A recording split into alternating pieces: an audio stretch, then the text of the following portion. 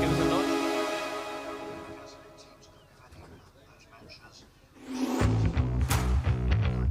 Yeah, can you hear me on camera? Give us a nod. Can you hear me on comms?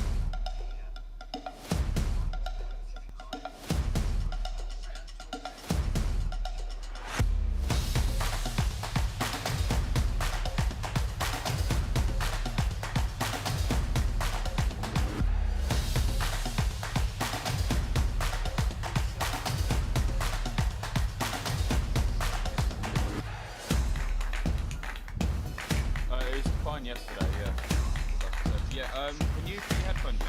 Yeah.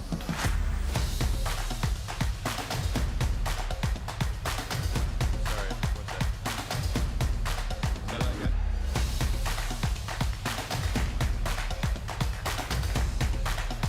And is the commentator up there as well? Alright, could you ask him to put his headphones on? I just need to say something to him.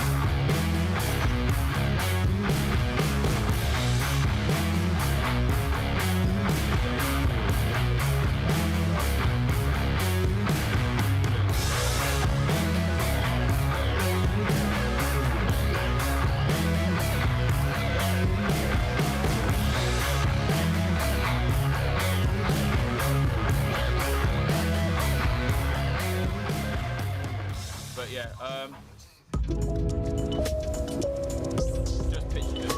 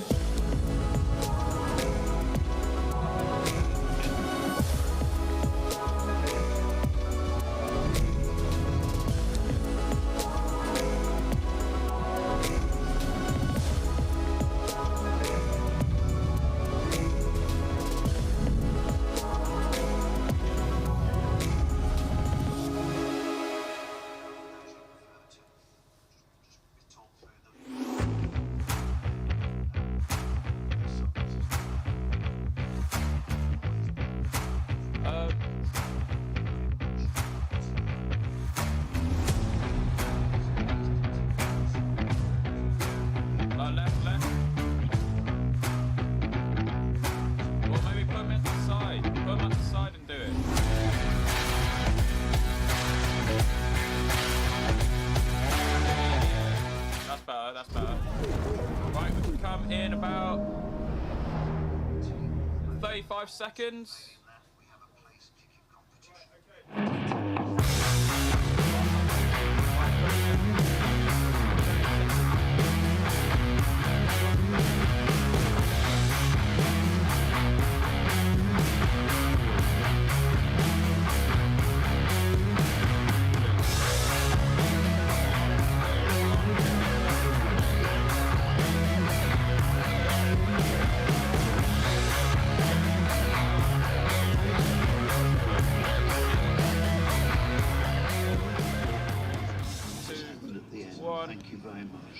Welcome back to day 2 at the St Joseph's Festival. It is bright and sunny. Who thought we'd be saying that yesterday? And we have got a ripper of a day set to come up. We start the action with the bowl competition. We then move on to the trophy competition in about an hour's time. And just to remind you, that's the quarter-final stage. Losers of those quarter-finals in the trophy, they go through to the shield winners. Sorry, in the trophy, they go through to the plate, rather.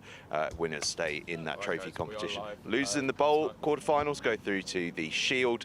Winners obviously stay in that bowl. So that's just to give you the kind of admin for it. But here on pitch 2, we're going to get cracking fairly soon with a bit of a Scotland v England clash. It's Strath. They were a really good team yesterday, very unlucky to miss out on a trophy place, taking on RGS Newcastle. And it's going to be a special build-up to that. I believe they're going to be piped onto the pitch. So that's going to be an absolute cracker to start. We then follow up with Dullage College against Denston College. And then it's into the trophy. Hampton against RGS High Wickam and Milfield against Blundels. So big morning here on pitch 2. Over on pitch 1, we'll be introing that shortly. There's a load of excitement as well. But here on pitch 2, it's England versus Scotland. It's RGS Newcastle versus Strath. It's going to be absolutely fantastic. Tom Reed, I think, is going to be talking you through this one. We can't wait for the day to get going here.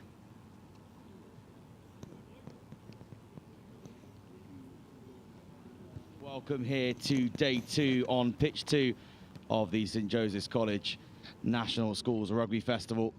And Strath versus RGS Newcastle, the first game here. And we're about to be serenaded by the bagpipes from Strath, who are going to welcome the team onto the field. A great tradition which they were missing yesterday, so great to see the Piper has joined us now. And as soon as he starts, we will certainly listen in. Also, apparently we've got Heather Fisherman today, an ex-England rugby player. She'll be in between 9 o'clock and 12 o'clock. In the Thomas Franks fan zone. Okay, so Heather Fisher between 9 o'clock, 9 a.m. obviously, and 12 o'clock. She'll be in the Thomas Franks, sorry, fan zone. It's early in the morning, folks, forgive me.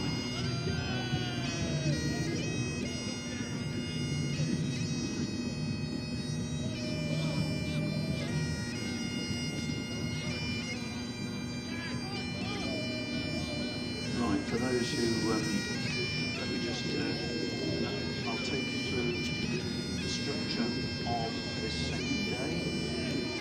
I'll do it start, finish, and then I'll just tell you at each phase we're at. So, first games today, everybody has a quarter-final. If you were in the top 2 yesterday in your group, your quarter-final will be in the trophy. If you are 3rd and 4th in your group, your quarter-final will be in the bowl. Everybody has a quarter-final. The next round, everybody has a semi-final. So the teams that win, that have a trophy quarter-final, will have a trophy semi-final. The teams in the bowl. Beautiful to see there from Strath from semi-final. Their Piper as the 2 captains start the toss. Dougie Gordon with the pipes. We'll go into brilliant to start the atmosphere here for the first game of the quarter-finals. The team in the bowl who lose their quarter-final will go into the shield semi-final. That's why the yellow and blue section. First of the bowl quarter-finals here on pitch 2. Area, and I'll talk you through it. So it's a bit to take in, but for those who want to know how the whole thing works. Strath and RGS Newcastle, 2 teams who played extremely well yesterday as they psych themselves up ready for kick-off now. So we'll have 4 finals, and the teams that don't win their semi-final. Well, very similar ways of psyching themselves up here, and certainly 2 similar oppositions. Should be an absolutely cracking game here to get us started on day 2. It will be Strath, who are kicking from right to left on your screens in the gold and navy hoops. Obviously seconds, 4 competition thirds, as the referee gets us underway. Fourths, as it were. So it's a way of, if you want, a high shot ball finding the space there as well as the bounce is cleared up by Newcastle. So have a lovely day. The quality of rugby. Getting caught there, trying to pass around the support as they move it out to the wide spaces now, trying to find some space on the wing, breaking one tackle and just getting hands caught away in the now! seconds. So we'll take one stage at a time. So first games, everybody has a quarter. Crashing forward and being held up in the tackle there, but eventually brought to ground. Ball out. Take it This is in. how it works. And Obviously, decides to one team boot wins. the ball and find some space further down If it is a in draw, Strathallan's half as they return. Whatever, 8 all, 6 all, 10 all. Again, finding space, a little bounce, and it bounces well. Think Bring them on. who has the most number. The ground this morning really dewy and wet still, despite the lack of rain we've had at the moment. But the kick there gets equal. not charged down, it just goes directly towards one of the Newcastle players as Okay, ball comes white loose option, scrum or and line. into touch. If that is So time for the option for which is perfectly possible Newcastle, if the score's 0-0 or 3 Scrum. all, 5 all, Scrum call. whatever. and they opt Perfectly for the possible. scrum. We will go to a place kicking competition. Okay, there you go. Details of that. If you end up having one, you'll see how it works, but the details are all under Okay. the rules in the First scrum. programme. So first time So Steady, to that please. section, take a last look couple at the of scrum here pages, today. it Crouch. explains the place kicking competition. Wide. So there you go. So Set. everybody has a quarter-final to start with. We've got A Richard. strong shove there from Strathallan, but Newcastle have the ball safely. Newcastle just getting caught up with themselves again there, but the ball is distributed. Again, taken from the 9, running forwards now, trying to find that space. Broke the line brilliantly. Really strong threat there against Strathallan, and they didn't know what to do. Okay, release them now. 4.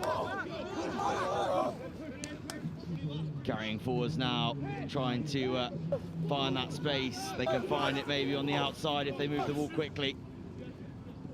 And they try Penalty to, but advantage. it's good pressure by Strathallan, but they have given away an advantage for a penalty. So they try and break their way through at the moment, RGS.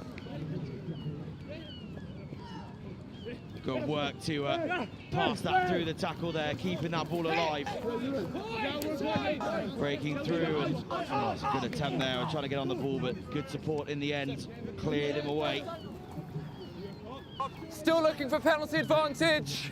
A reminder for the referee, penalty advantage is still being played as they chip through the middle with a little grubber. Couldn't they get onto it? Oh, it's well covered by Strathallan, Nothing coming. but there is no advantage, so they will come back for the penalty. Here. 6 goals. High tackle. Yeah, and it's a high tackle there. It was a really ferocious defence, racing up off the line, but a bit too eager and catching the man high. Okay, use the line, please, guys. So kick to the corner and an opportunity here for Newcastle to get this ball into the right spaces. 5 metres out, and they opt for the maul. A nice strong drive forwards to start, slowing slightly. that's Good one defence stop. from Strathallan. And stop once now, warned from the referee. And Strathallan have got over onto this as well. Can they disrupt it? Oh, well worked by Newcastle there to keep that ball alive. Now looking at the wide space to see if they can find something. They're just going to run all the way around. Oh, goes for the offload through the tackle. Cut back inside. And dives over the line for the first try. Great forwards and backs combination there, drawing the players in the maul. He's got the ball. You can see all those Strathallan players tied in there, those forwards, and just spinning it out wide. Good work from the 15 as well to realise that didn't have enough men out wide, had to kind of cut back inside. Great work.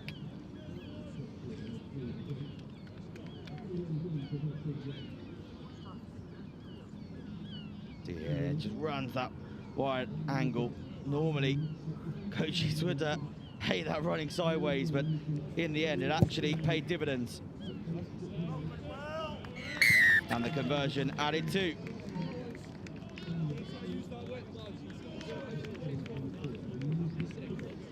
So great work.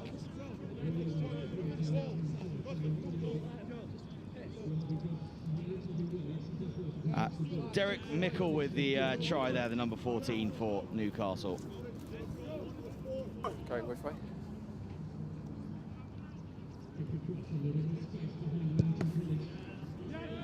And the ball hoisted high and long, but it is well received and pulling backwards though. Hold. So a bit of pressure put on there by Strath as Newcastle Stretch play on. camped on their line, and then the ball comes loose. So Strath have a really good attacking opportunity here now. Can they do something with it? Can they get over that try line? Driving forwards now. Maul! And it is a maul. Where is that ball though? Is it going to be in the middle? I think it's been wrapped up well. And yeah, it has. Great work from Newcastle there to wrap them up in a tackle, keep them held high, and they went over the line. They just kept underneath that ball, kept their hands on and made sure it was held up to give them the goal line dropout. So a referee takes time off just to allow for some laces. Okay, let's go.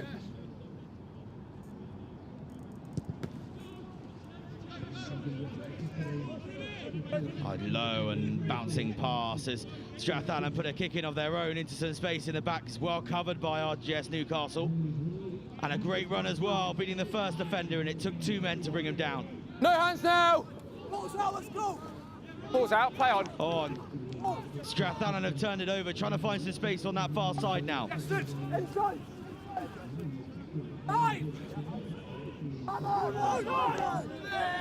Tackle well and coming back down the open side with the forwards.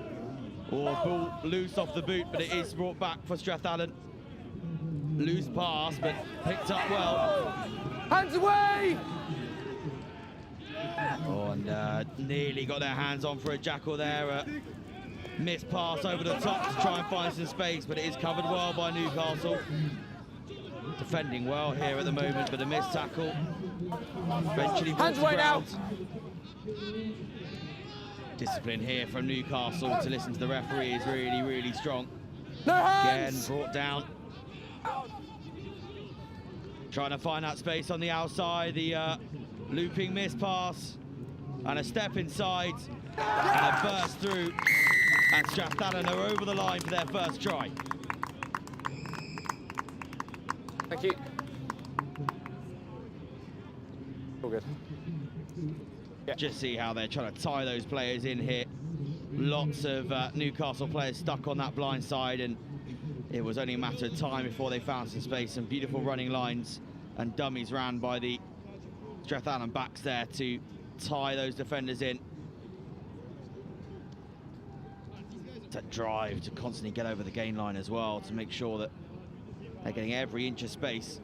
And just that pop over the top didn't quite go to hand, so you thought maybe they'll get covered here, but a step inside and where the defences come rushing over to cover, he couldn't get there in time. And the conversion successful too, so 7-all here after 9 minutes.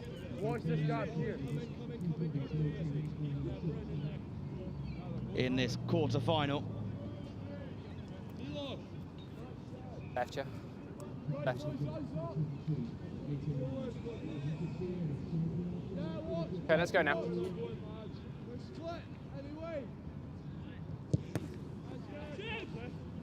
Hoisted high up onto the 22 inside. And taken safely by Strath. Hands away! And use! Move tackler, hands away! A messy ruck over in Ball there. out. Ball out now, says the referee, so it's really messy Hands in away there. now, White. And the penalty eventually does come Strath Allen's way. 6. Yeah. Interesting developments within that ruck. It kind of just seemed like no one knew really what was going on. But the penalty eventually went the way of Strath. White, take the edge of the line, please. Step across. Thank you. Receiver. Thank you.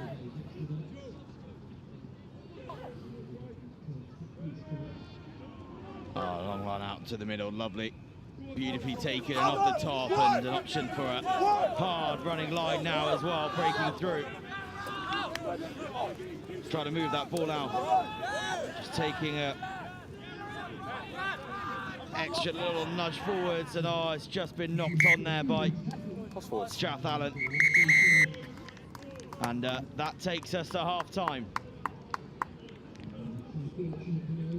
So a really tight first half here, exactly what you'd expect from a quarter-final. But it is Strath 7, RGS Newcastle 7 here at half-time.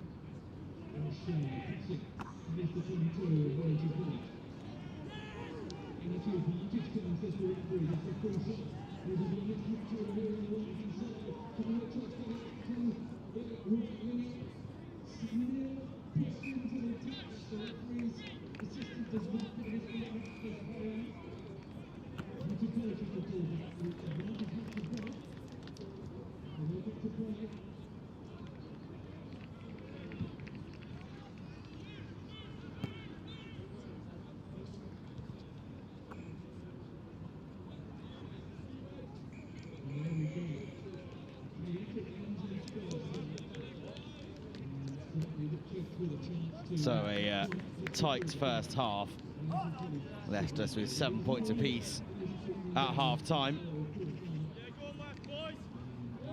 Tries from both wingers in the first half for Newcastle and Strath. And reminder, we can't end with a draw in this game. We can't finish with a draw because they have to regress into the next round. So let's see what this second half has to bring as Newcastle charging forwards after a great work to regather their own kick.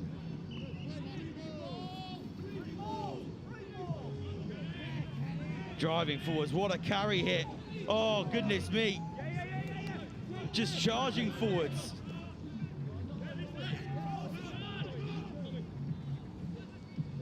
Can they now find a space on the outside? Lovely pass back inside. Oh.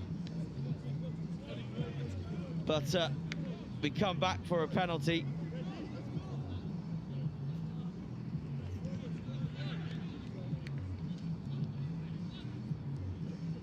Number 1, gold, roll clear.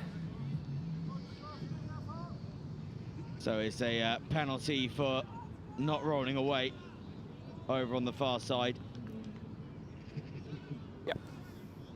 Oh, minor fraud as well. Obviously, penalty advantages can go on for quite a while. There's a bit of a rule of thumb, really. If you're within kicking range, or certainly if you're in the 22, or certainly kicking range. Okay, who's front man? Then if you don't score That's any your points, mark. or at least have an No further, opportunity, please. a decent opportunity to score, then typically the advantage isn't going to be over. So always would have come back for that penalty there. So great work from the officials, despite moving all the way across the pitch and having the opportunity in the corner.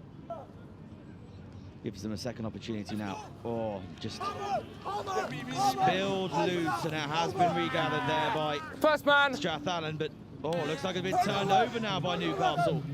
And use. So you've still got the ball now. Distributing it out. Bounce pass. No loss now. Ferocious attempt by Strath Allen to get over and win that ball. And Newcastle really having to work hard here to retain possession. They've been pushed back all the way to their 10-metre now. But they're finding space on the outside. Beating on the first tackle. Gliding through another. It took two men to bring him down in the end. Quick ball and strong carry, breaking through those tackles. Goodness me. Backwards. Distributing out again. Oh, going for the crossfield No, stop, kick. 13. Oh, just too much on the kick.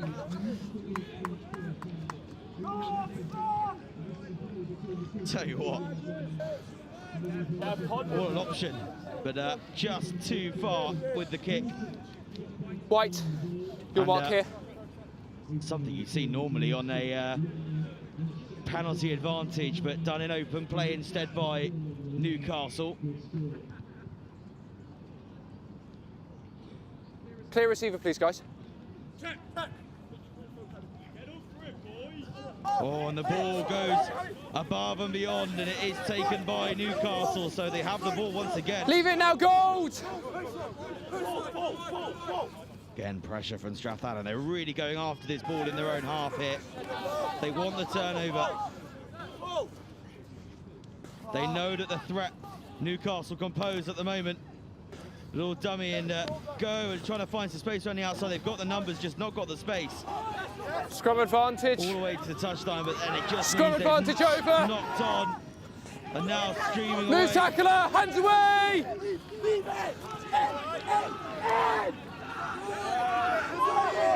Ferocious work here.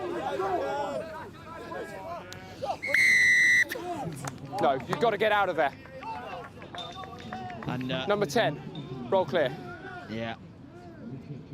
Caught not rolling away there, which allowed the jackal, made it much more difficult for the supporting Strath Allen players to execute the clear out.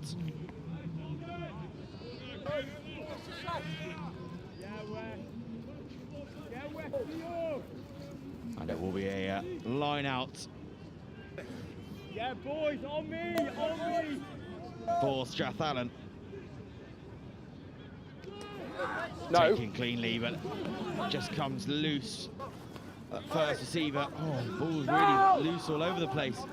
Goodness me. And it has led to a knock-on, and it will become a scrum for Newcastle. As Newcastle make a quick change.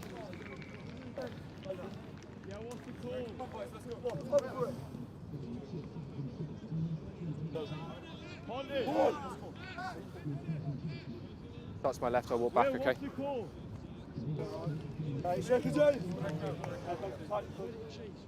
Right. 8 bound on, please. Let's go. Crouch! Bind! Set! Okay, use now! Getting the shove on, but slips down to their knees on the slippery conditions, so use it. Lovely little kick over. Can the bounce work? Yes, it does. A step back inside and opts for the kick again himself. Now it's the foot race. Oh. Strath Allen diving onto the floor to try and regather that, but slipping into touch. And this will be a Newcastle line-out. Just 9 metres out from the try line.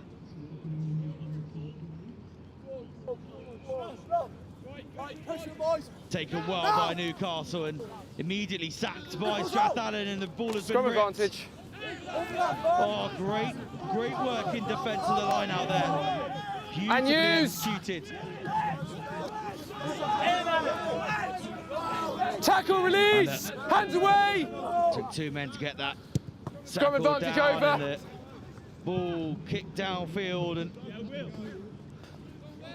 2 bounces and received well by Newcastle as they spin it to try and find some space. Now looking at the kick back, taken straight away by Strath. Now looking for the space over behind. They're tracking over. Oh, could have gone for the 50-22 there, just bounced in the wrong direction. Didn't quite have the angle on it. Bring him on, bring him on! Kick coming forward and allowing this time Strath to charge back from the halfway line. Up to the 22 now. Ball loose, but it goes backwards, so we continue. Use! Big charge forwards. This is the opportunity now for Strath, you would think.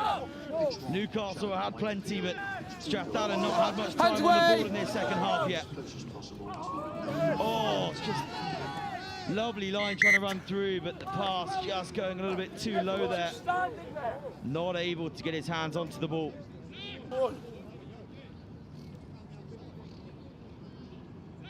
There you go. So this will be a scrum to Newcastle.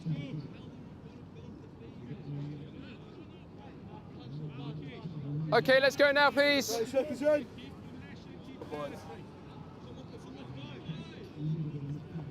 Crouch! Bind! Strath being strong within their scrum and not been able to win that. Leave him 9. ball, though. Again, a strong Okay, hold the shove now, Gold. Stay there, 9. Back from there, but yeah, Don't need to be shouted at, okay? it has been knocked on the base there. So Strath have an opportunity here. Mark's here. Mark down here. Take a set, please. Thank you.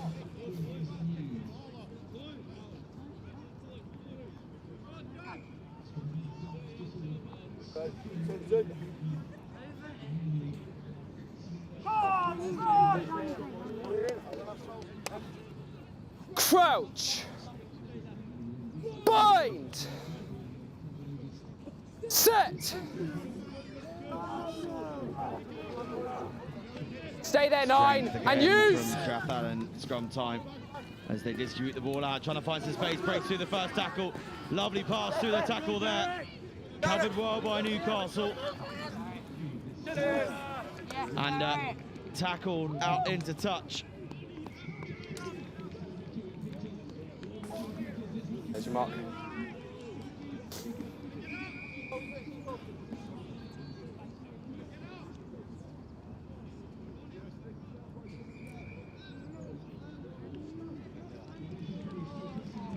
Scrum advantage. Messy line out there from Newcastle. The throw really not going well. Knocked on in the line out, so it will be scrum. Out on the 15, please.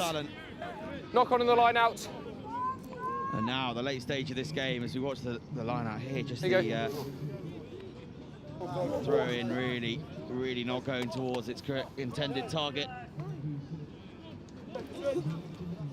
So Let's go, this please. game now. Crouch. Bind. Set. Stay there, 9. Platform from which to attack again for Strath. Ball comes out, opted for the short pop pass. And release now. Ball looking to go back. Down the far side. Hands away, White. Using the forwards. Can they find a space? There is space there on the outside. It's covered well by Newcastle. But a try is scored in the corner by Strath. Great work to find that space. It was covered across well by Newcastle, but in the end, they just could not get over the line. I'll wait for the kick, okay? Yes. That will be time up. Here you go.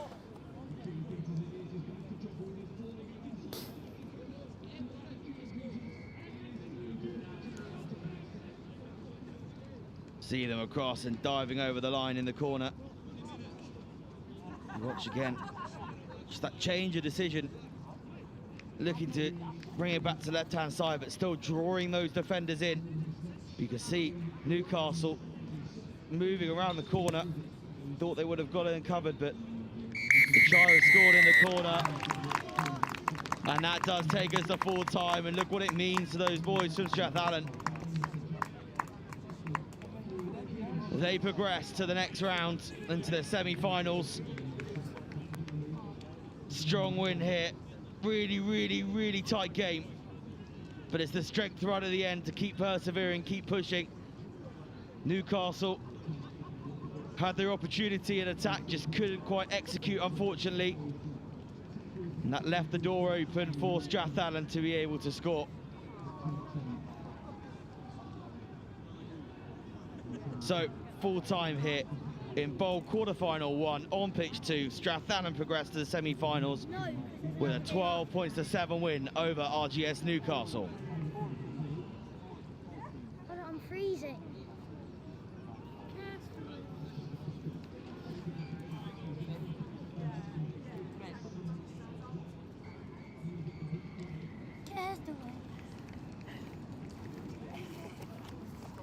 Hello. Hi, I'm Peter Wilson, Managing Director of Corey Brothers and CEO of Verton Corey, and we are a shipping and logistics company.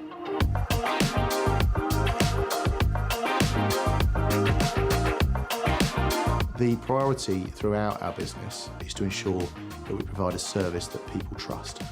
Hi, I'm Alexis. I head up the Corey Brothers Hub divisions. We currently look after vessels for our customers, which are charters, owners, and any stakeholders of a vessel's voyage. Hi, my name's Erica, and I'm the Import Manager for Corey Brothers Logistics Division. Our highly skilled operational department handle all modes of transport from sea, air, road and rail from across the globe, and essentially our customers believe in us and trust us. Hi, my name is Marta. I am the head of HR for Corey Brothers. I oversee the HR function, ensuring we have the right policies and programs in place. Hi, I'm Adam. I'm the General Manager for Corey Brothers in the Logistics Division. I look after all operational requirements for our worldwide offices. At Corey Brothers, the customers tell us what they want and we get it done. Hi, I'm James. I'm the Logistics Director here at Corey Brothers. For nearly 200 years, our experts have helped our customers move their goods around the world. Hi, I'm Craig. I head up our ships agency department in the east of England. At Corey Brothers, we act as agents for our principals throughout the UK and worldwide 24/7. Hi, my name's Tanya and I'm the manager of the Market Intelligence team.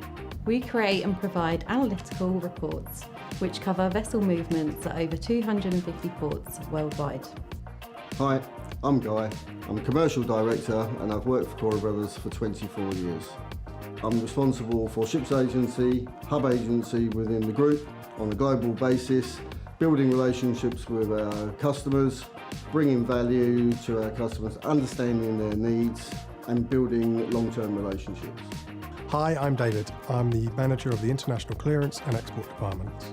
My teams are given the freedom to develop and grow their key accounts. This provides real ownership and the personal touch for all of our customers.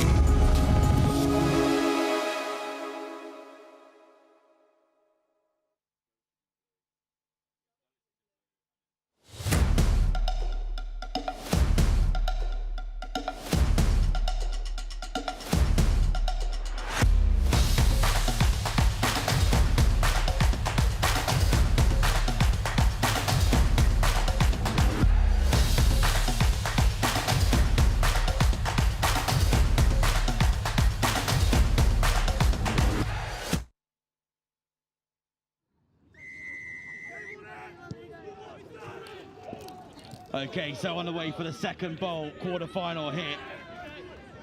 Denston kick us off from right to left on your screen. in the white strip. As the ball is cleared out from deep within Dullage College's half, but Denston return. But that kick going straight out into touch. Max, not quite the start that you probably would have wanted, that kick going straight into touch, but how are you feeling about the game today? Well, I feel like the boys have been training hard and we deserve a win.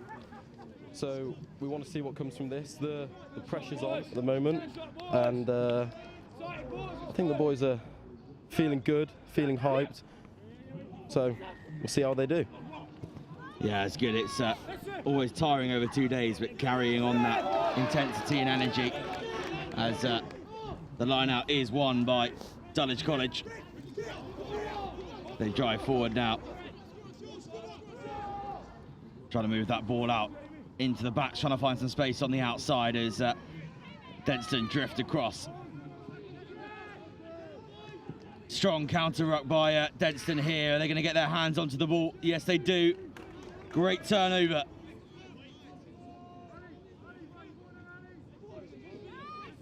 A little step and a drive through with the legs as well. As Denston set up for the box kick.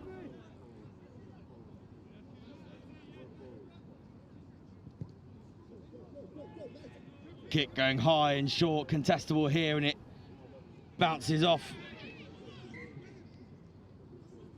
But it has come forwards off a Dullage hand, so it will be a Denston scrum.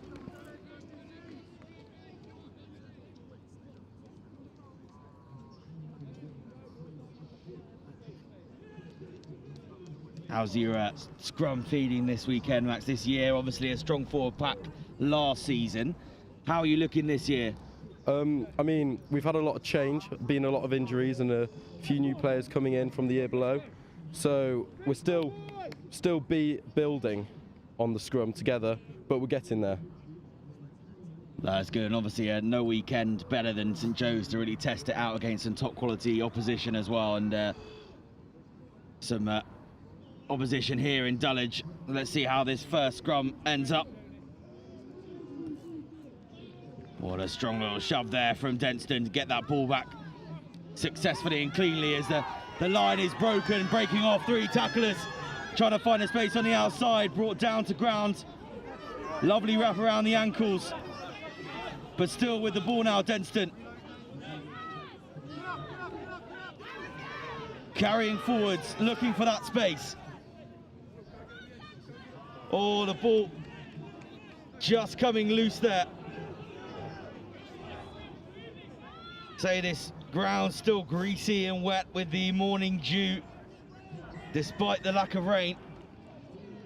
But Dullage here trying to find their way out around the outside, just going himself. And then the penalty is awarded. High tackle committed by Denston.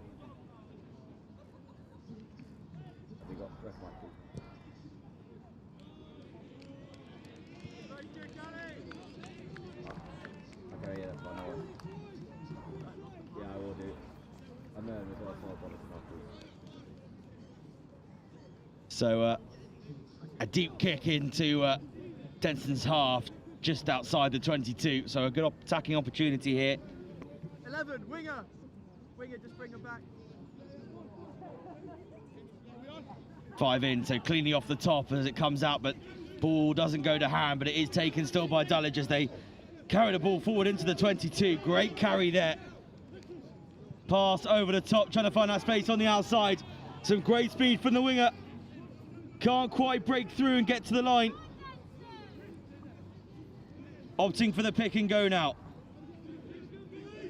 Denston having to defend hard here.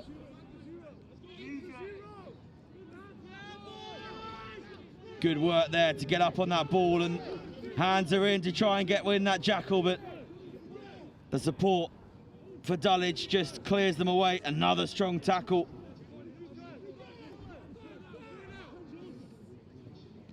Looking now to spin it out wide, see if they can find some space outside instead.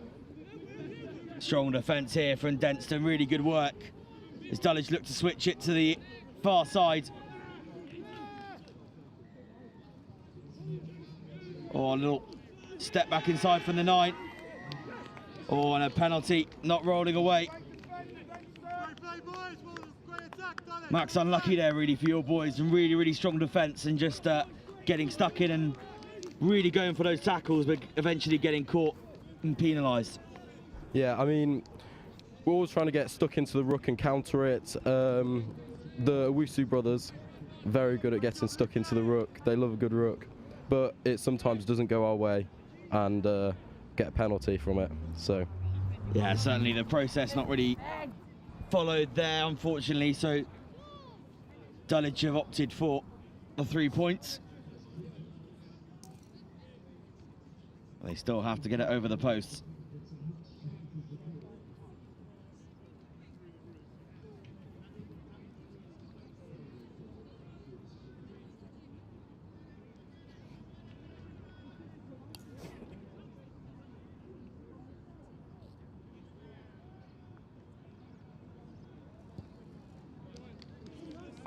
Yeah, and the kick is successful, so Dullage with the first score of the game here, taking 3 points off the boots.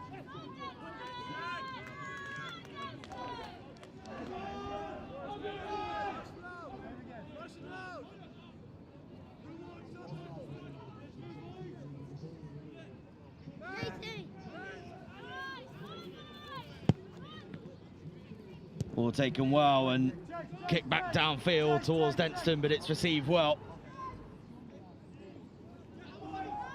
Charging forward the number 10 for Denston.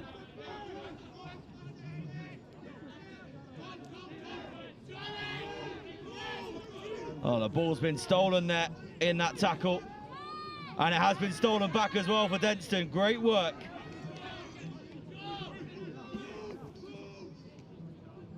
Ball being spun out to the right-hand side, trying to find that space. Lots of pressure coming in here.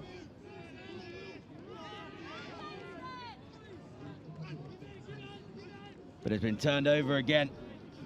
Dullage back with possession. They try and find space on that far side. Lovely little offload through the tackle from the 9 there. Another offload. Trying to keep that ball alive.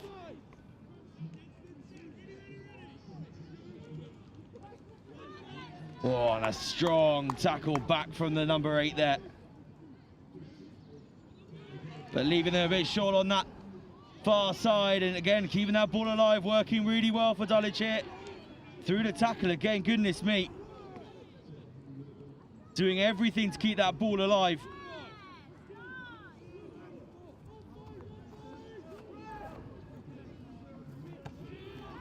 Oh, another crunching tackle, driving them back.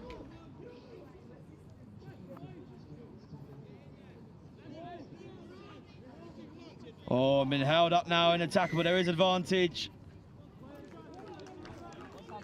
Referee goes back, no advantage from the offside.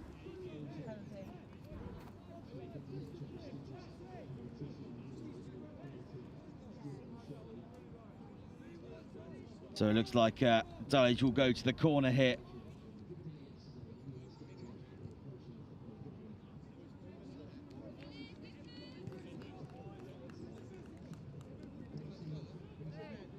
Message, please. What's the thoughts of your lads here now as well, defending a line out on the 5 metre line? Think they're going to compete? Do you think they're going to try and hold off and see what comes at them? Well, I think they'll defend them all, obviously, if it will maul. They'll press hard, try and gain that space in between the line, and just press as hard as they can to get the ball back. Yeah, and exactly that. They've not competed in the line-out. They've just worked hard to stop them all. Please move the car because you're blocking an entrance. So a wide to Fiat 500. And carrying forward again, another offload, keeping that ball alive for Dullage here. Can they find space on this near side? Good defence from Denston, putting the pressure on, closing down that space.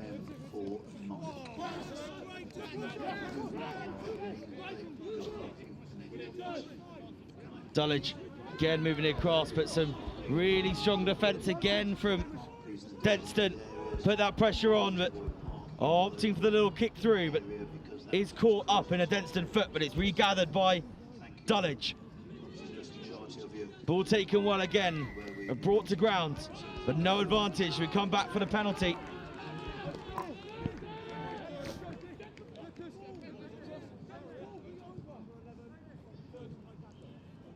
High tackle. And so they're going to go for a tap and go or a tap and pass here, maybe. Or maybe they're just making a little bit of decision. No, they are going to go for the corner, I think.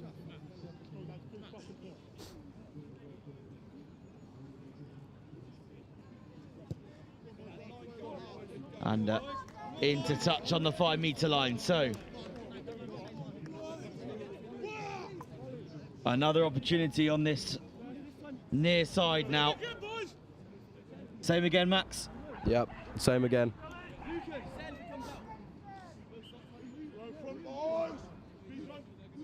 Perhaps the last chance now in this first half. Good take in the air, and Denston again don't compete, they just wait for that maul to come down. Defend it well.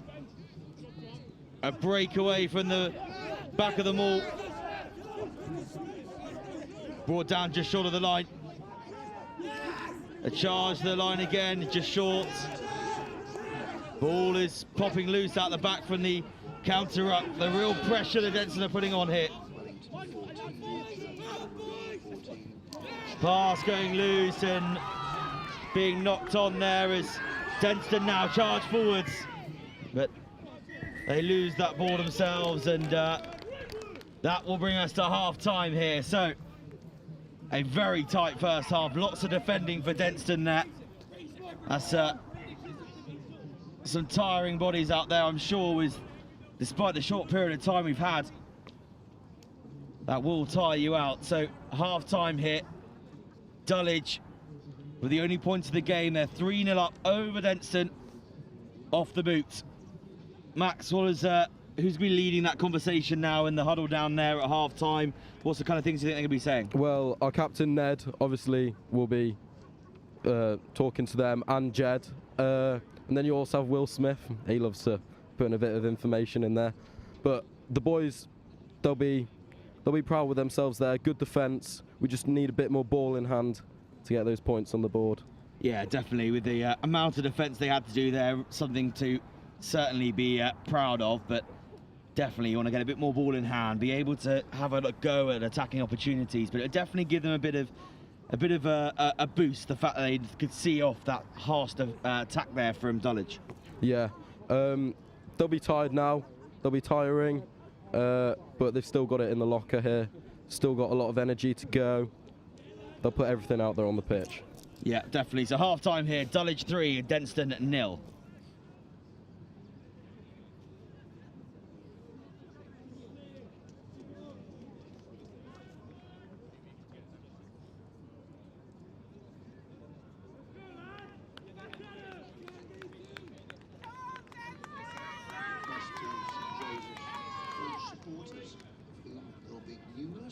If you could make the tunnel, the St Joseph's games at 10 o'clock, so just before 10 o'clock, please, say 3 or 4 minutes to 10, looking at 3 or 4 minutes to 10, you could make the usual tunnel to cheer the team on. That would be much appreciated. Thank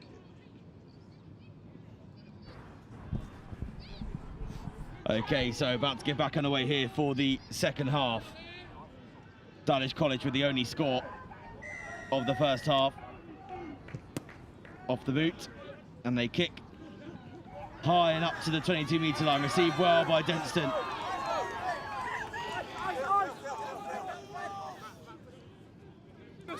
They charge forward now, breaking through their first tackles.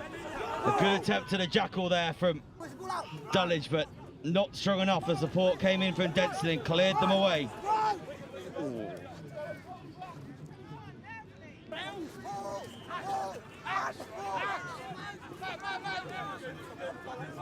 Moving that ball out once again, trying to find that space on the far side.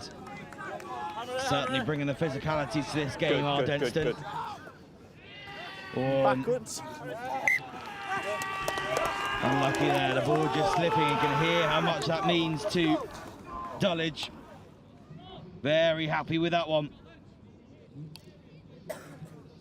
Same stability, same patience at scrum time. First one was really nice. The ball was taken well after the little bit of a loose one, but the pop behind did not go to hand and was loose on the floor. As I said, despite the crouch shining sun, there's still a bit of dew on the field, so these early morning games will still be a little bit slippery. A strong shove from Denston, but they have to hold. And the ball comes out and is don't worry. Charged well. Yeah. But the penalty will come the way of Dullage. Number 6, off feet. Great spot by the referee there, just clearly off his feet, hands down on the floor. You've got to support your own body weight here. And Dullage opt to go to the corner, and it's back to how we finished the first half. More defending, Max. More defending for your lads. Yeah, I'm confident in them. They'll have this. Yeah, well, if the first half's anything to go by, I'd have to side with you on that one. Lads, just push back for me on the A. I think he's on the line. Thank you.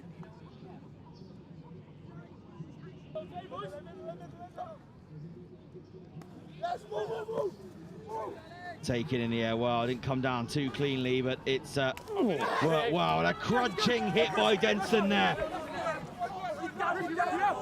He was charging forwards, looked like he was going to break through that line, but absolutely smashed in that tackle.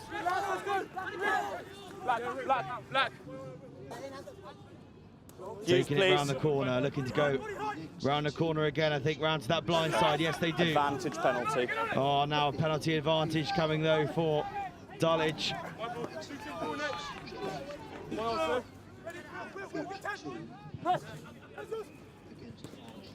Opting for the crossfield kick. But no luck. We come back for a penalty. Take it on. And just an injury for Dullage there, so we will take a little bit of time off. Where's your skipper, lads? Hello. Just around the goal line, especially in this area of the field, we've got to work harder on our offside lines.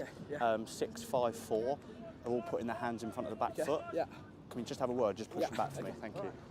So that's great communication there from the referee, Max, to your captain. Makes it really clear, doesn't it, what he's expecting, and so that you boys can make sure they don't give away any more penalties. Yeah, the guidance from the ref is very good. It will keep us from getting yellow cards or for the offsides there, and any penalties, really. Yeah, it's one of those sly little ways of the referee warning you, listen, if you keep doing that, you're going to end up with someone in the bin. So I'm going to give you a hand to make sure that doesn't happen, but if you keep going, we're only going to go one way. So it's a really good communication there from the referee.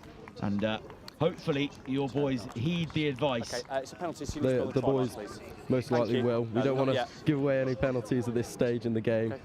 Yeah, certainly, especially in that area. Yeah, hands in front of the back foot was the call from the referee. Obviously, the whole of the body must be behind the back foot. It is at the moment. If it's in contact with the ground. Still getting treatment here. So, great work from the referee team to really put that warning in place. Subs open, so if you want to make a change, you can take him off now, or just that's. Again, the guiding word from the referee there. Giving a subtle hint that he'd like to get on with the game, please. So please, can you just replace him and bring him back on later? And I think they've taken that advice themselves and just gone, yeah, you know what, that sounds like a good idea. Offside.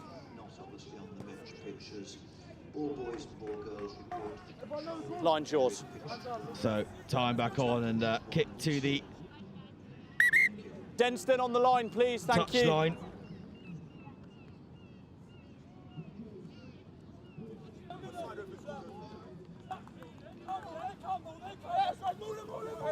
And put into the maul this time. But again, great defence at the maul here from Denston. Trying to go down the short side. Thought they cleared them into touch, but it come loose. Down this open side. Another maul of it. The ball's become loose off the top and passed back. Play on off foot. Oh, great defence. Great work by Denston, and then they've won the penalty. And look what it means Knock to your on boys, and Max. played in front, offside. Boys will be happy with that. It's a penalty. Knock Yeah, on, I should think so offside. as well. It's a penalty. Back you go, please. It's been knocked on. But unfortunately, the man in front picked up the ball, and that ends up in being a penalty.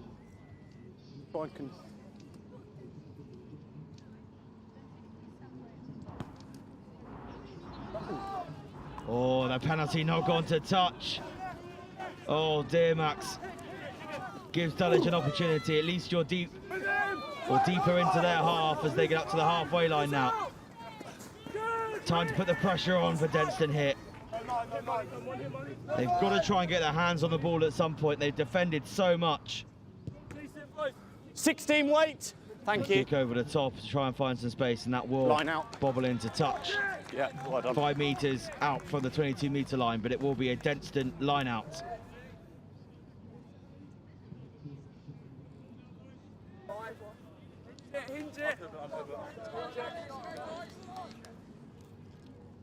Guys on the AR, please. Thank you.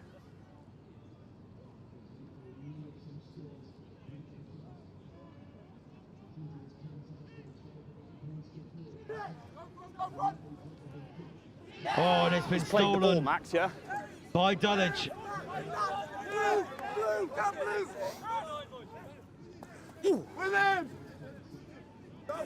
Well, it's been stolen back by Denston now. Now, they've got ball in hand. Can they make use of this crucial possession? Oh, and they give away the penalty. The 9 just trying to go on his own. Getting isolated. Pardon? Yep. And Dullage say, let's go for the post. We'll extend our lead out a bit more if we can, please, sir.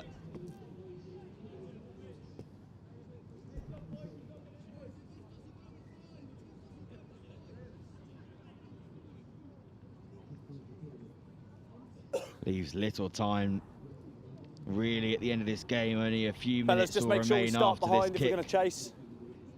So, pressure really on, Max, isn't it? Yeah, the pressure's on for the boys here. Got to get that ball into the 22 to be able to score. Yeah, certainly. And it's the number 15 for Dullage.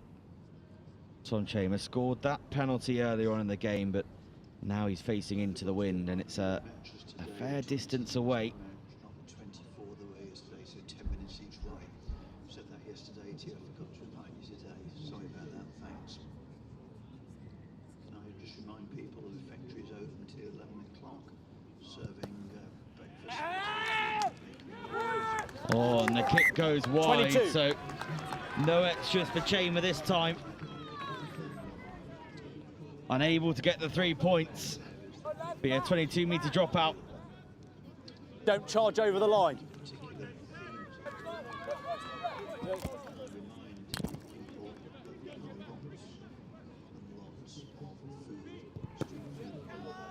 So the kick found space in the middle of the field. The bounce taken well by Chamber. And carries up to Denston. Ball distributed out again. Finding that space on the outside. Charging forwards now, but the ball just lost forwards there. So Denston again with an opportunity here with the ball in hand. Oh, hello. First knock on. But the pressure on there from Dullage means that we will come back for a Denston scrum. No advantage came for the initial knock on by Dullage. A knock on. Many other activities, universities are here, pop-up shops. Back over Brighton, back over Brighton, back over Brighton. Rugby under 12s competition a little later. Melvians, lounging main house. Call it loud, boys, call it loud. Transport. Quote! Max, we've seen how strong the scrum is from you guys, so hopefully a strong platform here to launch an attack. Yeah, one of our main points is a dominant set piece, which we're really working on. Fellas, we've had 4 scrums, we've had 4 which perfect hopefully pictures. we score off. That's our 5th scrum, and we're unstable. Stability before the ball, you've shown me you can do it. Maintain the standards for the last minute of the game, please. Let's go. Back row bind. All right, seconds in. Pull it out. Confirmation there that this is the last minute of this game. Point. Set. Much stronger and set piece from the start there, and it goes down again, but we play away. Ball popped at the back, but it has gone loose. There is this scrum advantage being played for the knock-on, but Dullage have an opportunity here whilst Denston are scrambling over to this near side. Yeah. Hold on. Play on. Oh, some strong defence there. Great work to push 13 forward. high, heads in the same headspace. But a high tackle called by referee Jamie Park. Boys, we're going to And I think so is that time? Yeah, I've said that, yeah. they've realised that that is time, and they will boot this ball off. So a 3-0 win. Max gutting, but always, Well done. always having to defend, always waiting for something to happen. Not the opportunity with the ball you would have liked. So disappointing, but a very tight game. Yeah, I'm proud of the boys. Played fairly decent. Well done, well played. Just a bit more ball in hand would have done us nicely. And a few less penalties. I think that's what disrupted our game, the penalties, which I think we'll work on in the next game. Yeah, definitely. Obviously, Dullage could have inflicted even more of a damage there if they got that last kick, and if that kick there at the penalty at the end wasn't at full time, maybe they would have gone for the post again. So could have been more damage inflicted there. A couple of high tackles, things to kind of work on for your next game moving forward. But you do still move forward into another competition, so good luck in that, and good luck for the rest of the day, Max. Thank you very much. No worries. So full time here then. Dullage College 3, Denston 0. As we look forward to the Cup semi-finals, which are coming up right next. James, you can hear me? Nice.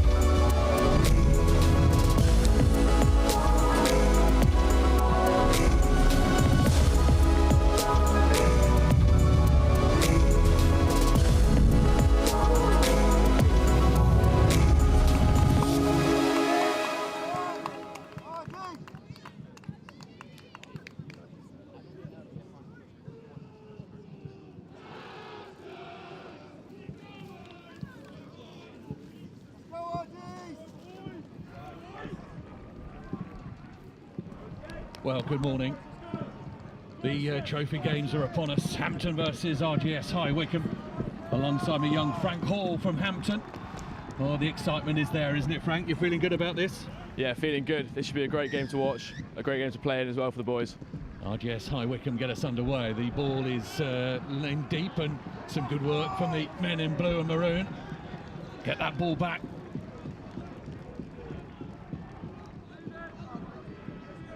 They're wrestling with it to get it under control. The referee's going to say nothing coming, and they'll come back for the original knock-on, I think. Well, what strikes me about this schoolboy rugby, especially at this level, 10 minutes each way, Frank, you've got to start well, haven't you? Oh, you've got to get a great start, and you've got to utilise every opportunity you're given. Take the points if necessary, all that sort of stuff. And you mentioned a little bit of history here. You don't have to go back too far, too many weeks to find these two going loggerheads with each other. Yeah, that's right. We had a fixture a couple of weeks ago. Good game, good performance from the boys, but RGS just took it there. But hoping to right that wrong and sort it out today. You can hear the allegiance coming through. We will have a reset of a scrum. Happens at all levels of the game, resetting. You can't get away from it, I'm afraid. Referee's just going to have a word with both front rows and make sure that Norton can put the ball in. I've got some interesting numbers here on my High Wickam team sheet. There's some duplicates, so if I get some name wrong, apologies. And getting it wrong at the base of the scrum is RGS High Wickam, but Norton does well to tidy it all up. And RGS High Wickam try and clear the ball out. It's scrappy. Hampton have got the smell in their noses. They think the ball is somewhere there, and the referee's going to point in the way of RGS High Wickam, and it's a penalty, and I wonder whether or not there's going to be a point at a goal. There is. Early points. Every point is going to be absolutely crucial this morning, and a tough one. Bit scrappy at the moment, Frank. Both sides not really controlling the ball. Yeah, first few minutes of the day, it's what you expect. It's a slippery surface as well from all the dew and the rain from yesterday. But as the day progresses, I'm sure everyone's handling, and they'll sort that out. Just how difficult is it to get up in the morning? How early do these boys get up to be ready for a match at, this early in the morning? Are they raring to go at 6 a.m? Well, it depends. We've been fed well with the team, and everyone's got the energy for it. And we've been lucky with the later kick-off today. Yesterday was a lot earlier, and that was probably a lot harder for the boys. Kick at goal from Casera. Here's a good one. No, just to the left of the posts. Looked to all intents and purposes as though that had gone through. But still 0-0.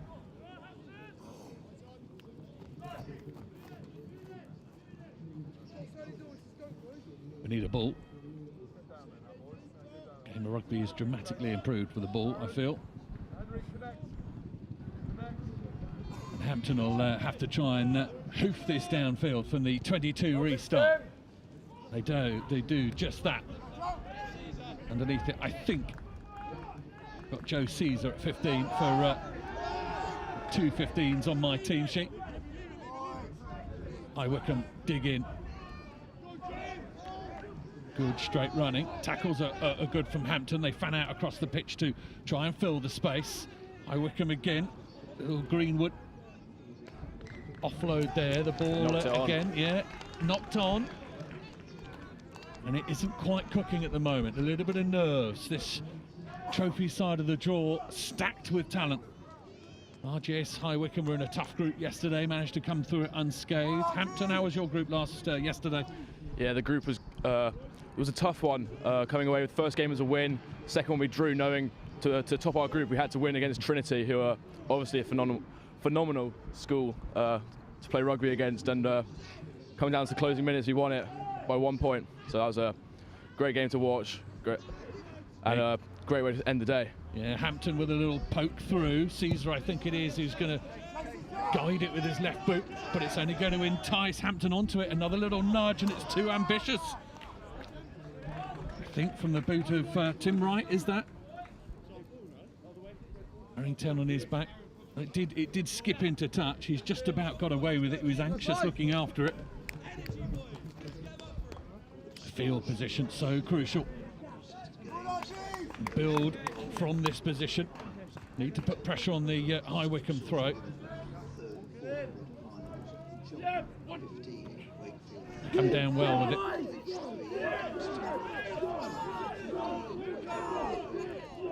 Good body positions from the men in blue and maroon.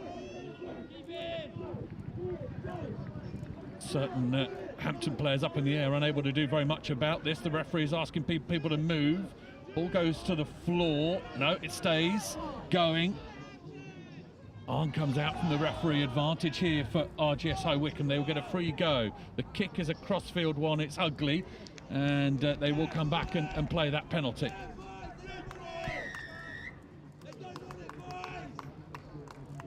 Slightly uncharacteristic there for the Hampton Maul. Yesterday it was so strong. Got a few tries from rolling mauls from further out than you think you could score from, but yeah, it didn't look like that for us now. But it is very strange playing a competition over 2 days. You can underestimate it, but there's so much about sport. There's momentum. It's about, you know, being the right feelings, the right ideas, and you have a break, you come back the next day, and things just don't feel very well. It just doesn't click again. Yeah, that's right. Day to day, and even game to game with these long breaks, boys can stiffen up if they're not moving properly, and you got to work off the pitch when you're not playing as well, just to make sure you stay fit. You haven't got any like sore parts, and you can come into the game 100% again. Hi Wickam, again the ball on the floor. Now they get to play with it. Backs move. Oh, good. Caesar, I think, is going to fend and going to try and work his way towards those set of posts. Now they come back the left-hand side. Hi Wickam, good hands. Oh, a little knock on there, and Hampton will breathe a temporary sigh of relief, but no, they'll come back. The referee will say penalty, and once again, Hi Wickam are pressing. This is looking ominous for Hampton. Kick to the corner. Kusera does the honours, and they are about 5 metres out. We have a large piece of scaffolding in the way of us at the moment. It really makes it tricky to see this line out. We're almost bending round to see it. No such issue for you on the camera. Nice rise. Picked from the top of the tree for RGS High Wickam. The maul goes down.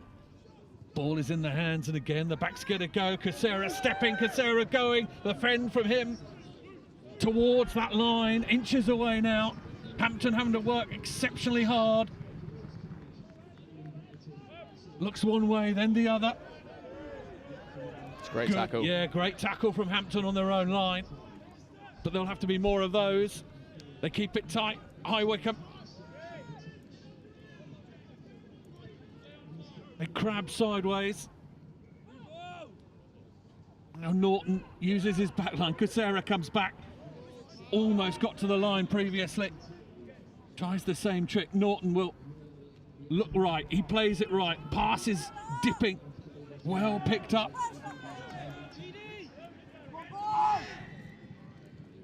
Referee's going to say no advantage. Another penalty here.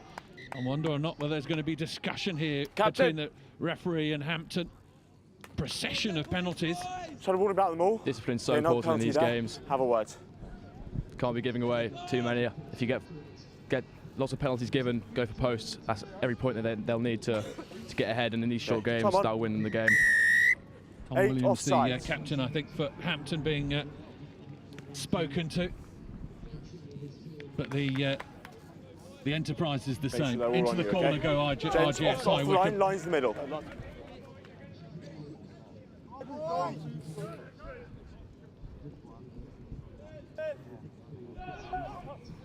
Line out works again. Neat pod distribution. Changes the angle of attack for RGS High Wickam, and Hampton are going to have to scramble. Ball's available. Down it comes Norton. Releases this back line. Kusera. Norton trying to get players out the way. He comes back the left side. The ball is loose again. It's knocked on. That is a sigh of relief from Hampton. My goodness, Frank, you're living on the edge at the moment, aren't you, as a Hampton fan? Yeah, getting nervous there. That was a strong defence from the boys, though. Bit of ill discipline, but yeah, in the end, we've come away well there from a strong pressure from all our boys and a quick over the rucks. And it does so much as well. It's almost as good as a try, that sort of defensive display, keeping them out. Crunch! Adrenaline pushes its way through. Set! Now they come. Hampton going to try and kick for the touchline. It's a good kick, good angle kick. Almost up to halfway.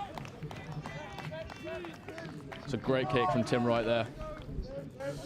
Yeah, right with the exact angle. There's your mark there.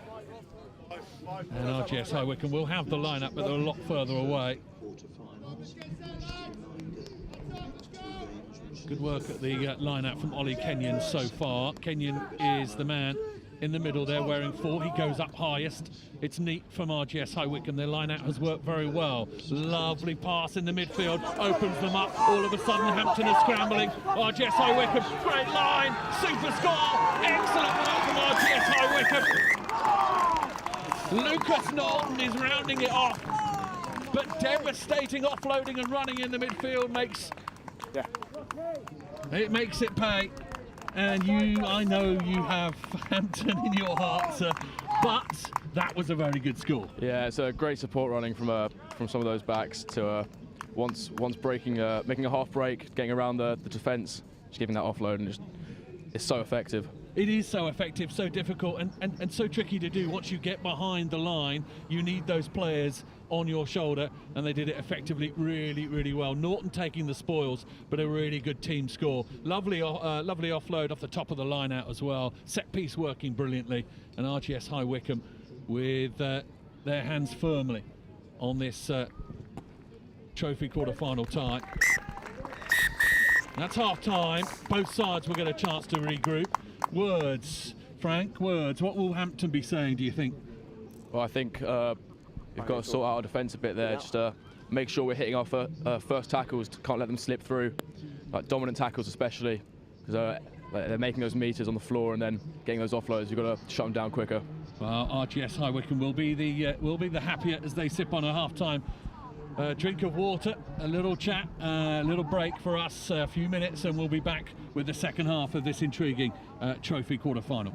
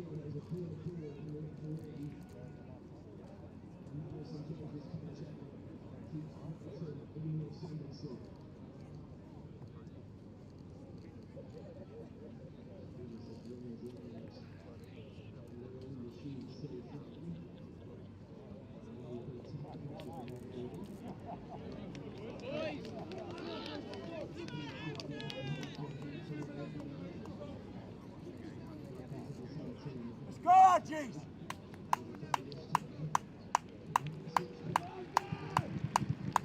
Let's go, Argies!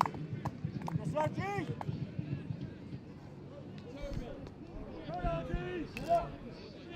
Well, big half of rugby, schoolboy rugby. The pressure is exactly the same. Speaking to some very high-profile rugby players who, when they think back to these sort of games, they always fondly remember these as the ones that were the most important. Of course they are. At this moment in time, this is the most important game of rugby these boys are playing.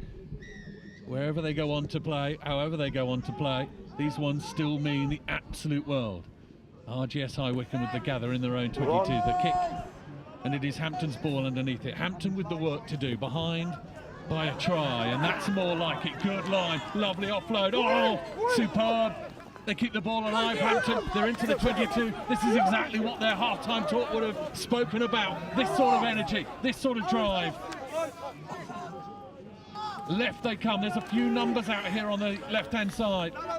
Now RGS High Wycombe filter round. They come back the other way. Not now! Hampton still with the ball. They've been shuffled back a couple of extra yards, but right they go. No hands, blue! Players through the middle. It's a little bit scrappier. That's better. Good carry. Right. Chooses the other way. A little stab through. Isn't going to quite work. He's touched. It's fine. He's touched. Touched by blue. That player was live and allowed to do that. He immediately threw down the ball because he thought he was offside, but the ricochet off the RGS High Wycombe player meant that he was onside. Advantage, 23 not rolling. Norton goes short side. 23 not rolling away. Once again, the penalties are going the way of RGS High Wycombe. Well, that was better, Frank. Promising, definitely, but we just need to take our time once the ball's gone down, like reset our attacking structure because it was a bit scrappy there coming off the base every phase. Yeah, Hampton need the clear heads, the clarity of thought in those moments. Got behind RGS High Wycombe preciously. Gents, I need you in and set before you go up. Thank you.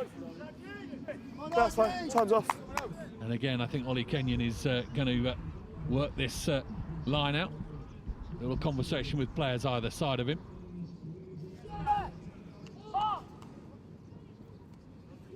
Down it comes again, successful set piece for RGS High Wycombe. They will play it in the backs. Casera. Again, more good offloading from RGS High Wycombe. Good work over the ball though from Hampton. Steal from Joe Cornell there. Really good work. Oh, and the ball has come back the other way. RGS High Wycombe have got it back. Hampton have coughed it up.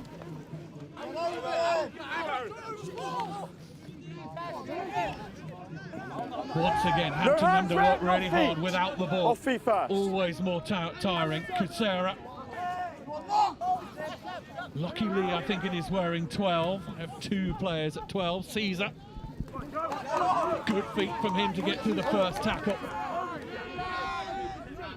They come right-hand side. Norton, again, good offloading. Hampton having to apply the pressure, try and dislodge that ball. Good RGS, good pressure.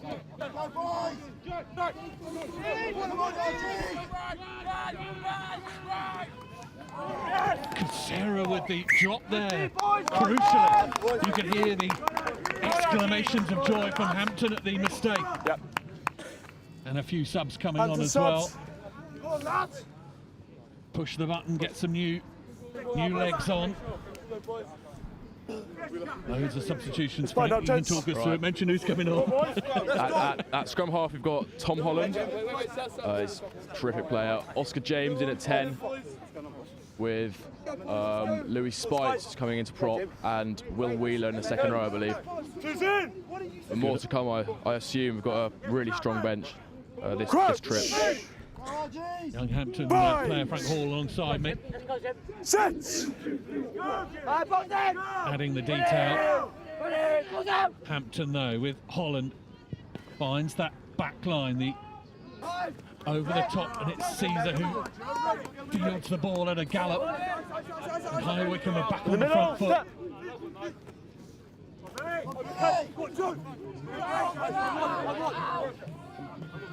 Norton is reaching for it. Did he knock it on? No, says the referee. Now they'll come this way. Kusera, back line.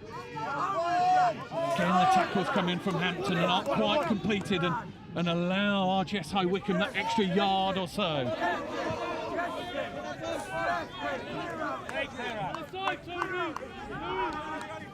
High Wycombe again. Neat work from Bill Ray. Casera trying to find the right implement. They go left again. Norton Casera, good line, cut. Go forward. Knock on advantage. Ball has been turned over. Hampton are going to have to do it from deep in their own 22. Advantage the ball over. Is not out. Caesar, maybe down. an interesting option there. The kick from the back, everyone in front of him. Great charge down there from Matthew Barnes. It's going to put them in a bit of pressure now. They're stuck back in their own half. Hampton are going to have to roll the dice pretty soon. They're going to have to come up with some major plays to find their way back into this. They're a score down at the moment. RGS High Wycombe controlling the ball and controlling the game. Tackles again, stepped out of. Forward come RGS High Wycombe. Billy Ray once again, some good carrying from the open side today. Norton takes the ball to the line. Good tackle on Jack Darvell. Little nudge through, that could work. How does it bounce? Oh, brilliantly away come RGS High Wycombe. Excellent work, I think, from Charlie Inch. Norton is going to go right, men in the waves. Yeah, unfortunately, I think there's going to be a yellow card, and Hampton have now got their work cut out. Brilliant line again from RGS High Wycombe. Open up Hampton. Offside, says the referee, and I think the post is going to be called a raft. The substitutes come on from RGS High Wycombe. And unfortunately, that could be a killer punch. Frank, we can't quite, from a Hampton point of view, they can't quite manage to close the doors and windows when RGS High Wycombe come forward. Yeah, they're doing really well, RGS, to ride out the tackles, get their arms free and give those offloads, and it's just getting them so many metres, and that's something we just need to sort out, make those tackles way quicker and get them down way faster, because they're powering through, driving their legs, and they're getting 4 or 5 metres each time whilst being held onto by one of the Hampton boys. Kick from Casera. I say relatively straightforward, it's always a commentator's curse that, but no, he obliges. And 10 points is the difference. With 2.5 minutes left on the clock, that could be enough. But rugby is a funny old game. Can Hampton, when you're ready, start well, start quickly, get the bounce of the ball. Hangs up in the sky. Kenyon does well. Gather that ball. And Caesar's left boot is going to be employed downfield. It's a huge kick. Players almost collide with each other. That's inside. Keep retreating. 19, no. Caesar again. On now. He's had a good game from fullback.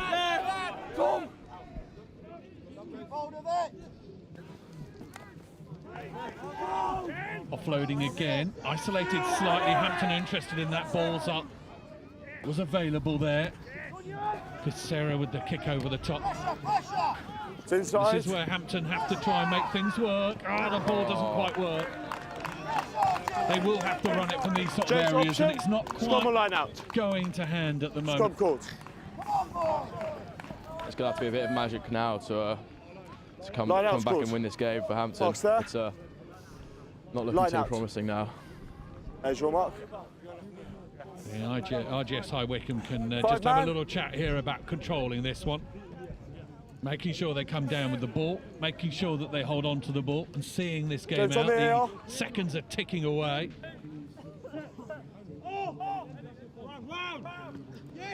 Line out eventually, finally from Hampton is pilfered. Now they have the ball in their hands. Is there enough time to get up the pitch? Probably not. And unfortunately the referee's answer is going to be the wrong one for Hampton. Holding on. Penalised, and I think RGS High Wycombe will see this one out. A little discussion and maybe a point at the posts, which will take the time away from everyone. Line up. Got a minute from now. So Gosal is the man who's come onto the pitch. He's asking for the tee, and the tee is... I'll say that's a jog. I'll be polite and say it's a jog that's bringing that tee on. It's not a sprint, is it? Well, there's no rush for RGS now. They know they just need to kill the clock, and then they'll win the game. Yeah, disappointment. Still games to be played, of course, for Hampton. You go on, you play all the way through the whole day, and this is all about learning. They say in the professional game you learn more from losing than you do from winning. So maybe there's something in this for the schoolboys of Hampton to have a think about and keep on going, keep on pushing with. They will be disappointed, but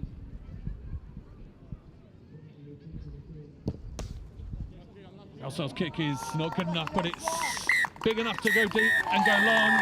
And there's the referee's whistle. A disappointing result for Hampton.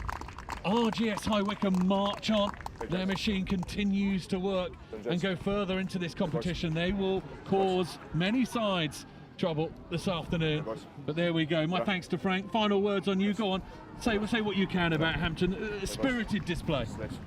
Well, it's on to the next one now, and there'll be lots of takeaways from that we just got to learn from.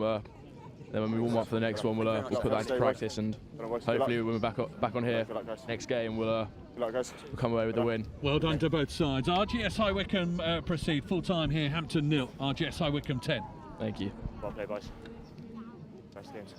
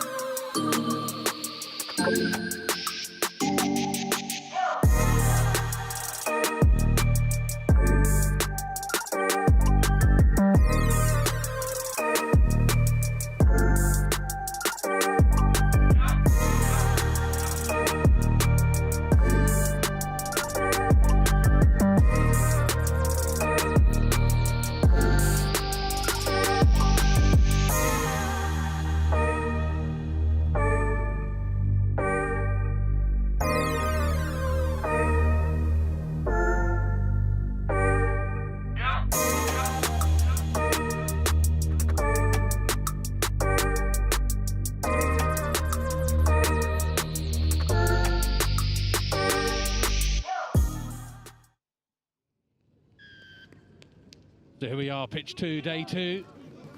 Blundels to kick off against Milfield.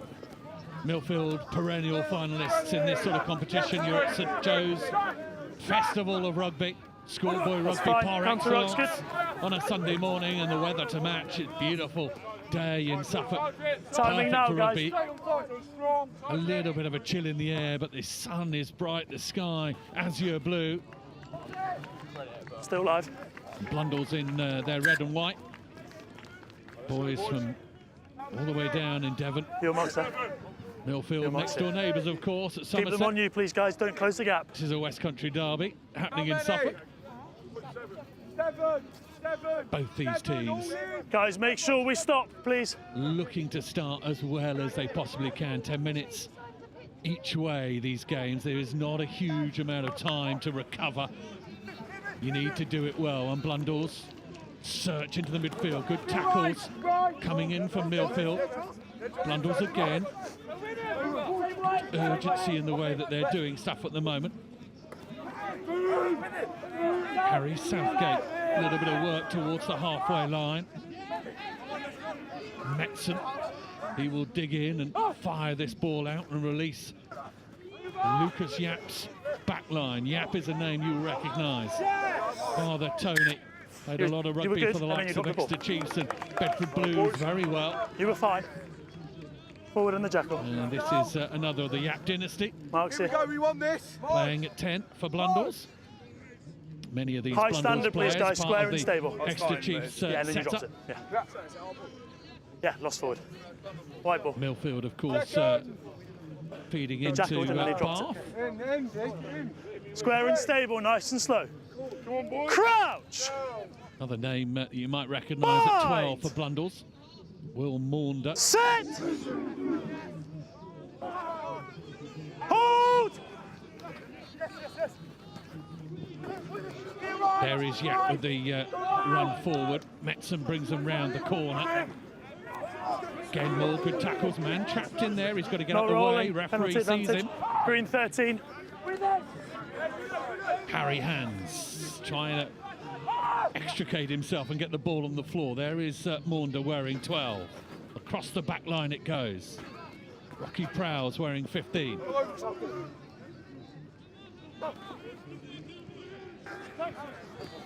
Cagey at the moment, being played in the middle third. Ball across the back line. Nothing coming, green 13, not played by rolling. anyone. The referee's going to come all the way back against Milfield. Green Penalty 13, here. roll away, please. I'm not sure how good young Yap's kicking is, but just eyeing up the posts. Posts? It is, yeah. Shot. And on comes Dad. I think it is Dad who's bringing on the water and the tea. I'll have a quick look. Maybe it's not. No, it's not. It's a young man. It's a young player. Oh, I can see Tony just down in front of me.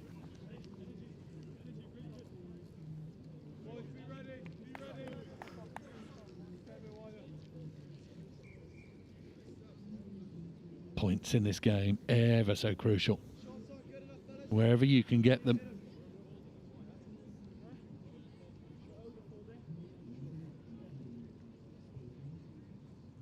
Lucas, yeah, from the tee. Good connection, great kick, great score. 3 points for Blundels. It's going to give a huge dose of positivity to this Devon side. I'll go over. Lucas Yap with the kahunas to put that through. Milfield. Precious little ball in that opening exchange, 4 and a bit minutes.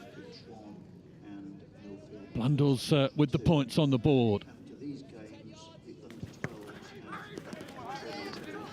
Restart hangs in the air. Fine, contest.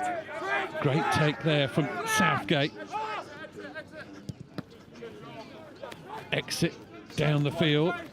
Underneath it is Morrow. Morrow comes forward. Tries to step on the gap men outside him. Good offloading, good passing. Milfield making hay down this right-hand side. Blundels are going to have to be clever here. Even out White, stay. Ball looks as though it's out. Through come Blundels. Put pressure on Milfield, but they respond. Good carry. Now the backs have it. Good disguise on that. Through the gap they go. Man outside. Oh, it's going to bounce into the hands of Blundell. Blundels have got it. Nothing coming forward in the tackle. It is forward. Milfield, some good opening up of the defence there. You guys were good. Same again, please. Second. Come on, then. Come on. 6 shoulders, 6 hips. Square. Blundell's in their own 22. Bind. Set. No. Now they come left. Yap actually kicks back the other way. This is Wakeman Dowder. And they escape down that right-hand touchline again. More hay being made, but the bounce is kind to Blundels, and they'll come right into their, or out of their own 22, should I say. There is open pasture here. Milfield have got to be relatively quick and underneath it. They do eventually gather it. Morris with a kick downfield, but it hasn't gone out. Yap, a little goose step, and then he comes in field. He's looking for his mates. He tries to find an older. He's going sideways. He needs to try and find his way through the gap. He can't. He's dumped onto the floor. But Blundels have still got it. The pass from the scrum half isn't great. It bounces, and then it's found Wakeman Dowder, who's going to scamper home. Hands are on heads as far as Blundels are concerned, because Milfield have picked their pocket. Wakeman Dowder. The ball bounced. Let's have another look at it here on the replay. This initial pass from the scrum half isn't great. It bounces through. I think it dislodges there in the tackle, actually. And Wakeman Dowder is grateful. And he is sprinting towards that try line. No second invitation there needed for the Milfield winger. 3. Let's just have another quick look at this on a closer angle. I think it is the tackle which dislodges it. It is. And the Milfield right winger. No one's stopping him.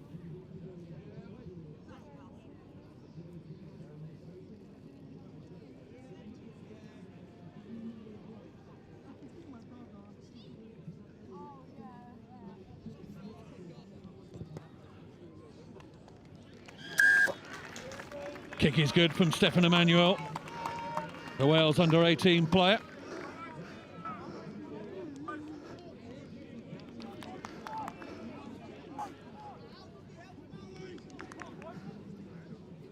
Out of Blundell's regather now. 7-3. A couple of minutes to go until half-time. The kick from Yap is into the sunshine and it's bouncing. Milfield casually let that bounce, and a little bit of... First man. And they've turned it over, Blundels. Brilliant turnover. They go left. Noise around this pitch is increasing. Milfield bring always good support. Blundels have travelled well as into the midfield they come. First man, turnover's good. Again, turnover from Milfield. Runners unprotected.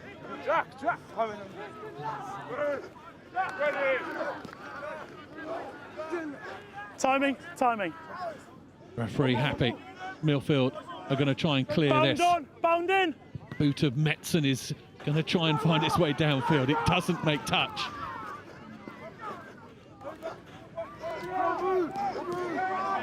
Stay. Metzen now. Good run from Winslow. Better, great offload from Yap. Really good from the floor.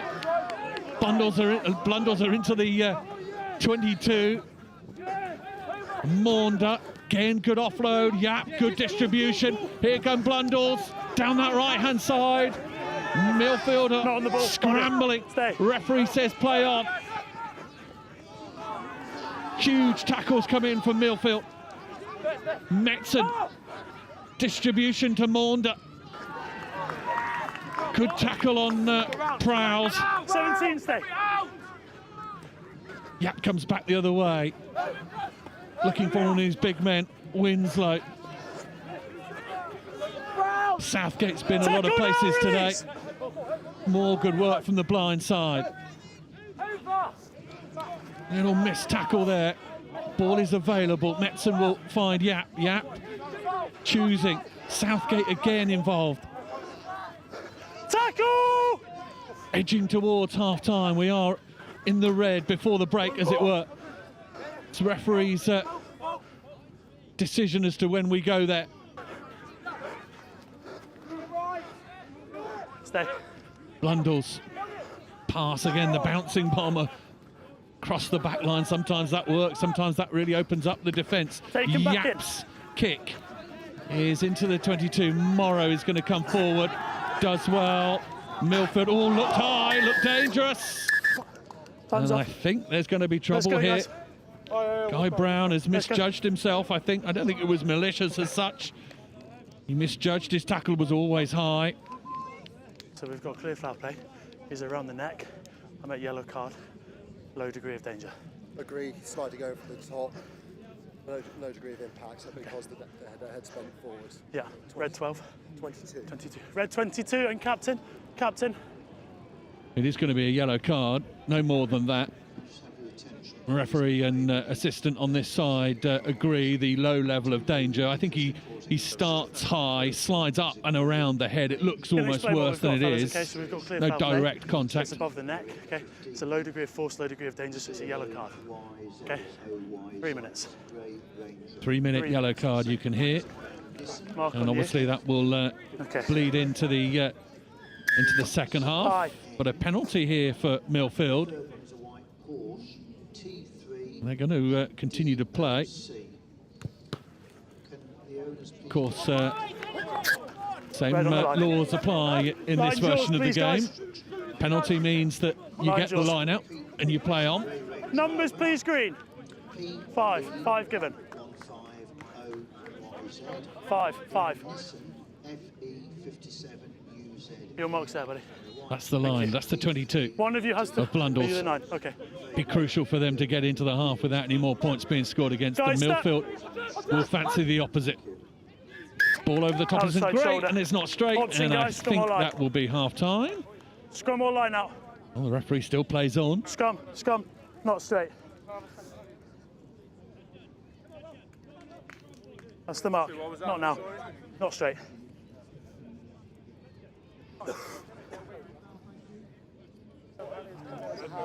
Okay, thank you.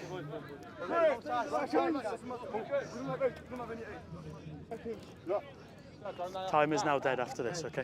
Crouch! Bind!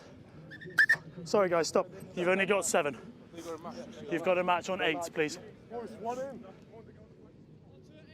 Got to have a full complement of 8 in the scrum. Okay. Referee spots it, so in comes I think Maunder from the back line. Unwelcome task for any backline player having to put their head into a scrum. Bind! I mean, they say they like it, they don't. It's horrible. Hold! Blundels are going to get an opportunity through Yap's boot to clear their line. Morrow is going to scamper back and try and find this one. Kick from him is off the side of the boot. Forward come Blundels. Morrow has stormed forward to make the tackle. Blundels, if they can play this and keep this in hand, this could work. A little bit of space out there, didn't quite make it.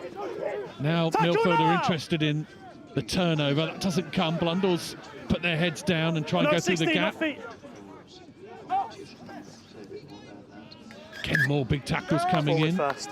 Knock on, says the referee, and that is half He drops it time. into the green player and then It regathers. is tantalisingly poised here. Blundell's with a lot of the ball, a lot of the play, just the penalty from Yaxboot giving them 3 points. Milfield making hay So he's also off a Blundell's mistake. He needs to get his It hips is in, set a good picture, 7-3 then I'll look at the in list. this West Country thriller here at the St It Joe's was, Festival. but the 10 the A scrum was minute's given break within or the so 10. and we'll be back with this one.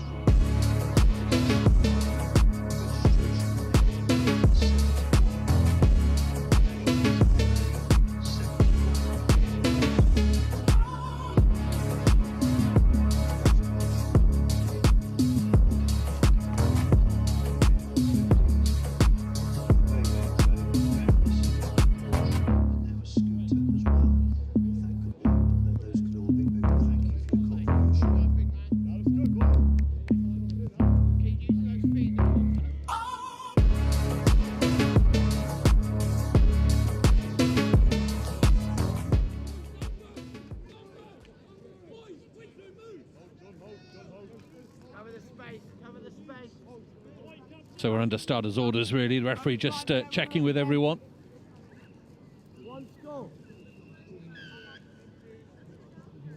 The difference is 4 points. Milfield's start is lifted high into the sky. Stefan Emmanuel, great kick there to give Milfield the chance to chase that, and knock on is the call. Sun is going to play a little bit of an issue with those high kicks. Can be a little bit tricky. 3 minutes, I think, is up on the yellow card, which means that we are back to full strength. Guy Brown comes back into that pack, much to the delight of Will Maunder, who has to take his place back in the centres.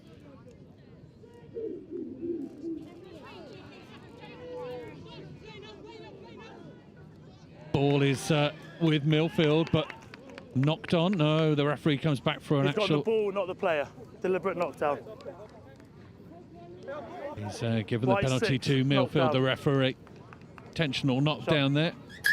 Shot. And Emmanuel is very quick to point at the posts. Okay. Push this game out.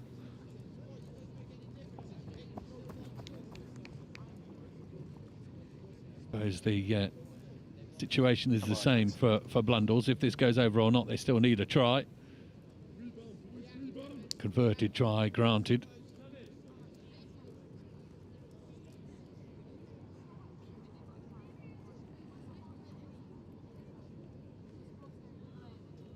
Stefan Emmanuel played very well, a year down at Wales under 18 level.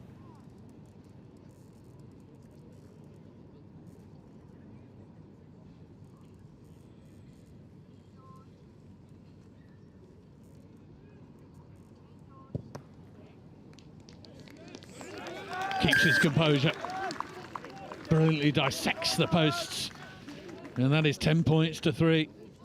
The men in red, green and blue, perennial finalists. They are so difficult to beat, such a good array of when you're ready. Sporting talent out of the Milfield school. Blundels have their work cut out, but they knew that before the game kicked off.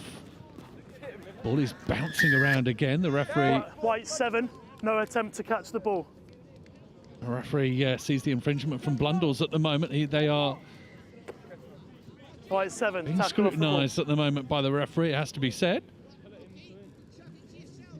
Milfield are grateful for it.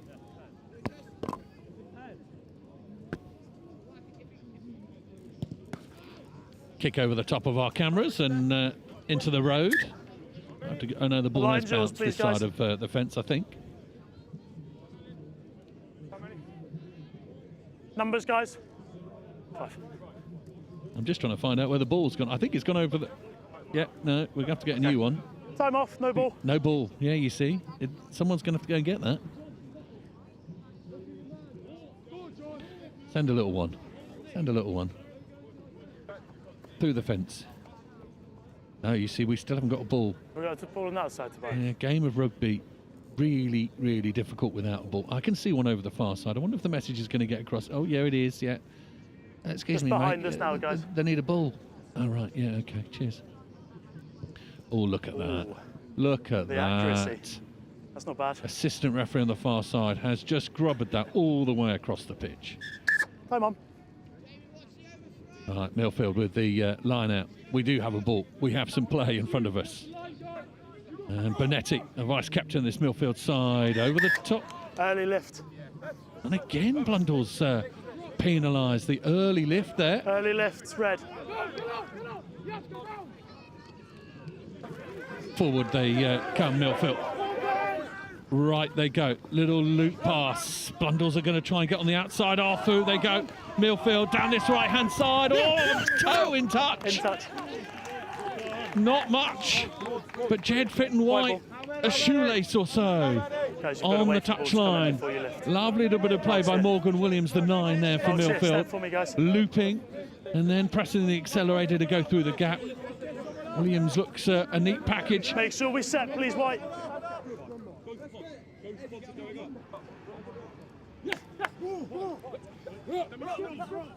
Blundels though with the lineup, good. Just chuckled there by Metzen. Yap.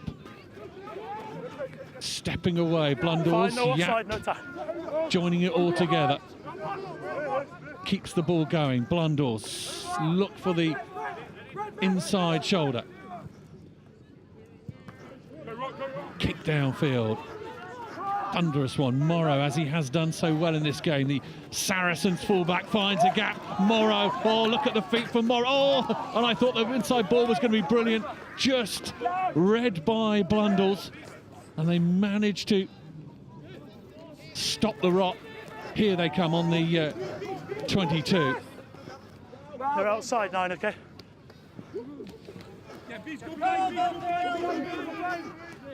Arthur Guillot up to the 22-yard line, but they are exactly where Milfield want them, this far out. Kick from Yap is charged down, no offside. Well read there by Southgate, who did well getting himself onto the ball. Kick isn't a great one from Yap. Here goes Morrow again. This time he decides to bring in a pass, and Morris. Ball is into touch. Forward, says the referee first. They get a choice. Into touch. Scrum or line. Scrum or line. Scrum option. Clock is ticking away for Blundels. Milfield at the moment in control. Forward into touch. Doing anything overly flashy, just holding onto the ball. Subs are now coming on as well, which means a couple of fresh eyes on the prize. Williams, the scrum half, comes off. Square and stable. Let's go, boys. Crouch. Every day, prop. Bind. Catlin is on, wearing 20 for Milfield. He'll look as Blundell's get the feed to this scrum. Mexent will feed Yap. Runners. Ball is on the floor again. Goes backwards, says the referee, but Milfield will be happy to play Blundell's here in their own 22. Good counter ruck from Milfield. Ball is open. Here it goes. Little tap through doesn't quite work. Not enough on it from the Milfield centre, Emmanuel. No lost, Green, stay. No lost. Stay. Blundell's again, having to rely on the boot of Yap. It comes off the side of his boot and Morrow is underneath it. Now Milfield go again. There's a little bit of space. Don't crowd it. Don't run sideways unless you're going to go round them. He does. Little offload, and he keeps going. Brilliant running from Morris. Hot stepping his way towards that Blundell's line. Into the 22, Milfield. Penalty advantage, all offside. Offside, says the referee. This is a free play for Milfield. This could be the nail in the coffin. Over they come.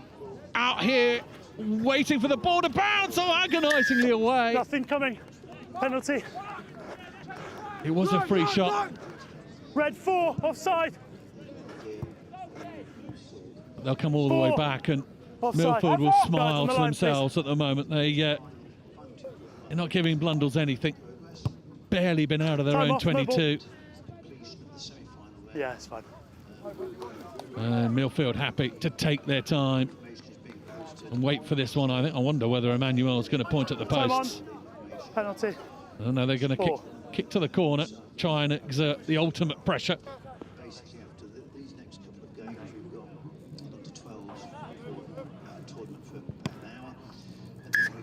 On the line, Kick is please, over White. onto that marquee, and now Milfield will have a line out to Your marks here. Step at the quench back. the fire of Blundell's. This, if this works out, this set piece rumbles over the line. And I think that's the game. Shorten line out, right to the front. Good body positions from the Milfield 8. 5, don't change. Blundell's having to reconfigure themselves. Here it goes towards that line and almost over. Yes, the referee's arm is in the air. Crucial score. A smothering, if you like, of this game. Milfield strength just proving too much for Blundell's. They have played so much of this half in this area, in this 22. Just over a minute. And then they convert. And Stefan Emmanuel just having a little chat with the referee there as to how much time is left. Another look at it here. Short off the line out. I think it's Deering who eventually gets his hands on the ball here. Comes round, it breaks this way. It's Deering with the ball under his wing right now. And then he breaks off and heads for the line. Alex Deering of the Bath Academy making his presence felt on this trophy quarter-final.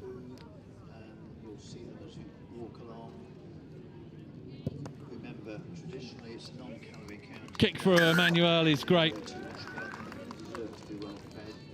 17 points now to Milfield. We will restart. We've got 20 Blundell's seconds. have toiled incredibly hard for their 3 points.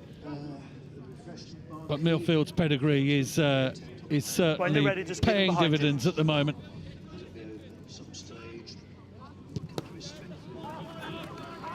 Kick is deep and onto the left-hand side. Milfield gather this one. Yep, agreed. Time's dead. There's the call from the referee. Milfield just have to play with it and tap it out, and they do. The exercise is complete. Milfield, 2 tries, and Blundell's fire in this trophy competition is extinguished. Milfield march on. Blundell's will be wondering what if, but it is Milfield and their machine that make their way towards the final. Another step, and we will be back with some more schoolboy rugby in a few moments' time. Stay with us. The St Joseph's Festival is well and truly with us.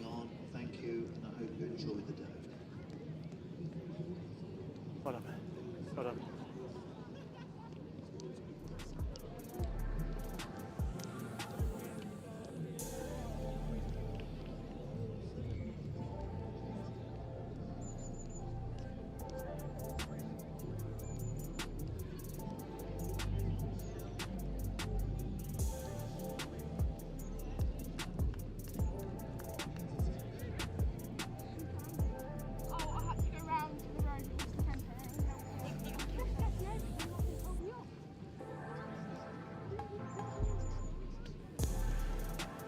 Well, we've finished up here on pitch 2. Milfield through into those trophy semi-finals. The 3 in a row is on for them. We've had a cracking day so far. It's been a wild ride, hasn't it? We started off here on pitch 2, Strath in the bowl, getting a good win over RGS Newcastle. It was a really tight game, 12-7. And then how about this for tight? Dullage College, Denston College, 3-0 that one finished up. That means that later on we're going to have a bowl semi-final of Strath against Dullage College. Meanwhile, RGS Newcastle and Denston are going to take each other on in the Shield. So that's where we are in terms of that. But over in the trophy, we've seen a couple of crackers here, haven't we? RGS High Wickam, as we've actually had up on Instagram just a moment ago, who got themselves a 10-0 win against Hampton. They're through to the trophy semi-finals. They're going to be playing Brighton College, we know that. Milfield, meanwhile, have just made it through. And over on the other pitch, Trinity and Kirkham Grammar School are going to head-to-head. And I can tell you, Kirkham Grammar School are ahead in that one. So it's going to be an interesting move forward as we go through the day. We've heard all about those teams through yesterday, and it looks as though they're coming good into day 2. St Joseph's, of course, the host over in the plate now, after that defeat to Brighton College. So it's been a good day. And I'll tell you what, I'm just going to grab a hold of Sam Roberts here because he's been doing some commentary there. Were you on pitch 2 with Milfield? I was on pitch 2 with Milfield. Blundel's a lot of the ball, but that Milfield machine is something else. They know how to play the game. They know how to play it in the right parts, and they were doing the grand things well. And unfortunately, the Milfield machine just continues on, doesn't it? I'm very interested to hear about Kirkham. Obviously, they're the people a lot of people are talking about. I wonder or not whether Milfield and Kirkham are on sort of a crash course to meet in the final. It'll be fascinating. Schoolboy rugby at its very best. And what a day for it, Angus. Did you sort this out? Wonderful weather. Incredible. I'm thinking that you and I need to have a little think about some sun cream as the afternoon starts to wear on, if I'm honest. Yeah, the sunroof is open. The sunroof is open.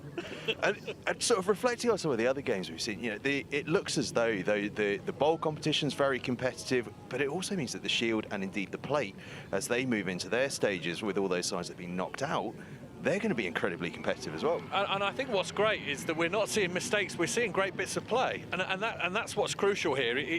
Yes, it is nervous, yes, it is tense. You know, there's not a huge amount of time in which to recover, but actually there's some really, really good bits of play, some great turnovers, some great bits of link-ups in the backs. The game that I was commentating on earlier had a fantastic try in it. So what's pleasing is it's bits of skill that are working out, and that's what we want, and that's what everyone's come for. Bit of schoolboy magic.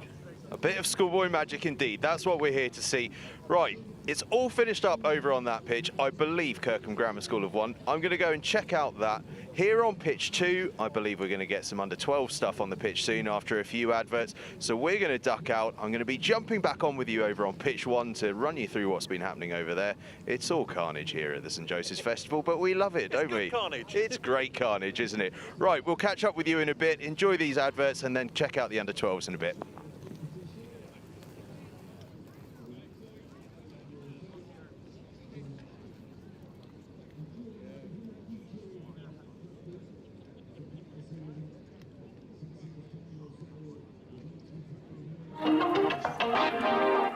Hi, I'm Peter Wilson, Managing Director of Corey Brothers and CEO of Verton Corey, and we are a shipping and logistics company.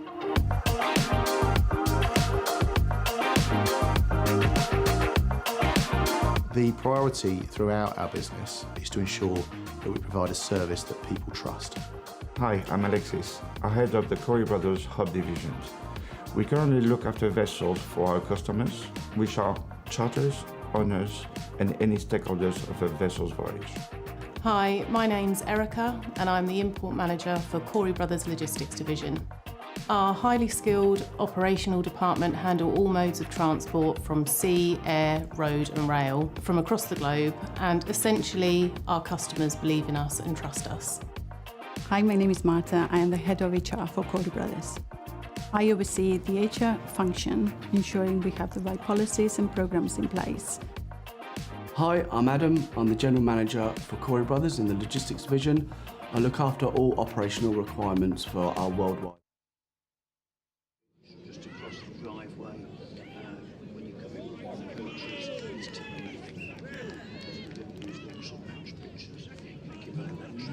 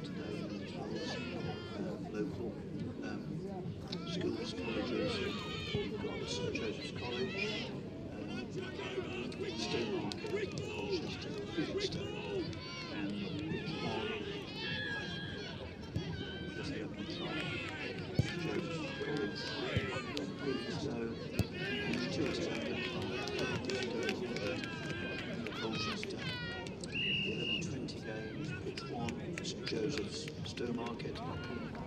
Pitch 2, Colchester, Felixstowe, and 11:40 games are Colchester, St Joseph's, pitch 1. Pitch 2, we have Felixstowe, Stowmarket. Yeah. So I'll just go through that again, pitch by pitch, that just hopefully help. Pitch 1 is St Joseph's, Felixstowe first, followed by at 11:20 or thereabouts, St Joseph's, Stowmarket, followed by 11:49.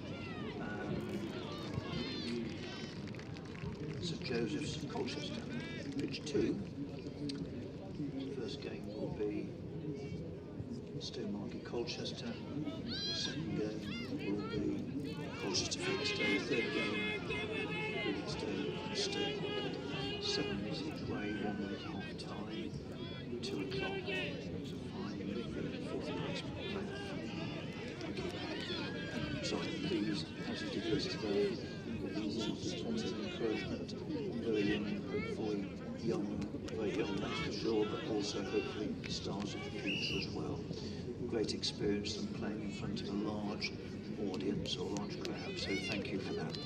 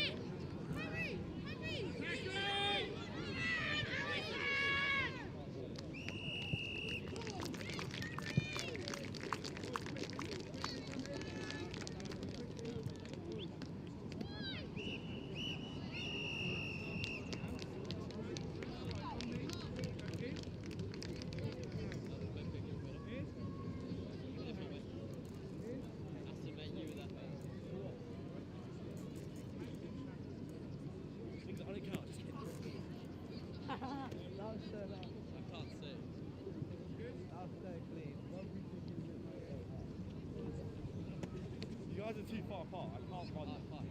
You've got to get a close.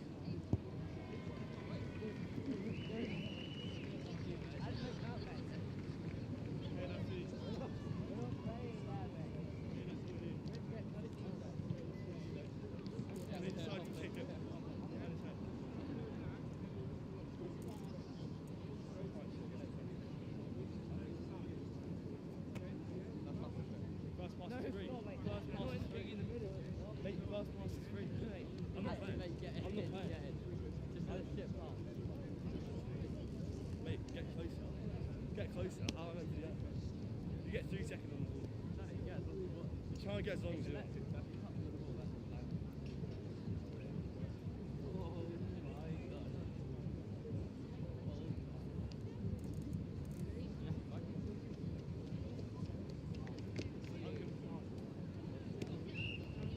I got touch. Yeah. You got to catch it. You got to knock it down. You got to get closer to him. What are you doing?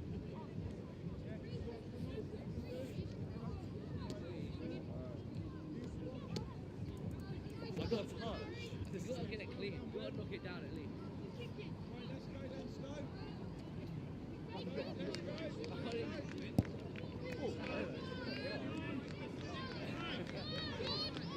last two quarter-final scores were Kirkham 7, Trinity 0, Milfield 17, Blundels 3. So Kirkham 7, Trinity 0, Milfield 17, Blundels 3. Thank you.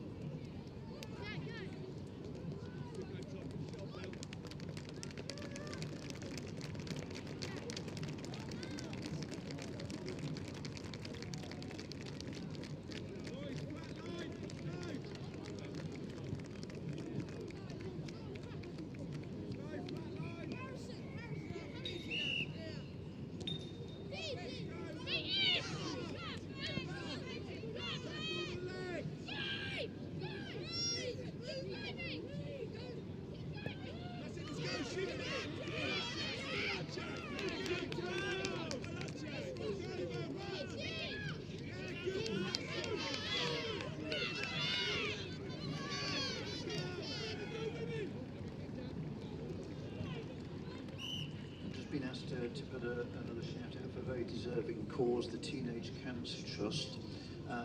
Up till 12 o'clock there's still a chance to get tickets. Apparently there's people walking around with lanyards or you know, supporting the Teenage Cancer Trust. Get them from then off the tuck shop tent. So it's up till 12 o'clock, so you've got about another 35 minutes. Tickets are obviously a very valuable cause, the Teenage Cancer Trust. Thank you for those who are already supporting that. Or have supported during this festival. If you can do that, that'd be fantastic. So it's the tuck shop tent or area, or people are wandering around apparently with lanyards and so on. You know, publicising the Teenage Cancer Trust. So thank you for that.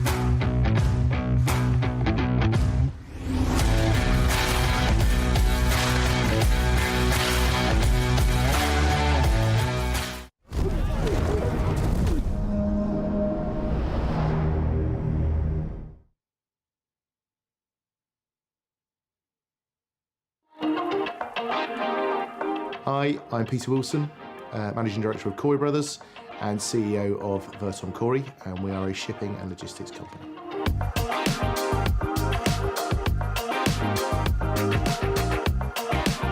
The priority throughout our business is to ensure that we provide a service that people trust. Hi, I'm Alexis. I head up the Corey Brothers hub divisions. We currently look after vessels for our customers, which are charters, owners, and any stakeholders of a vessel's voyage. Hi, my name's Erica and I'm the Import Manager for Corey Brothers Logistics Division. Our highly skilled operational department handle all modes of transport from sea, air, road and rail from across the globe, and essentially our customers believe in us and trust us. Hi, my name is Marta. I am the Head of HR for Corey Brothers. I oversee the HR function, ensuring we have the right policies and programs in place. Hi, I'm Adam. I'm the General Manager for Corey Brothers in the Logistics Division. I look after all operational requirements for our worldwide offices. At Corey Brothers, the customers tell us what they want and we get it done. Hi, I'm James. I'm the Logistics Director here at Corey Brothers. For nearly 200 years, our experts have helped our customers move their goods around the world. Hi, I'm Craig. I head up our ships agency department in the east of England. At Corey Brothers, we act as agents for our principals throughout the UK and worldwide 24/7. Hi, my name's Tanya and I'm the manager of the market intelligence team. We create and provide analytical reports which cover vessel movements at over 250 ports worldwide. Hi, I'm Guy. I'm a commercial director and I've worked for Corey Brothers for 24 years. I'm responsible for ships agency, hub agency within the group on a global basis, building relationships with our customers, bringing value to our customers, understanding their needs and building long-term relationships. Hi, I'm David. I'm the manager of the International Clearance and Export Departments. My teams are given the freedom to develop and grow their key accounts. This provides real ownership and the personal touch for all of our customers.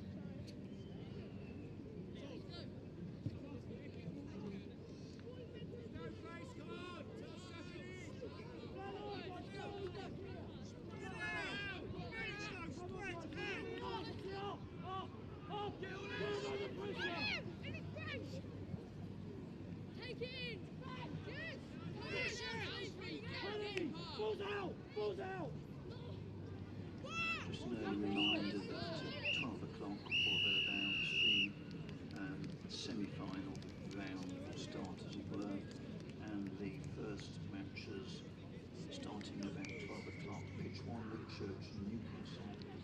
Pitch 2, Wakefield and Denston. They are the Shield semi-finals. So 12 o'clock, if the teams obviously be ready. Wickam, Newcastle, pitch 1. Wakefield, Denston, pitch 2. For the Shield semi-finals. Thank you.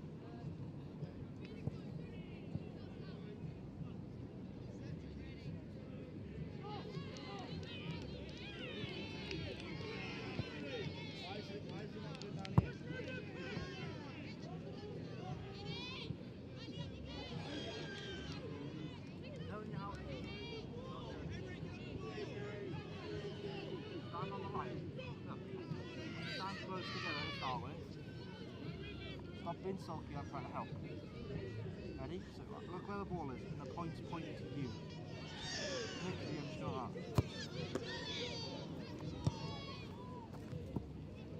Take your time.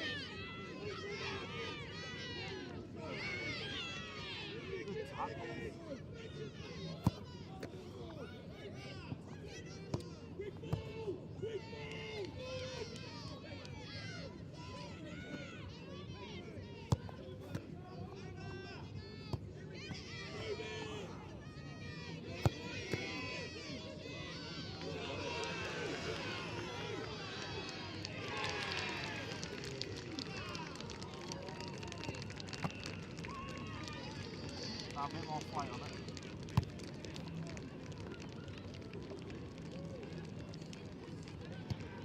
See, that's where you go. Still the same, you don't throw it up. Drop on your foot.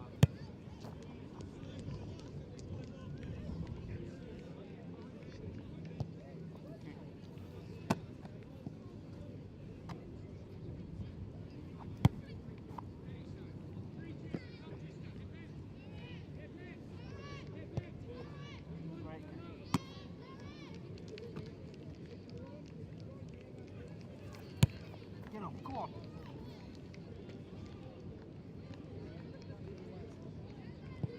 Oh.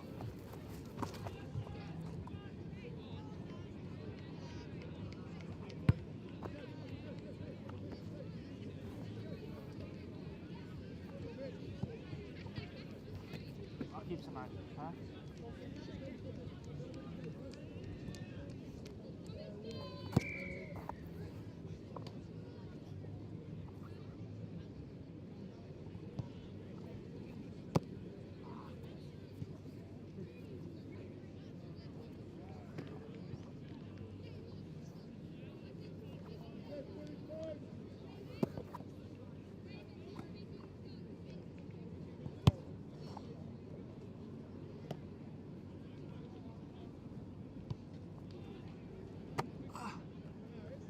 First one to move loses.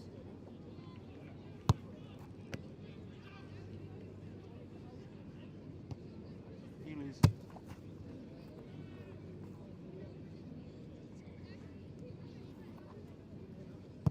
Same game.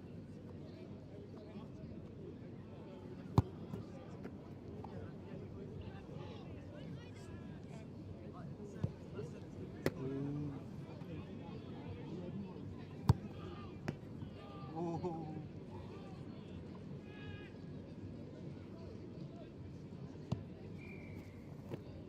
Give it.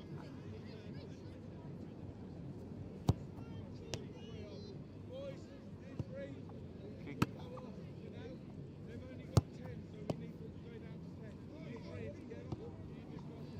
Oh, give me it.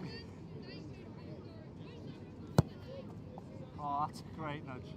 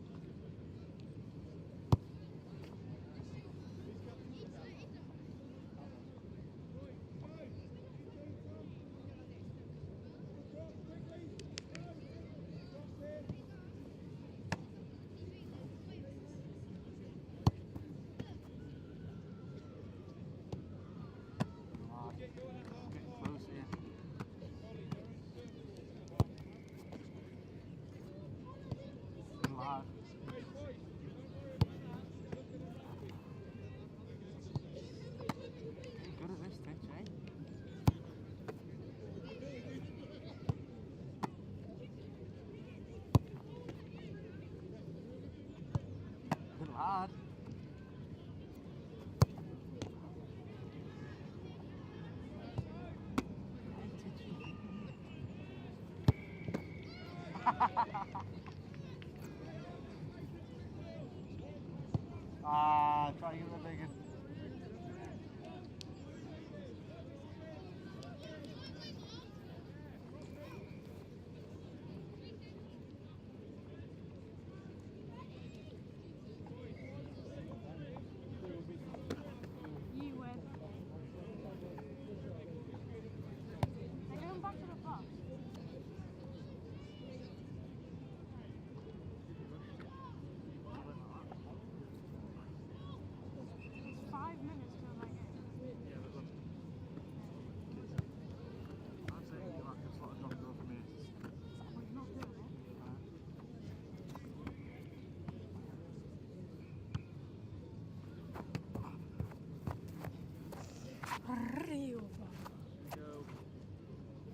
to get the big one.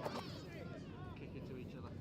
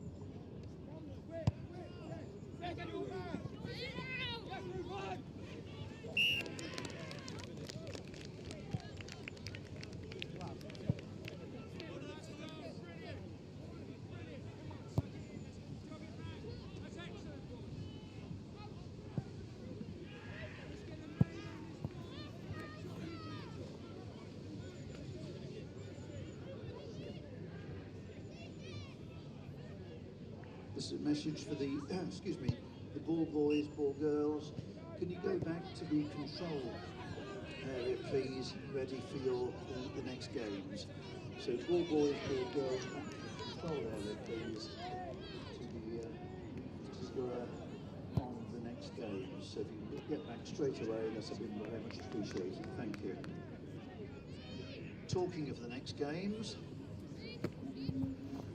around about 12 o'clock, about 5 minutes time, pitch 1, Whitchurch and Newcastle, pitch 2, Wakefield and Denston.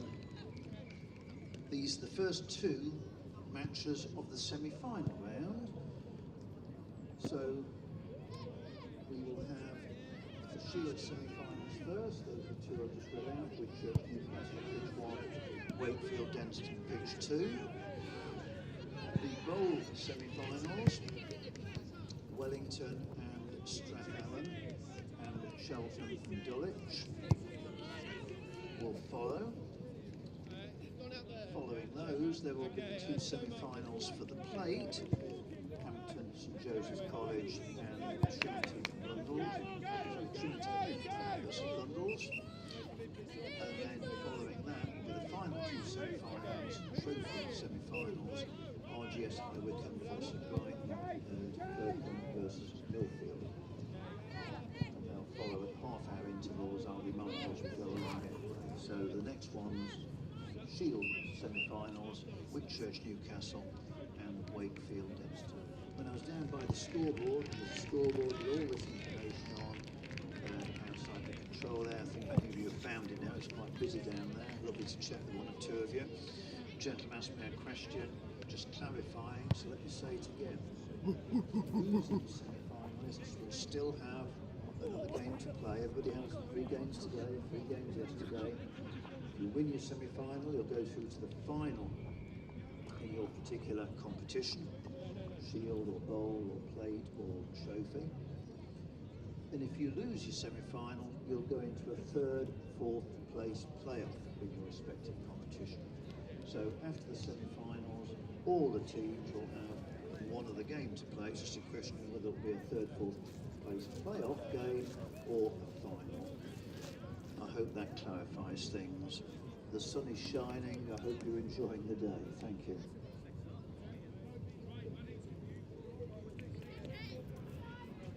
And sorry, one other thing, just to clarify, if a game is drawn, then the referee will see if one team has scored more tries than another. If they have, they will go through. If that's still equal, then it will go on to whether there's a difference in the number of goals or converted tries. Still equal, there'll be a place kicking competition, and the details are in the programme and how that works. You'll get the idea when you see it, as it were. We've not had one yet. We may have one, we may not, who knows. So that's how it works. But each match, as I say, it's all knockout.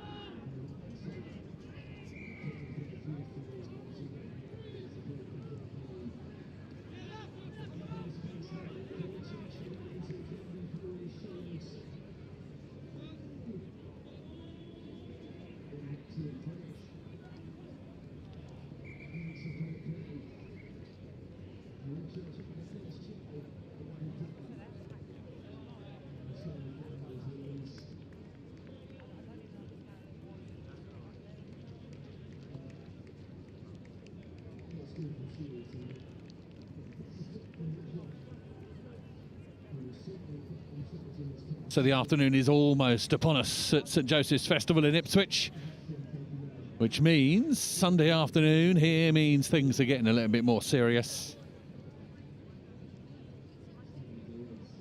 Day 2, pitch 2. This is the Shield semi-final between Queen Elizabeth Grammar School of Wakefield and Denston. Denston have shown pockets of possibility over the last day and a half. As of Queggs, hasn't quite worked out for them. This competition, the way that it's set up, every single game has something riding on it. And today will, this afternoon, the next 20 minutes or so, 25 if you include half-time and a bit of extras, it will mean everything to these two. They'll go hammer and tongs. It is Denston to kick off. The right boot searches out Denston's left-hand side, or right-hand side as they're playing, from left to right.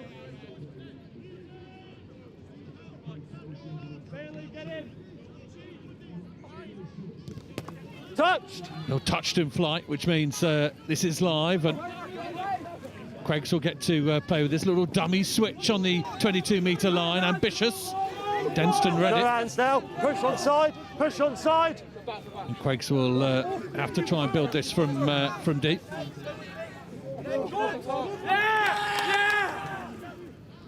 Play this. He's won the ball.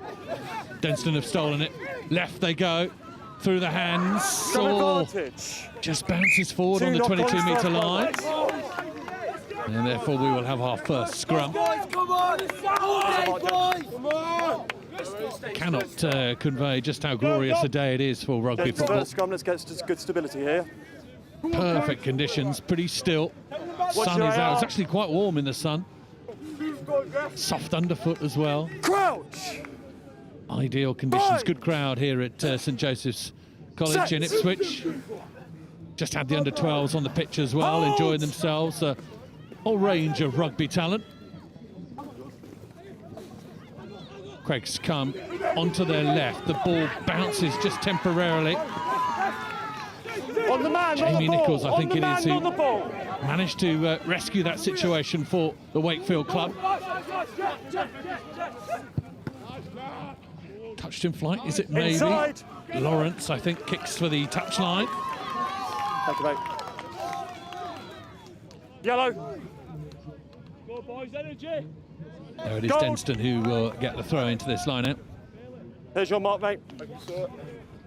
Get him in line, please. Give 1 metre, please, White. Jamie Longyear with the line-out responsibilities. Got to get his darts right. A little bit crooked. Referee says play on. Queggs stood off there. Maul is called by the referee. Forward it trundles. It's getting up to a fair few miles per hour, this one. Towards that 22 line, they Penalty advantage, dive. 7-side entry. Referee, you can hear there. This is a free roll of the dice for the men in white. Denston into the midfield. Behind it goes, looking for a little gap in the fence. Same way. Big pass off the right. Forward, coming and back. Can you give me the mark, leaps Ben? forward. On the 15. As we mentioned, they'll On the come all 5. the way back for Denston's advantage. 7 gold, side entry at the mall. 7 gold. There's your mark.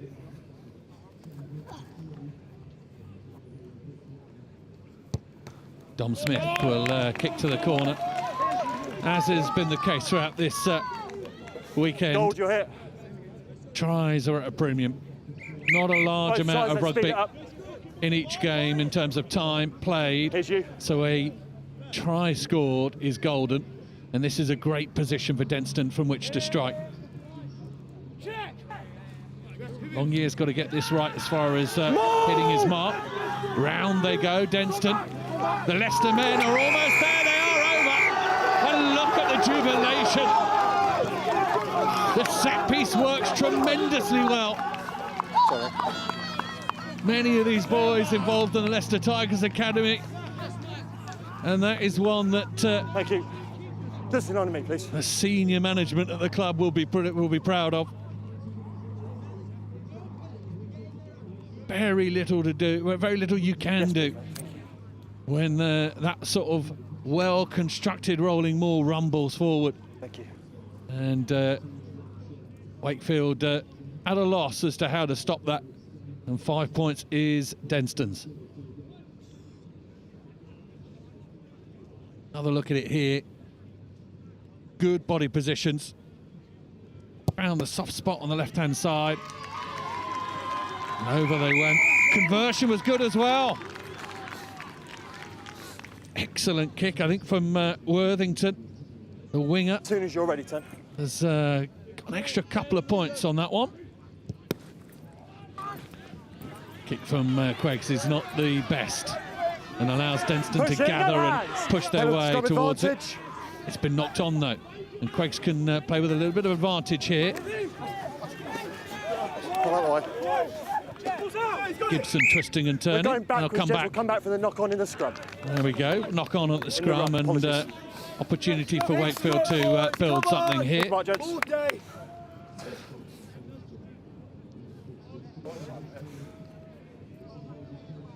Now scrum again, boys. Next scrum. Come on, Robert. 2.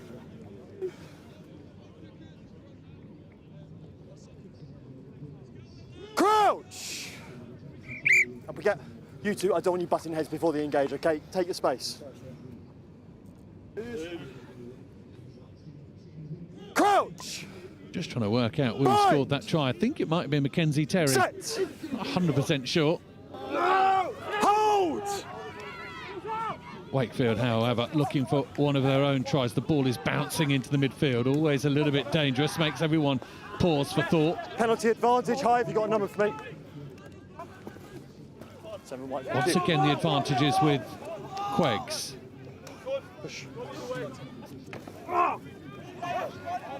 One-up runners at the moment, needs to twist and turn. Loud blast from the referee. Tap and go, they go quickly. Inside ball might work here. Queggs are behind them, up to the 22. Oh, that's a fine try. Really good score from Wakefield. Great response from them. I'll have a word on the way back, thank you. Beautiful inside line to start with. Denston was scrambling. Listen on me, thank you, Rob. Quick thinking from the scrum half here to tap and go when the penalty comes. He follows him, the referee. Now watch the inside line here. And then Denston were chasing shadows. Really good score from Wakefield. And it is game on here in this Shield semi-final. Conversion to come, a tough one out on the right-hand side.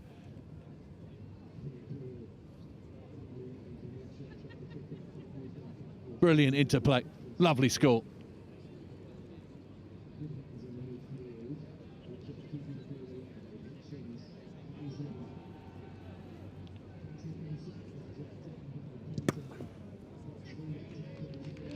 Kick is a brilliant one from out on that side. He thumps his chest on his way back to his mates.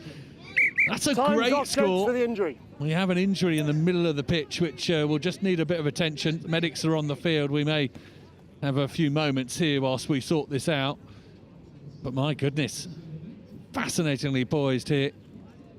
Two different types of score. Denston with the rumble, Got 2 minutes and then off the Wakefield with restart, the backs move. 7 points at the moment, and we'll just have a break whilst this prone player is seen to. Obviously, we need to make sure that all care is taken with a player looking like he's injured on the field like this. They won't move him unless they absolutely know that he can. So we will just take a little break here. As soon as a player indicates that he's injured his neck or his back, every single possible precaution is taken to make sure he is okay. We have a stretcher on the field at the moment, so we have a delay in this game between Wakefield and Denston.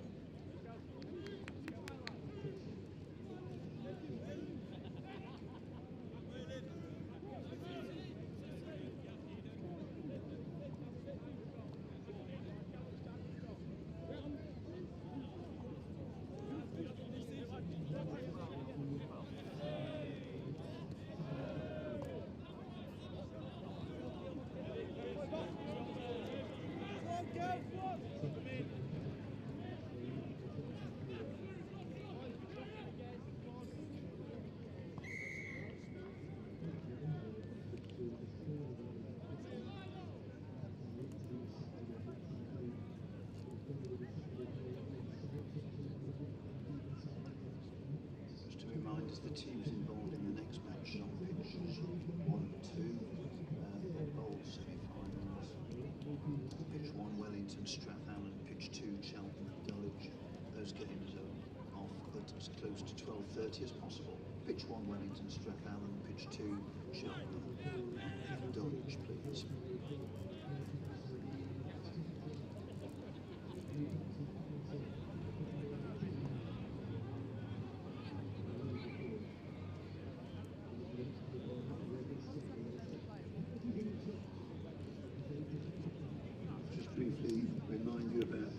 Activities and things that are on site, whole range of street food outlets, please support them.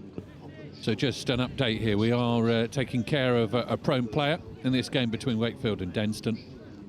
We are taking every available precaution with them. Shuttle buses every 30 minutes.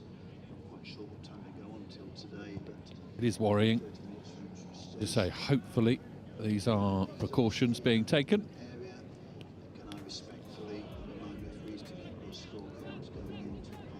We're just waiting for play to restart at the moment. You probably can see on your screen now the teams trying to stay warm, trying to stay fit, trying to stay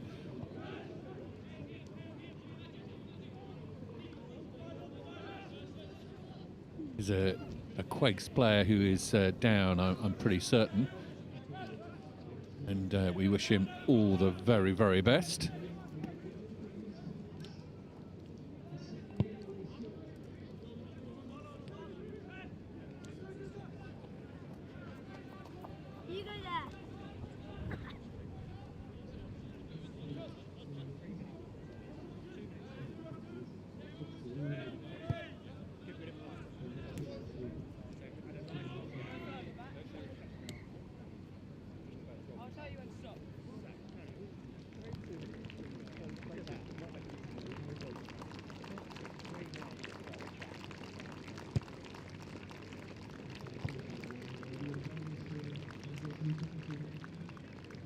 Thank you.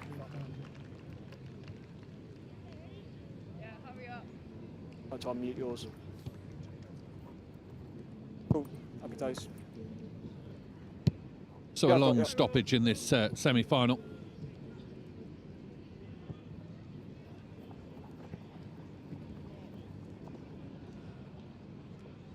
He's onto the stretcher, and I'm very pleased to say that he will get the very best medical attention.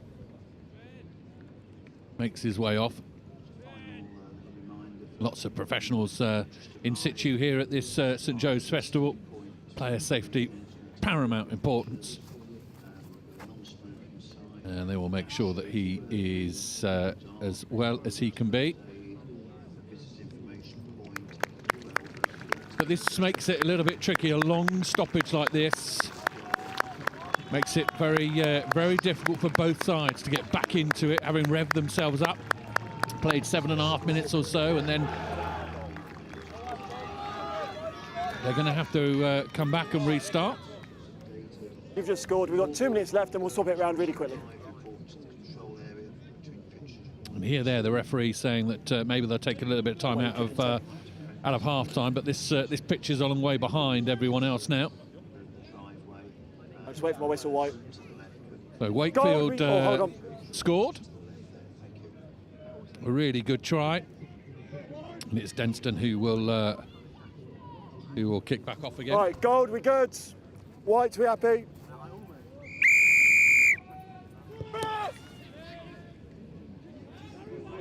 Sun causing a little bit of problems, but not for Wakefield, who gather well and come up towards the 22-metre line. First action, hands on floor. And here the referee there. Spotting White, the fact action, hands on floor. Hands had transgressed.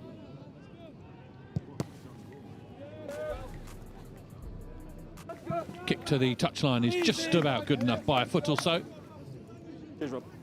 Here's you, man. Give. Win it.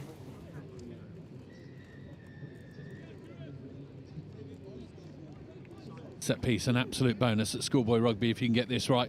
Make it work. Doesn't look ever so straight down they come. Referee says play on. Into the midfield come Wakefield. Good strong running. Tackles are good from Denston over the ball. Referee tells people to leave it alone. Again, good low tackling from Denston over the ball. They come. The referee rewards them. Lovely play, I think, from Rick Owusu. Holding on, 12 gold. And exactly the sort of penalty that Denston would have wanted. Heading towards half-time. A penalty that allows them to kick towards that Queggs line. A line out, about 7 or 8 metres out. Let's go. Owusu over the ball brilliantly. Comes up with a smile on his face too. Long year, I think, correctly picks out. And this is how Denston scored earlier in the game. They rumble towards that line. Long year is looking for it. Penalty advantage, side entry. Side entry, says the referee. Denston have got a free go. Push now, push now. Queggs have got to be clever. Oh, they go over the line. Denston. Once again, short-range missiles doing the trick.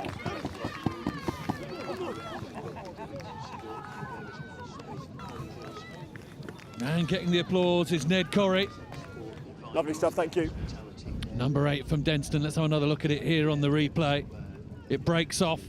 They do well to keep their control. This will be the half, so we'll swap it around. Keep their clarity, and it is young Ned Corrie who finds the hole in the fence. Quick sip.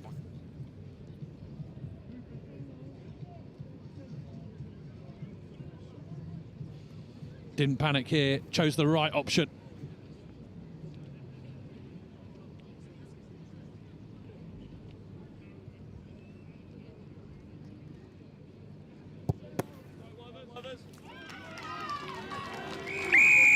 Yeah, Charlie Worthington with the extra points as well. Quick sip and we'll restart straight away. And you can hear there from the referee, because of the break earlier, this will be half-time, but it won't really be a half-time. It will just be a switching of positions, and they'll go again.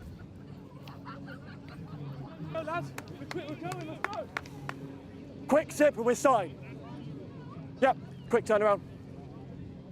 Coaching staff is being told that there will be no half-time, so the substitutions that were going to take place have got to take place pretty quickly. Quick undressing, taking off those long trench coats and swapping round of personnel. Wakefield with it all to do.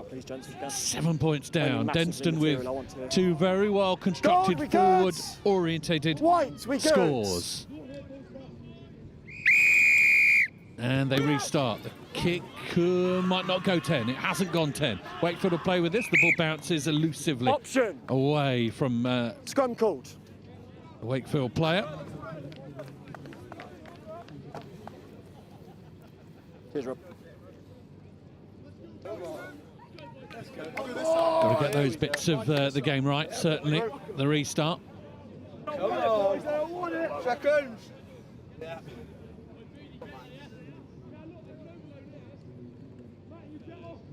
Crouch! Bind! Set! Hold! Pressure on the Wakefield scrum, but they get the ball away. Into the midfield, good delay on the pass. Tackles hang around the waist, but don't get the man down. Owusu tries his luck at the till, but no pick. Great tackle in the midfield from Denston. That'll get the blood pumping. Good offloading again from Wakefield, and they're behind Denston. Inside ball is the dummy, outside is the man, and they are through. Wakefield have scored an absolute pearler there. Really good response from Queggs. Excellent work, good communication, understanding and appreciation of each other. With the conversion to come, Wakefield are very much back in this. Have a look at the way that this is built. Great tackle, they had to almost build again. And then that quick pass, good offloading. The Fen gave him a bit of extra time. Options either side. Thank you. And Queggs Wakefield stormed through. Sort of big tackle. Denston really appreciated that, but just that little offload there. Dobson. I think on to, it is Dan Cockayne who's scored that one, rounded that one off. Very nice score for Queggs. Conversion is a difficult one. He has the wind behind him, sweeping down the pitch, so he can send this one out and hope that it gets taken back. Oh, and it just slides past the left-hand upright. 2 points is the difference. Denston have their noses in front still.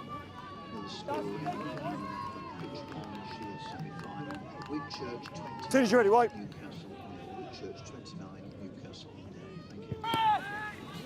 Better restart, hanging restart, long restart into the 22.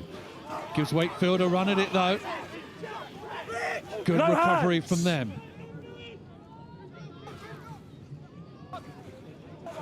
Tackles come in from Denston, but they don't put the man down. And crucially, Queggs just getting in a couple of extra yards, which allows them front foot ball. Push on side.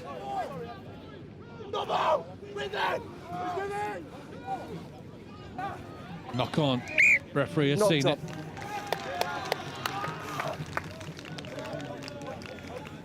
Scrum down, white ball. Crucial bit of control. Need to be exerted here by Denston. Good field position. They have Queggs where they need them. Just outside their own 22. They need to hold on to this ball. Play deep. Make it difficult for Wakefield to come out of anything. Crouch! Maybe even exert a bit more pressure on this scoreboard. Pickering and Smith are loitering in midfield. Play that. It is Pickering who is at first receiver. Runners behind them, one of them is Smith. He puts his shoulder in. Push. They come left. Good work from Benson. Penalty advantage, high tackle. High tackle, says the referee. So another free go. Owusu.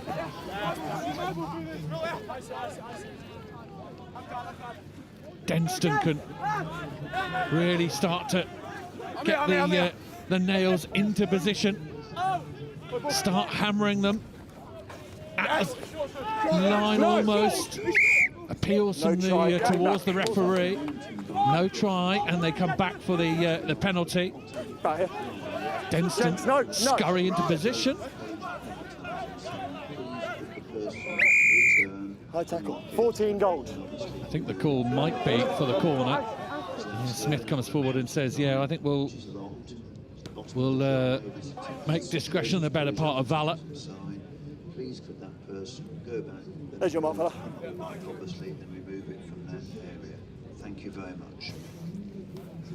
8, give it the back. Give it back. 5 minutes to go in this game. 2 points in it. Denston in prime position though. Really good setup for them here. Good line out.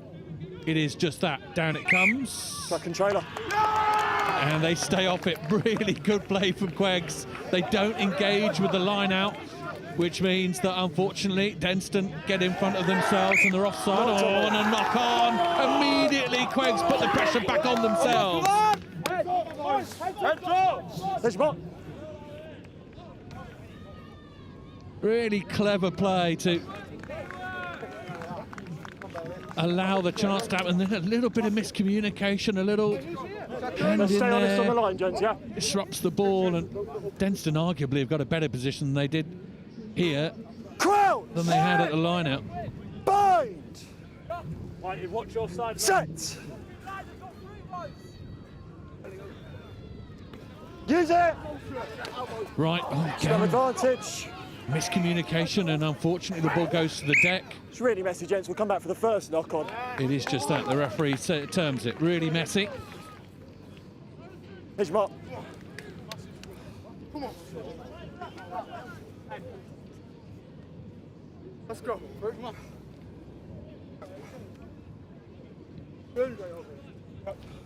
Again, ambitious move off the number 8. 10. Crouch! 10. Bind! Set!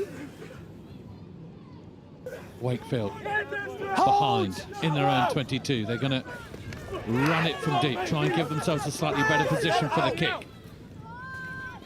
Here is that kick, is along the floor. Bounces high on its first bounce. Forward come Denston. Meet into play. Will Smith with the carry, and a penalty there against Queggs.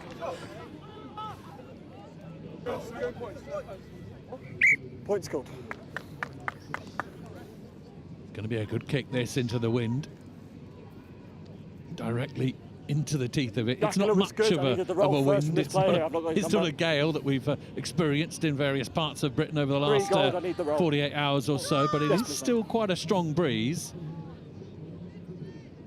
And Worthington, who has kicked brilliantly so far this game, has his work cut out. This would be a crucial three-pointer.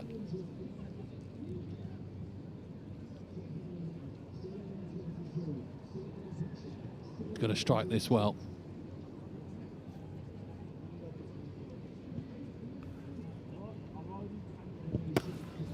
Worthington just by the left-hand side of the upright. There was a few screams of yes alongside me, but it wasn't to be. In an attempt to get the power, he just dragged it left. Make sure you're behind, gents. Still, this game is on a knife's edge. Kick is great. Bounces into touch into the 22. With that wind behind him, Queggs have marched the best part of 50 metres.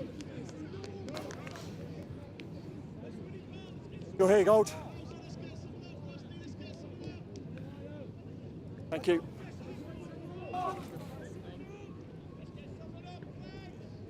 Wakefield got to put pressure on this Denston line-out. Conversations happening between Collier and Longyear, I think, as to exactly where this goes. Line-out is good. Down it comes. Owusu steps away from the first man. Good line cut by Pickering.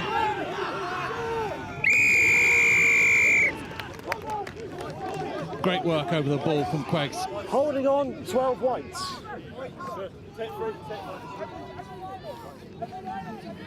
And all of a sudden, with 30 minutes on the 30 seconds left on the clock, Queggs have called for the tee.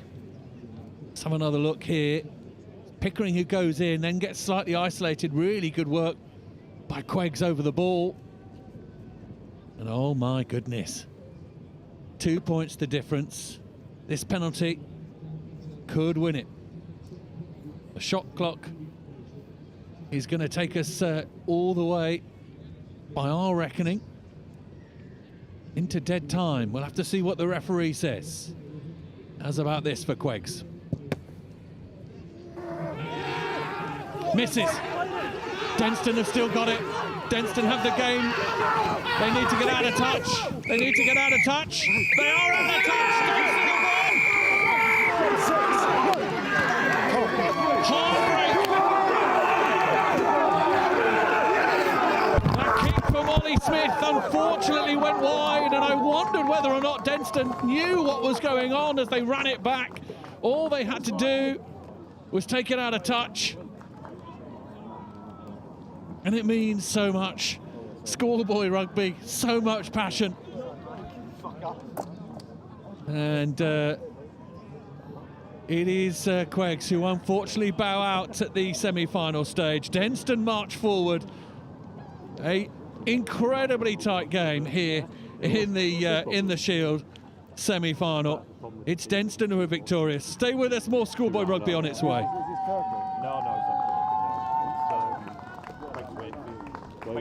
Oh, Craig's late. Oh, yeah.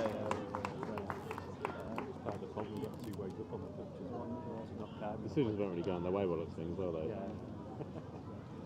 That's how it goes, isn't it? These are the first games, aren't they? The 12 These are 12 cup games, aren't they? Yeah.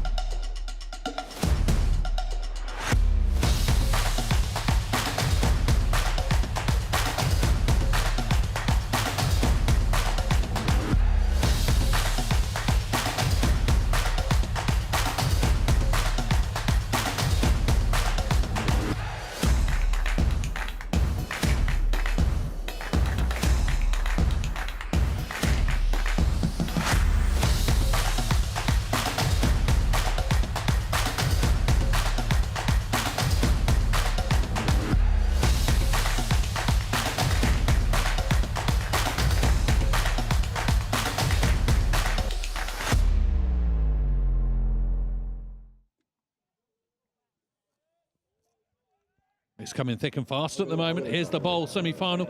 Chelham versus Dullage. Chelham in the red and black.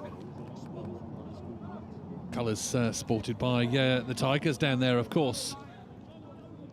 In Gloucestershire. Dullage in their famous black and blue. It's Chelham who will tee off. And it's Unsworth, I think, who gets us underway. A nice high hanging kick. Well fielded there by Dullage. Kick downfield, it's Unsworth who's dropped back to take this one. Unsworth looking. Oh, good offload. Nice work from Cheltenham in this opening salvo. Thrussell. Come left, Unsworth again, steps back on the inside. greeted by about 3 or 4 Dullage players, who one of them eventually brings him down. Reed Danter plays first receiver. Cheltenham College have got a Fanalua in, or 2 Fanaluas in their team.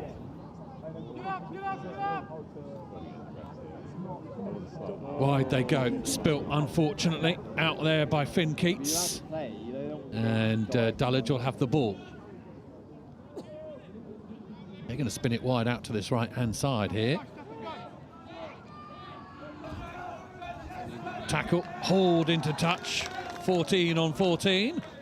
Zach Hitchcock-Smith doing the business.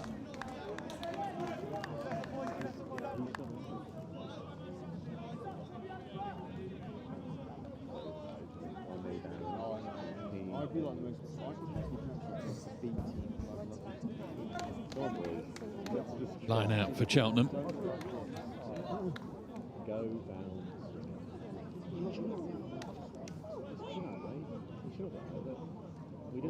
Nice, neat into the midfield. Gives them a bit of ball to play with. It's unfortunately been lost in there, and offside, says the referee, I think with a bit of help from the assistant over on the far side. Yeah, offside, and Cheltenham are allowed to come back. 10 blue, offside. Who called that? Who called it? Okay, thank you. Option? Post. Call for posts, and Unsworth is looking for the tee. Points at a premium in these games, so such a kick, about 30 metres out in front of the posts. In the last game, the Breeze played a part in this kick. It will certainly do again. Needs to make sure that he makes a good connection on this.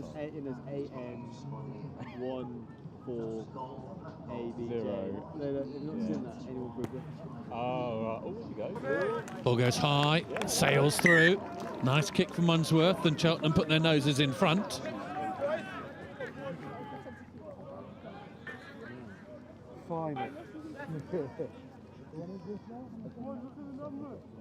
When you're ready.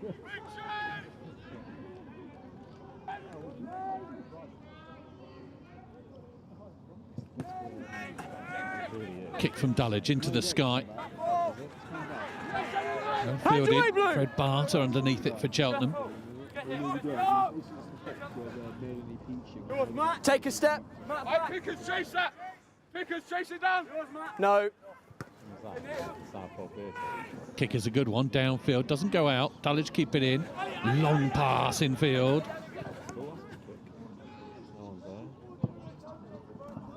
Good kick downfield, Ali Mully. Pins Unsworth in the corner. His kick comes off slightly the side of his boot.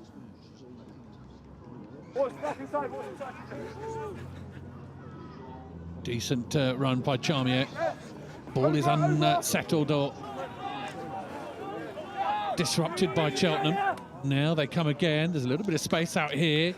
Find a little bit of the dog leg, free their hands and get the ball away.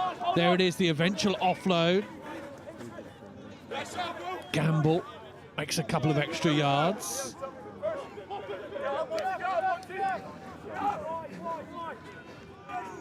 Meet from TJ Fanalua. Thrussell again playing conduit, linking it all together. Fanalua again, a trademark take from the very famous Gloucester Cherry and White name. Arm in there from Dullage, and I wonder if this will be any more than that. They will have a chat, I think. Yeah, there is a card. Yellow card, intentional knockdown. 13, Tristan Saunders is going to spend 3 minutes on the naughty step. Knock on. One arm, no attempt. Oh yeah, you're up against the Garys. Unsworth is going to kick to the corner. He's missed that, Jess. You got it? You got it? I think that went dead. Yeah. He's missed it. Went dead. He kicked it dead. It's a scrum option. You want a scrum? Unsworth is in disbelief, but the referee is interjected there with his assistant saying that actually went dead. It didn't cross the line infield, so it's a reprieve for Dullage.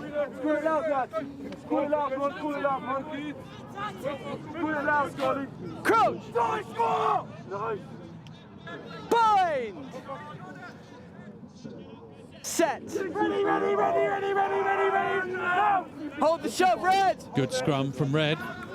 Cheltenham College making an absolute meal of it here for Dullage. They've got to scramble, got to work very hard on the floor. Ascendancy is 8, stop! the Gloucestershire side. Underneath it, all back. Does come down with the ball. X right. Carry. Round the corner, X again. Kent with the carry. Hickman joining in. Brilliant pass. Good work. Where do we go? Back inside. Lovely hands, lovely feet. Excellent stuff from Cheltenham. Good carry from Finn Keats. Keeps the move going. Does he? Just about gets the ball back. No, the referee says knock on. Shame. Scrum.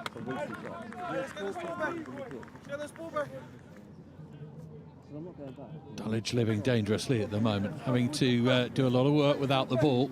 Hold the shove.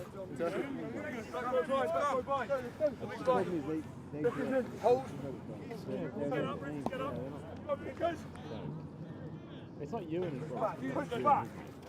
Crouch! And I kind of wish I did. Get out! Bind! Get out!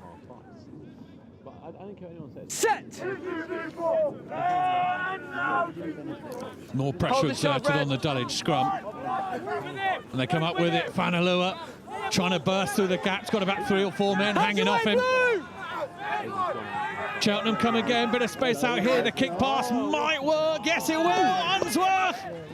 He gets down.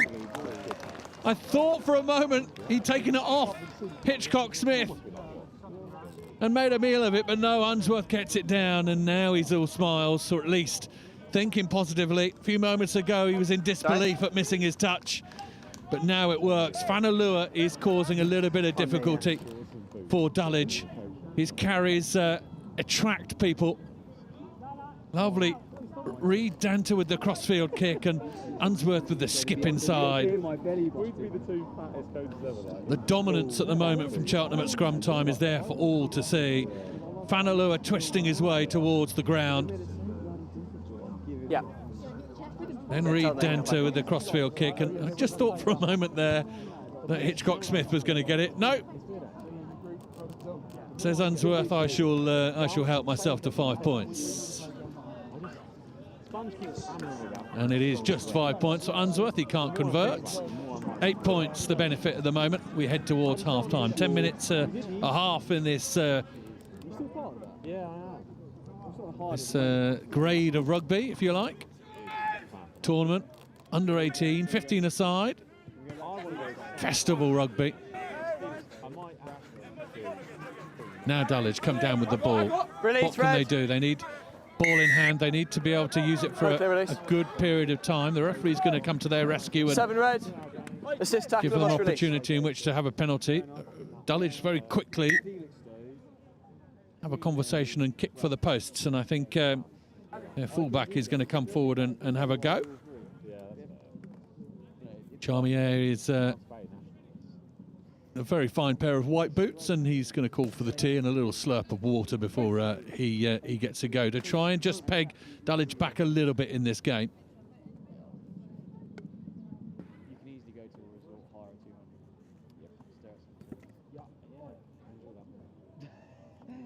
200. Well, there's that.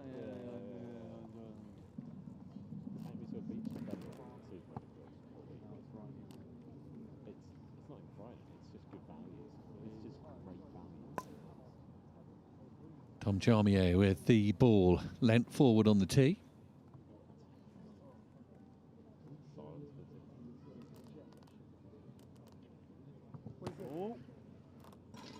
Against the post, crashes against the post. which always seems to wake everyone from their slumber. Keats carries the ball forward, has done that well so far in this game.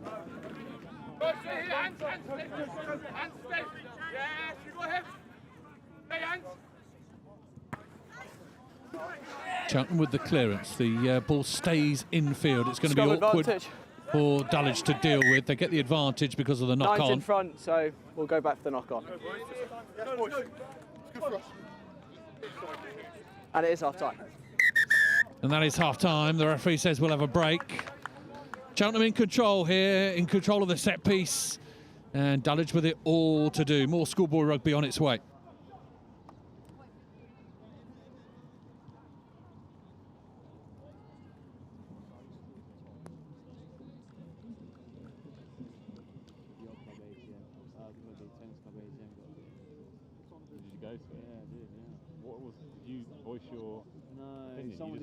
Someone did it for me. They spelled it out in black and white. So when you start charging for well, someone paid your monthly subscription.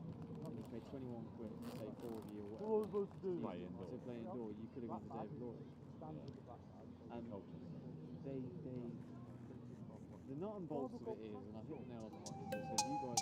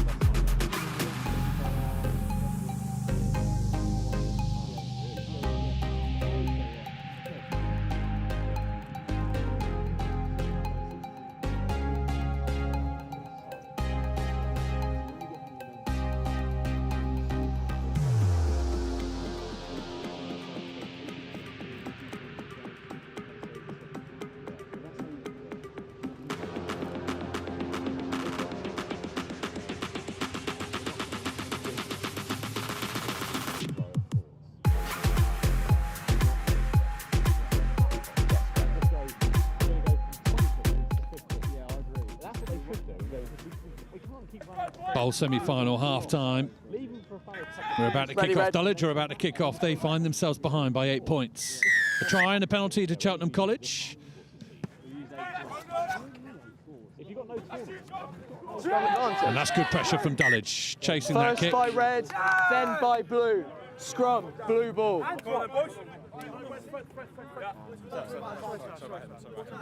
little bit of exclamation there from the Dullage back row. The referee's not terribly happy with being exclaimed upon like that. But the net result is Dullage's scrum, but they were under a huge amount of pressure in the first half at scrum time. They will need to get this into channel 1 and out very quickly, you would have thought. Set! Lucas Hector will feed the scrum, and you can see it immediately comes under pressure. Hector will get a chance to feed his back line. It's a good ball all the way out on the left-hand side, and good tackles come in from Cheltenham, and it's turnover, although they're going to come all the way back, says the referee. 9 red is offside at the scrum. 9 red, offside.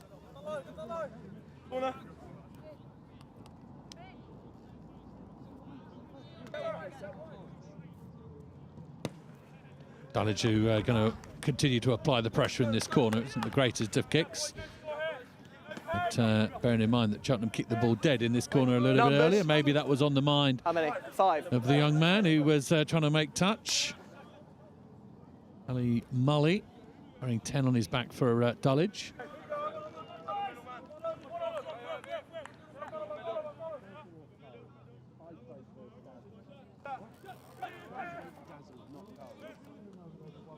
A little bit of deception at the line out. Round they come, bursting forth.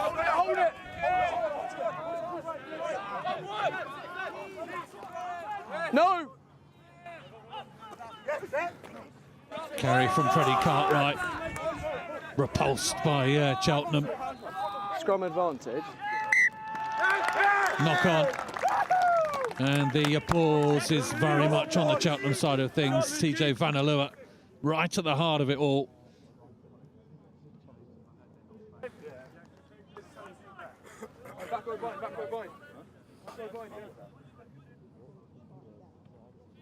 John, get your head lower.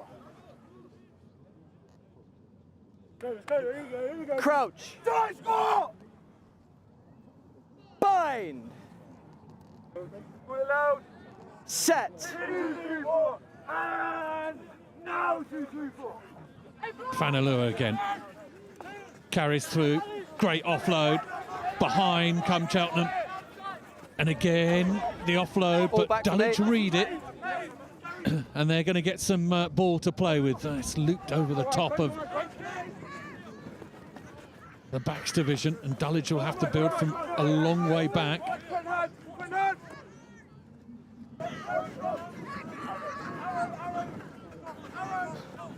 Better from the men in blue and black, up to the 10-metre line.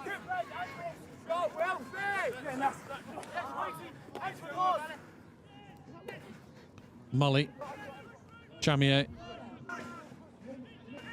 Out here on the right-hand side, they'll just look for the offload, or the tackle comes in from Cheltenham. Scrum advantage. Dislodges the ball. Red and black have advantage at the moment. We'll take the advantage.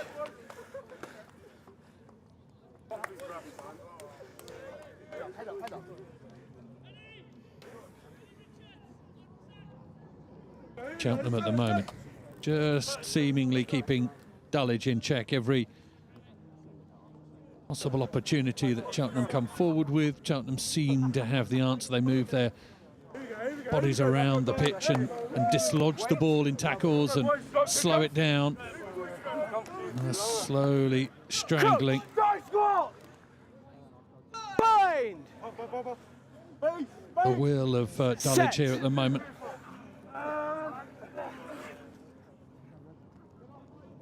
Good platform from scrum time for Cheltenham to work with. Passes across.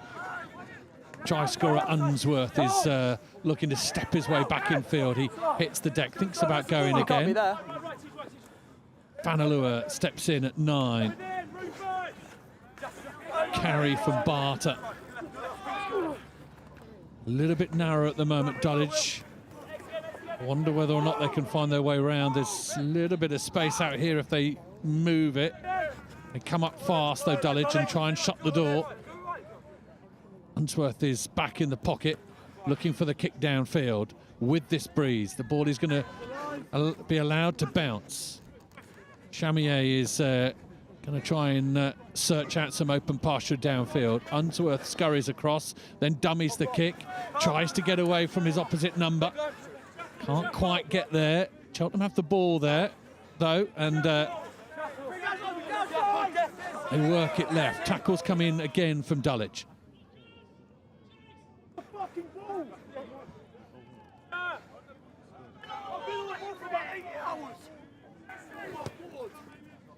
Box kick over the shoulder is too ambitious. Goes out on the full, which means Dullage will get a put into this lineup on that far side.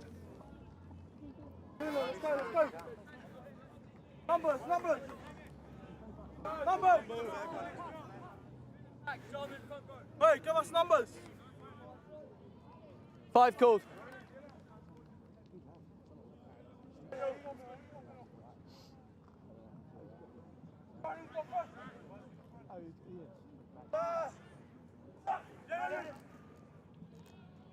Dullage come down with the ball.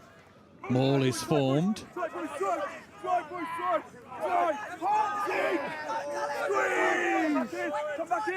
Once. Monty Pedrini working hard at the back of that maul. He breaks off, makes a couple of extra yards. Men in the way from for Cheltenham, which means Dullage gets a penalty here. Ball is missed there, so they'll come back for the penalty. 6 red. There's 3 minutes left in this game. Back 10. 6 red, roll away. TJ Fanalua complaining about a bite that might have come in there, exclaiming to the referee that that's what's happened. Dullage and the referee aren't interested. They're going to go into the corner. If I see it, I'll deal with it. We'll look with it. We'll look after. Can hear there the referee just talking to Fanalua. Let's go, middle. 5 called. 5. Red, red, red. Take a step. Take a step.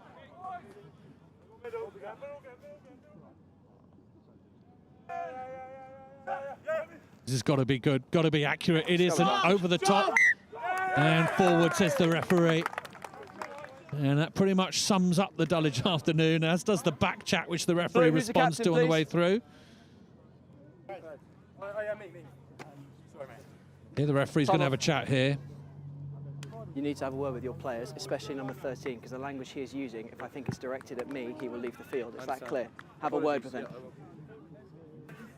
Frustration, I think, from Dullage. The game hasn't really bounced their way, and they're getting frustrated with the game themselves and potentially some of the refereeing decisions. Let's go, guys.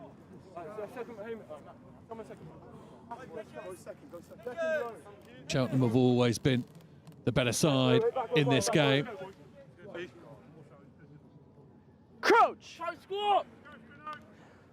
Bind! Scrum has been dominant, and then we get another chance to have a look at it here. Connor again, Fanalua, lovely offload out the back of the hand. Cheltenham just making an extra couple of yards. Illegally so, says the referee there, as good body position over the ball from Dullage. Time off. A little bit of a head whack there, which is he's gingerly going to get back to his field. Get back to his feet, should I say.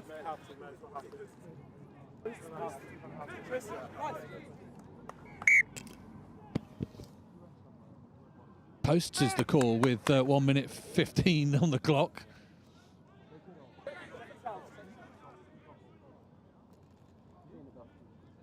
Can't hang around a huge amount. Again, this is a tricky kick. It's my time. This breeze is relatively stiff. Chamier missed in the first half.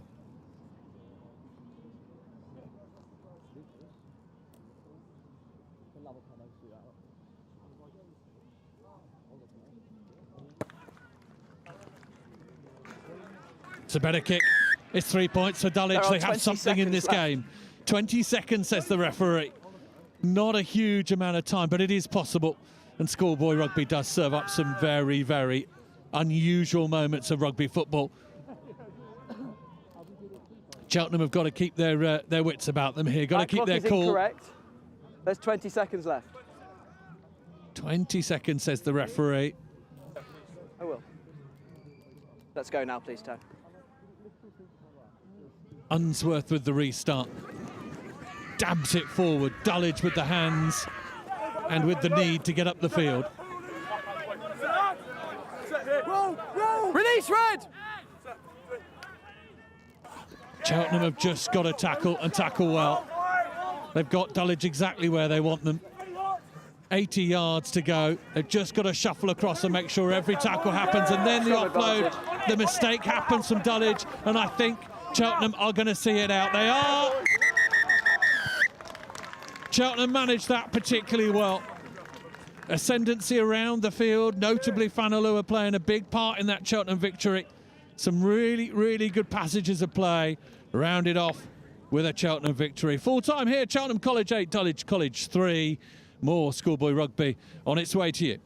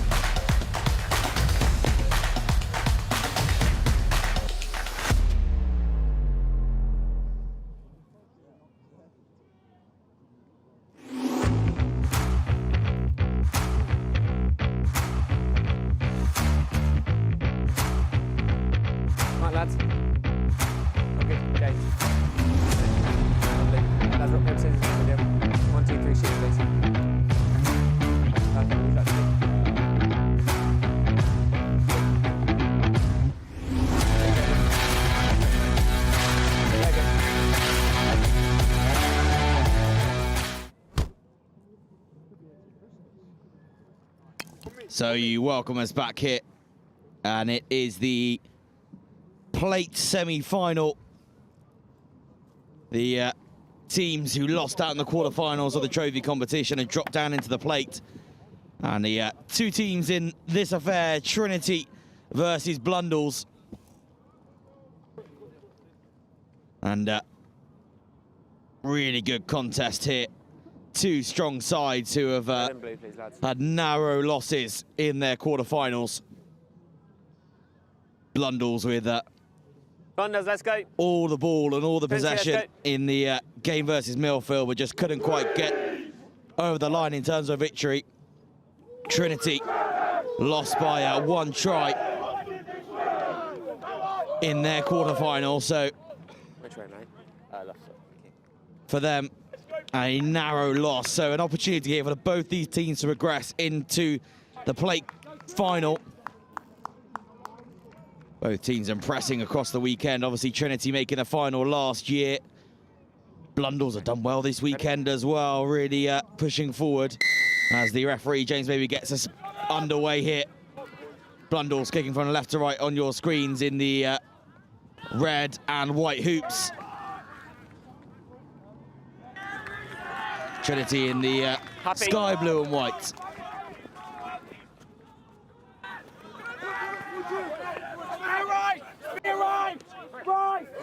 As the pressure is coming on here from Trinity, trying to pen back Blundels into their half, and they win the penalty. Great turnover work there from Trinity. Got their hands in and over the ball. What's the call? What's the call? And referee just trying to work out what they wanted to do here, and they go for the sensible option, really, go for the posts. This is knockout rugby, so you want to find the best option to get points on the board.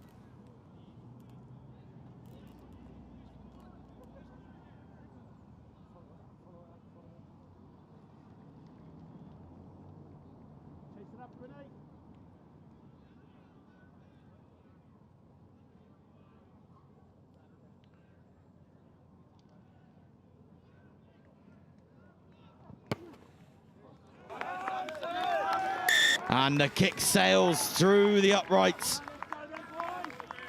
Gets Trinity onto the scoreboard. When you're ready. As we said, in this knockout game, it's so important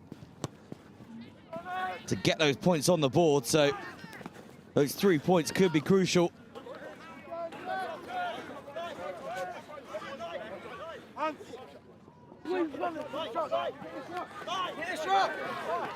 Scored by Goldschmied.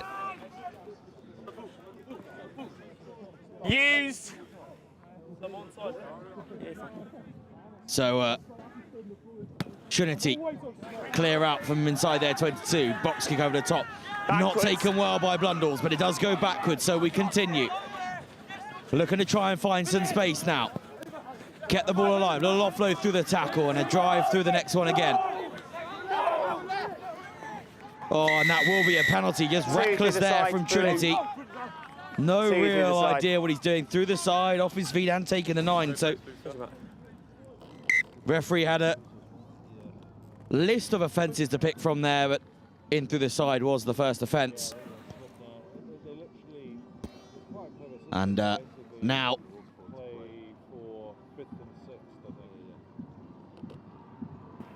Blundels opt for the kick at goal. So the winner of that one, then we'll play the winner of this game to work out who's fifth, basically. So you literally have 1 to 16 all the way down.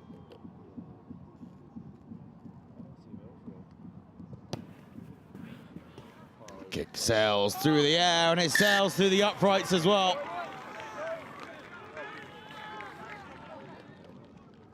So Blundels have evened it up.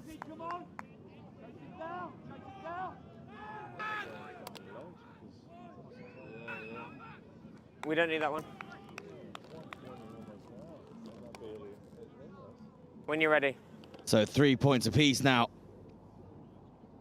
We said it's those penalties and those 3 points that'll make all the difference throughout these knockout games. A strong counter up there from Blundels as well, but not able to get onto the ball, and it is picked up by Trinity. We'll play through that.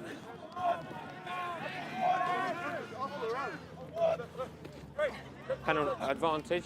Ball spills on the back, but an advantage being played by the referee for a scrum.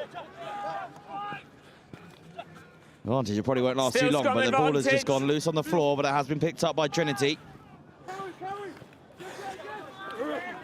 Advantage over for the scrum. Penalty that scrum advantage is now over. 7 red, never a little bit scrappy here from Trinity. 7 red, but instead, offside. They award themselves, 7 red. They are awarded a penalty. And they're going to trade it straight back and try and go for post again. Much more difficult this for Trinity. They've got a strong wind in their faces. Coming slightly across the pitch, but mostly from left to right. So the ball could be impacted by this wind, and it does change its ferocity at times, so it's hard to predict. We've seen certainly yesterday there was a few issues with seemingly straightforward conversions going wide. Let's see how Trinity can do here now.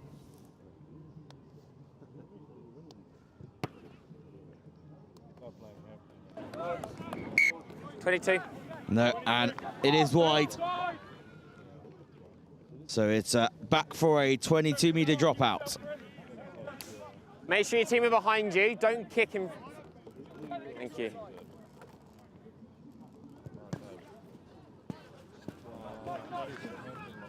Catch taken well by Trinity as they look to try and find that space in behind. Oh, and the kick does go into touch. Is it? Which side is the flag going to stop? Cool. Oh, it No, it's stops outside the 22. just outside the 22, so no 50-22 there. 5 That calls. was extremely close, though. I think even the referee thought they'd gone out that way, but Blue, the hold touch judge makes it very clear. 5 or 7? Because that's 1, 2, 7. How many? 7. All in. 7. 1, 2, 3, 4, 5, 6. Okay, cool. Cool. Take a step. Now that we've got the numbers. Just doing a little They will maths set. lesson there, Trinity, counting up the numbers. And they send a man up early and ball spills loose. But Trinity have the ball. Oh, a lovely offload through the tackle. We've seen him done that already today. Oh, the ball's gone loose, but it is backwards. Oh, and then it is knocked on. Trinity just looking a little bit frantic at times with the ball. They seem almost too eager to try and get onto it. Need to take a little bit more time just to relax and just follow their processes. Do the right thing. Bind. Set. Strong push by Trinity there, but the ball does come out for Blundels as they look to clear downfield, finding space in the middle of the field, but the bouncing ball eventually picked up by Trinity. The offload comes in, but again, that ball not quite going into the hands cleanly. Had all sorts of issues with it yesterday with the conditions, but today is beautiful. The sun is shining. The morning dew has disappeared, and no real excuse for that, unfortunately. Just didn't get his hands onto it. Slightly took his eyes off the ball, I think. This sort of level of competition and within the knockouts, you can't afford to make mistakes like that. Crouch. Certainly be wanting to have a big scrum here to try and win this ball back. Set. Oh, and it's a good push from Blundels. strong platform for which to attack from, as they do now. Trying to run around through the middle now. Look at the speed from the fullback for Blundell's, going all the way and diving over the line. Brilliant work from Blundell's. Rocky Prowse with the try. Let's watch this from here. A strong platform at scrum time. And just look at how they play the ball, and just pops it through, and he just steps inside and steps and runs around the outside and just gives everyone the runaround, dives over the line.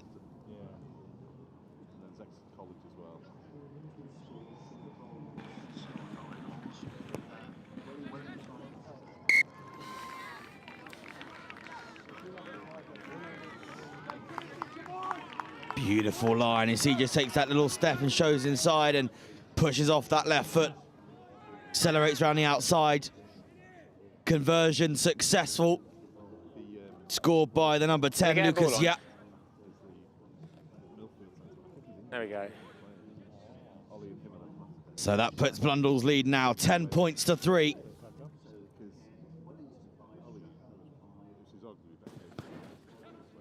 High ball across. Just caught well and received well by Blundell's there. Counter ruck is good. As we come towards the end of the first half, but it has been turned over by Trinity. Can they end this first half on a high? Moving within 10 metres now. Looking at the options. A little bit too much time on the ball there, driven all the way back or past the 22. Goodness me, not ideal there, but now finding space on this left-hand side. A little pop through. Can they find a space? Tackled short. Trying to pick it up and drive it over. Pick and go once again, but again short. Round the corner they go, round the corner they go. But solid defence here from Blundell's, not letting them get through. Oh, and the try has been scored. That's half time. Oh, just a great way to finish that first half there. I think that is Ozzy Edwards that scored the try. You can see here just picking around the base, going around the corner.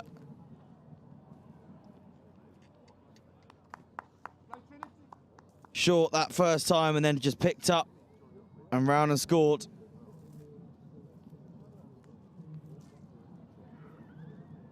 And now the conversion to take it to 10 points apiece at half-time.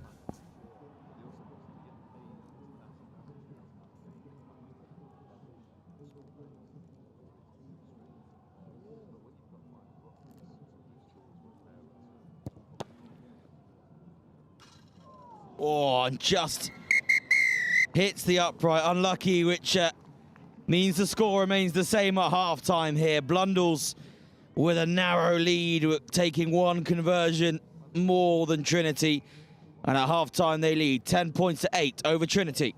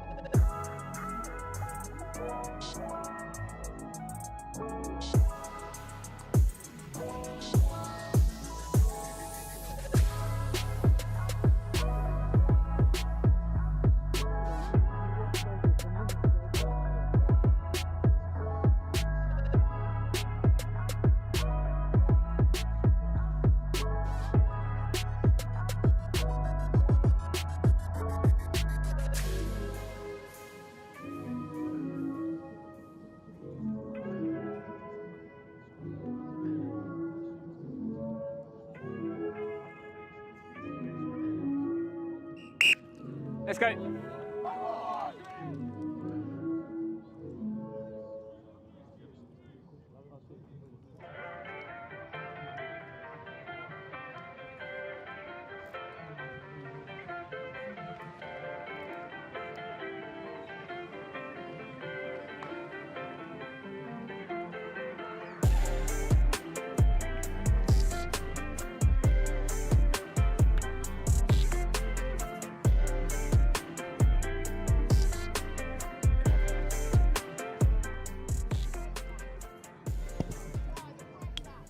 So, half-time team talks all done and dusted. As we get back underway here. Trinity kicking left to right. Kick hoisted high rather from Blundell's. Trinity received well and a good attempt to get the jackal in there, but not quite successful. So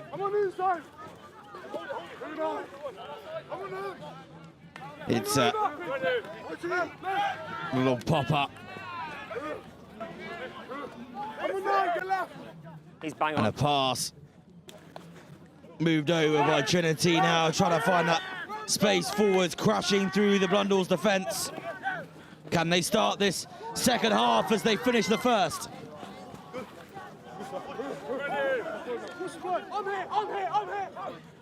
Spinning the ball out. Can they try and get it out into the wide spaces? Oh, and they've just forced the knock on there, Blundell's. Forcing the mistake from Trinity.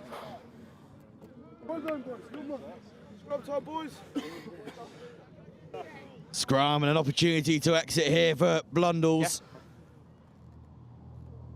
Watch is off. Does that you just take some time off? Yeah. No. And we're back in. There we go. Right there. Mark him. We got you know where it's going. There was just a quick substitution. England scrum half.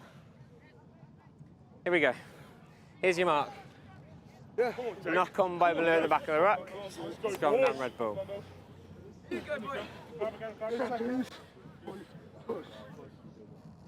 Crouch. On. Bind. Set. A big shove there from Blundell's as they push forwards. Driving now around the corner and forwards. Often put boot to ball, it comes off of a Trinity player. So it will be a line out to Blundell's. But not quite the clearance that they would have wanted, I'm sure. Here's your front man. There you go. 7. 7.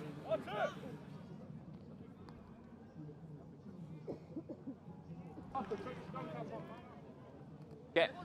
Matt, you happy? Cool. Let's go. Up you come, Blundell's. Come on.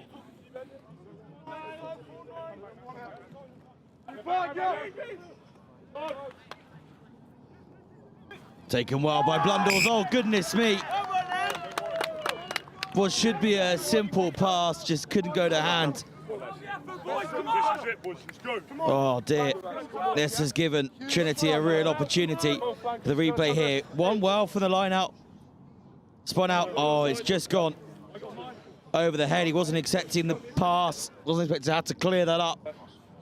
And in doing so, has knocked it on and given Trinity a really good opportunity here. Come on, Jamie. What are you about, Jamie? Come on. Crouch. Bind. Set. Oh, that ball fired in quickly there by Trinity. They know what they want to do. They're going to take it down the blind side. Oh, and it's been turned over by Blundell's. Great work from a really threatening position. They have saved themselves. Now can they clear their lines? Yes, they do. A much better kick this time round. but it stayed in field and has been taken by Trinity, who look to now move off to this near side. It's being chased down. 21 offside in front of the kicker. And yeah, as I expected, really, back for a penalty. 21 offside in front of the kicker.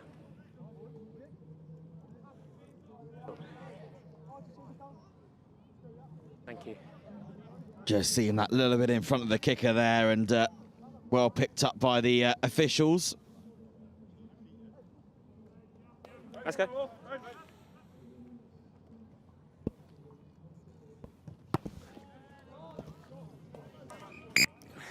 Ball kicked into touch. How many? 7. So difficult when you really get too eager to get onto that ball that you end up standing offside and running through. Often referees will try and play through it as long as that player doesn't have an impact on the game, but unfortunately he certainly had an impact on that, got his boot onto the ball.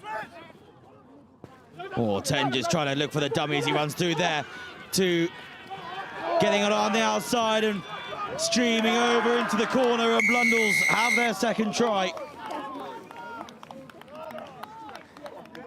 Okay. Beautiful try in the corner. Watching here from the line out, just popping it off, trying to move it out. 10 just looking to work out how he could tease those players there, and then Harvey Tarrant over in the corner.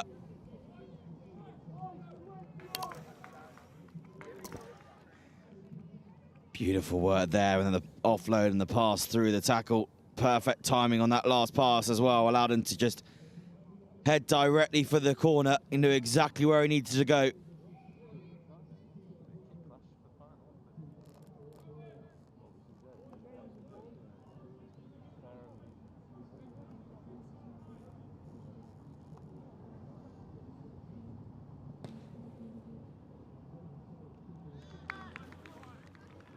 And the conversion wide, so that lead remains at 7 points. When you're ready. So a converted try for Trinity in these final 3 minutes. We'll see a draw in this game. Oh, what a deciding to go for the grubber from the kickoff and breaking through those tackles. Goodness me. First man is What a legal. play from Trinity, but Blundel's got their hand onto the ball. Left isolated. Ball's out. Still messy for Blundels though, but they do have the ball in hand. They've kept possession, passes and offloads through the tackles. Oh, dearie me. In the eagerness to get rid of that ball and keep it active and keep it live, the ball has slipped forwards in the pass. Can we get someone on, please?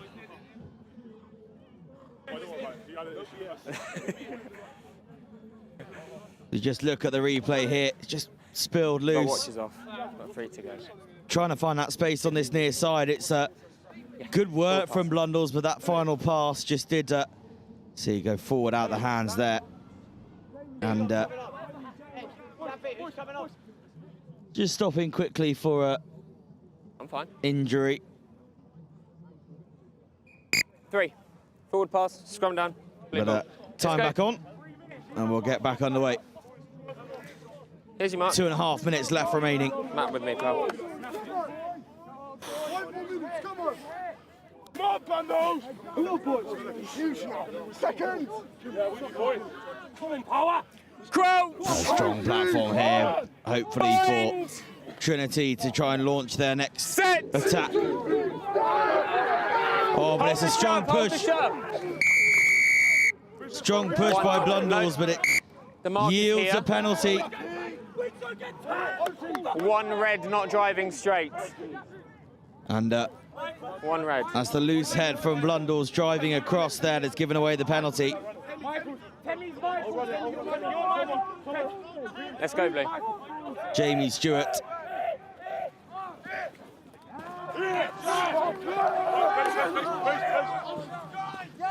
Trinity looked to go down this near side. Tackled well though and stopped.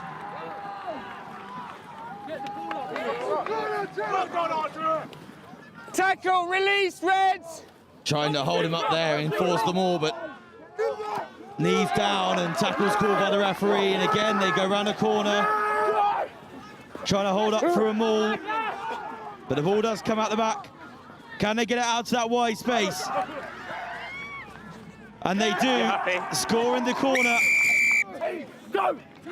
They know that they need to get that tee on. They know that they need to affect this kick. It's not going to be an easy one. It is not going to be an easy kick to make. But with a win behind them, if they do, that brings this game to a draw.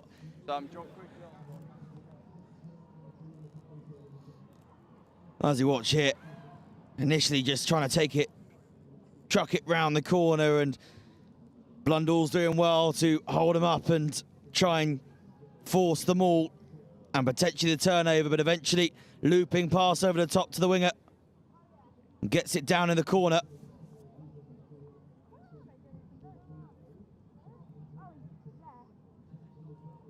I believe that was the number 11, Goldschmied,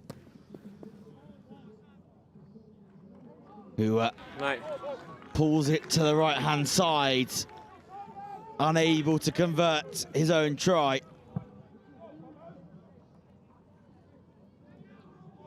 This means Blundel's still with a 2-point lead here. Blundel's taking as much time as they need to here from the kickoff, and they will fire this one long, it seems. Put the pressure on Trinity, who decide to kick themselves. Gents, that was accidental, so it's come off a red player who's in front, so it's just a scrum down, blue ball. Oh, and then it leads to a scrum, but it's his last play. Offside. Here's your mark. Time is up. Accidental, so he's charged the ball down, the man in front has then played it. So yeah, seems like the Lions, you remember? Yeah. No. Last play. So just gone forwards and then played by a man who's played straight into a man who's in front. So accidental, but he's onside, so therefore will be a scrum. Bind. Set. Strong drive from Trinity. They know that they have to play from within their 22 here and try and get up the other end of the field. First man is legal. Oh, and they've stolen it here, Blundels. They've stolen it. No nine. The Jackal tries to come in from Trinity, but they couldn't get it. Blundels boot the ball into the sky. And they have done it. They've held out to the end despite a late comeback from Trinity.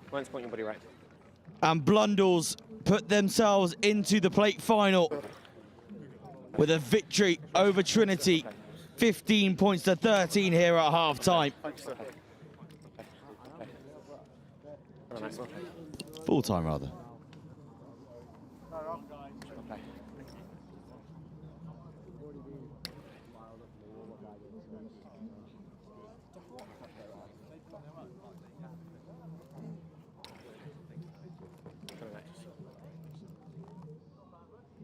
Thank you.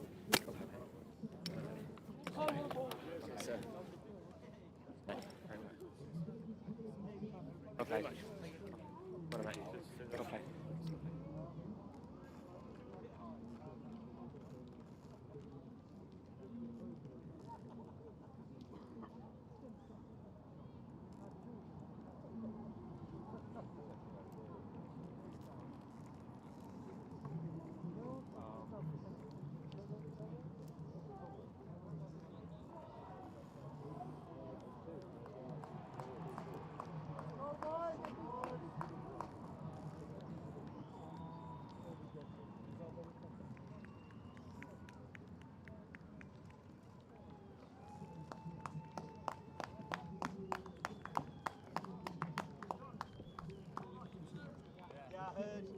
At least the shirts will soak it all up, won't they?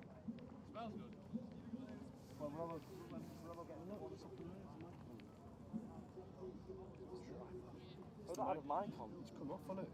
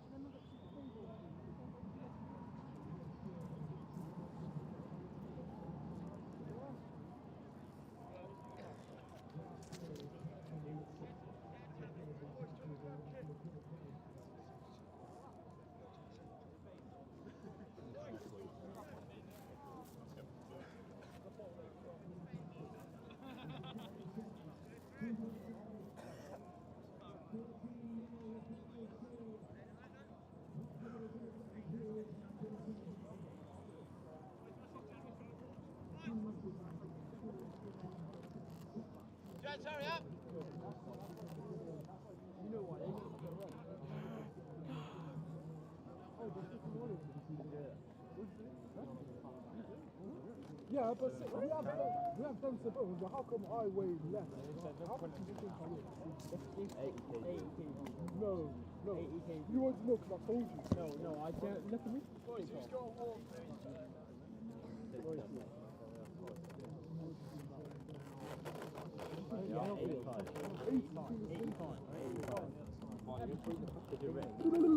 Okay, oh, because of the veins, that's why. You say you don't see the veins there. So I've never seen a vein in my life. My man's trying to skip high, but it's not working. Yeah, I didn't know. The heaviest I've ever been caught. Cordy? 95. Cordy, put down his split. What time do you have to be back over there? Why are you recording? Watch this. Sally, get off. Oh, you zesty boy. Why are you recording? Yo, Sally,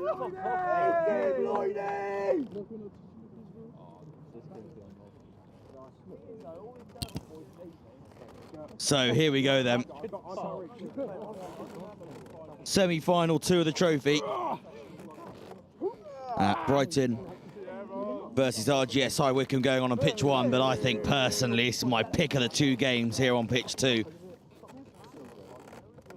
Milfield School. The last 2 years they've been champion.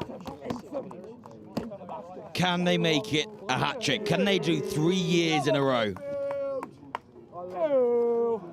And Kirkham, winner of the Sedbergh 10s. And just been a really strong side. They're my pick for this this fixture and for this side of the tournament as well. I think they could really go all the way, but Milfield just have that.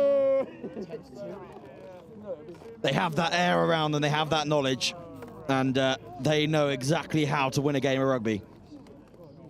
Come on, Lloydie! Eddie! Eat him!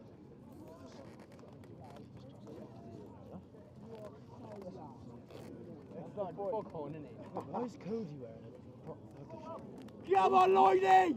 Is he on the pitch? Yeah, they left. No one else joined him. What's the chance we can think about? Lloydie! Eat him, Lloydie! Eddie, you're my hero! So it will be Milfield who will kick off from right to left on your screens in their red, green and blue strip.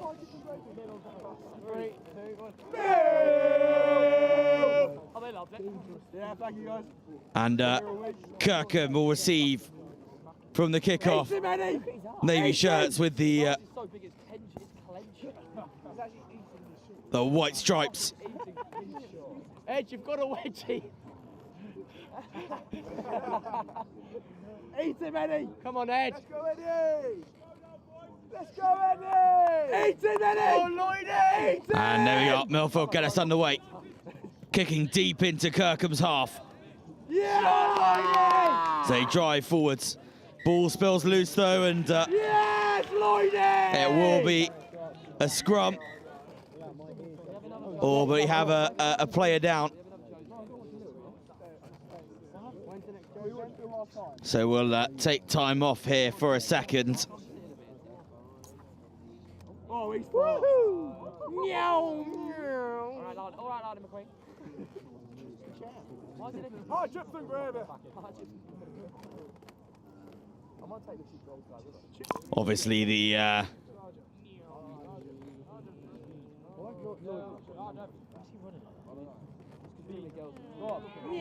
player that's down injured obviously needs to get some treatment. Player safety of utmost importance.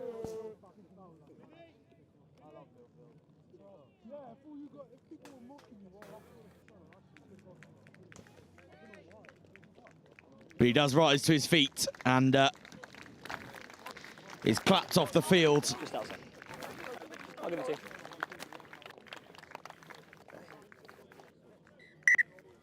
So we will Here's your mark. Here we go. resume back again. Time back on, and we will resume with a scrum to Milfield. Have him now. Seconds. Go, Red. Grips. Nice and steady, please.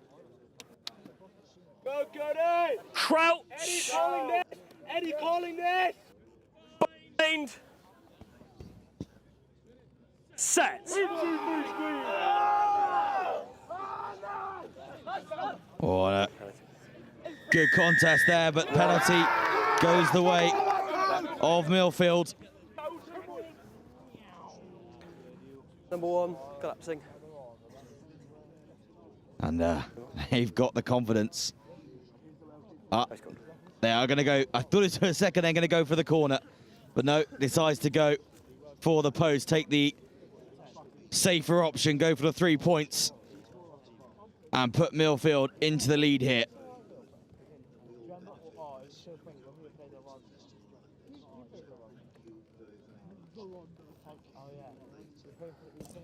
You just look at the scrum replay. This, just see on that far side, you can't quite see it, but just go down to the knees to Kirkham under the pressure from Milfield. That results in the penalty.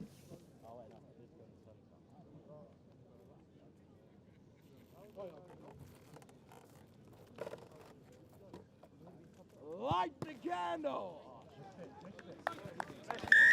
And the kick is pulled wide to the left-hand side. I think trying to overcompensate there for the wind a little bit too much. So a 22-metre dropout. We've got a ball. As they just wait for a ball.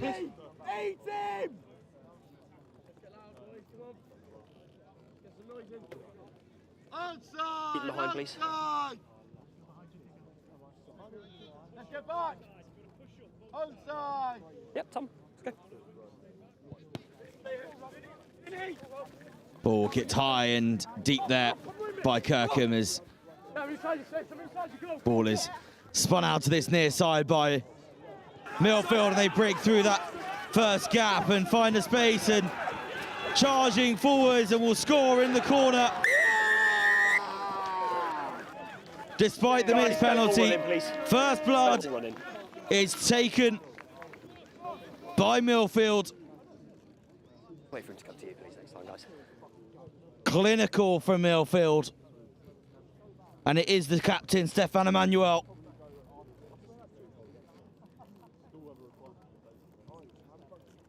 Just breaking through that tackle and striding through. Looked for the pass and decided, you know what, I can just step round him anyway. And dived over in the corner. That is how quickly things can change here. You would have thought that the missed penalty opportunity could be difficult, but no, straight back and doing better, getting the 5 points. And now for the potential added 2.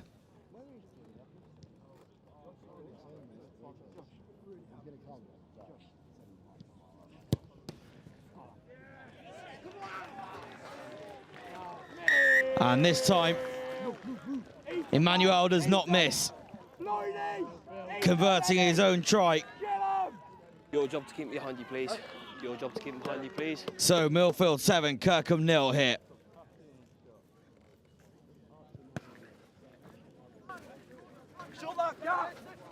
Backwards.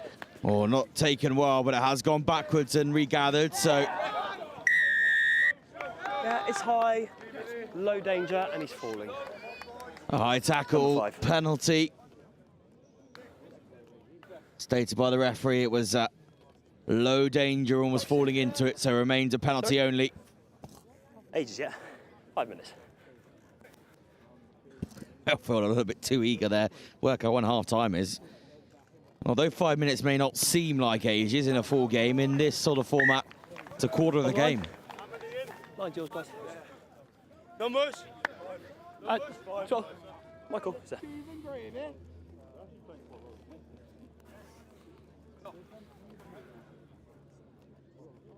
Blue, line, please. Line. Thank you.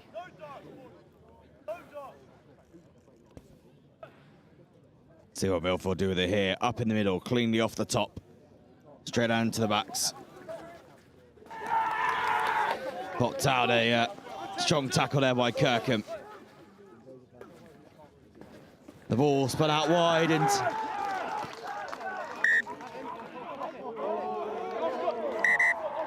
just a few little bits of frustration creeping in. And this kind of level of the tournament, you really don't want to see that. That's where you could cost yourselves a silly penalty. Kirkham have to be very, very careful. Line is yours.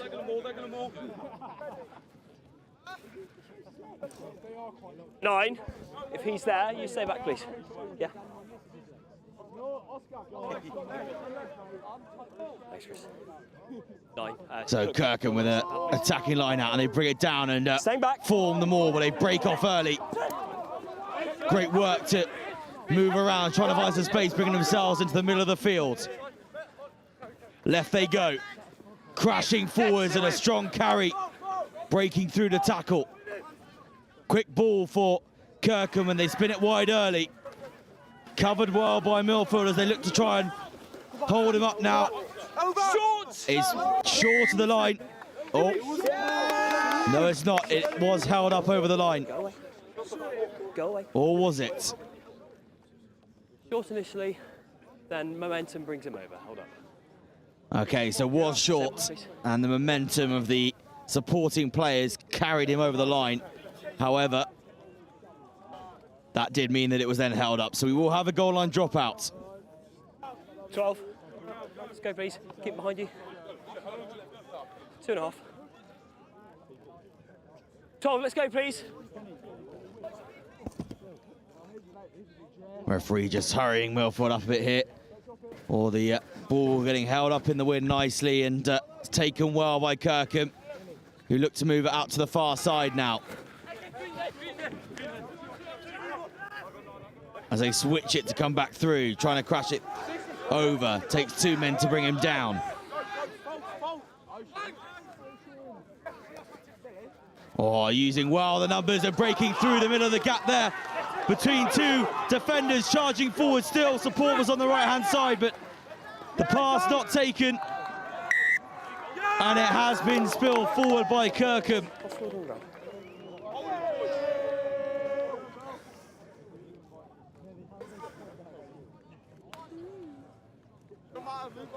Oh, it's a lovely break there. Lovely break by Kirkham.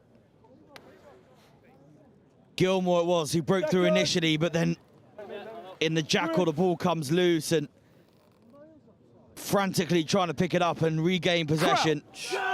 Kirkham spin it forwards. Bind. So a set defensive scrum here on the line, but it's an early shove from Kirkham. Too eager. Free kick given. Early push. Not helping themselves here, Kirkham. Free kick, guys. And the kick sent into touch. But it's only a free kick, so it will be a line out to Kirkham. Stay on your mark, please. Blue, let's get going, please. Kirkham are working out what they're going to do here. Here we go. Get up, Same again. Okay. Opted to go for the back. Beautifully used there by through the mark. Kirkham. Into the maul and driving forwards now. Rampaging forwards well. 8 out there, please. Slowed down now by Milfield. That's one Good side. pressure. You've got penalty advantage. Oh, and penalty advantage is now coming Kirkham's way. So they've got free Let him ball. go. What can they do with it? Oh, good pressure from Milfield. But there is space on that far side. Has he got the gas to get over in the corner? Oh!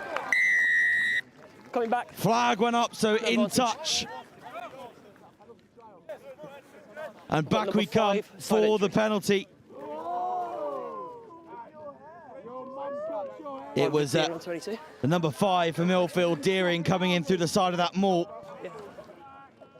That gave away the penalty. In at the side. Mark is here.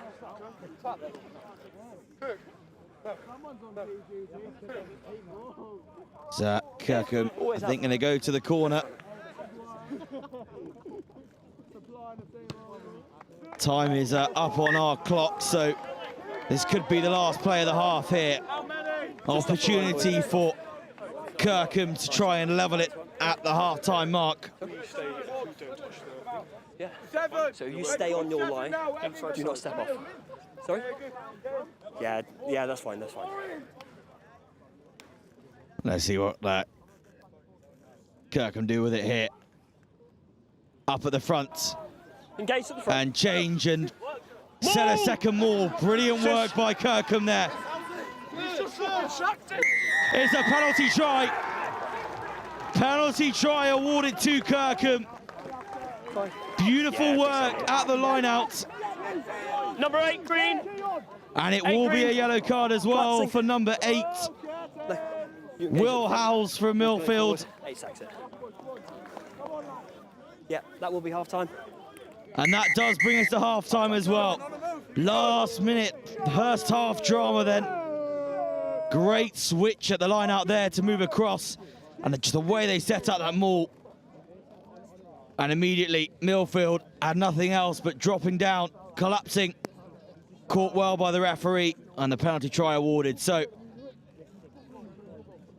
a draw here at half-time at the moment. 7 points apiece between Milfield and Kirkham.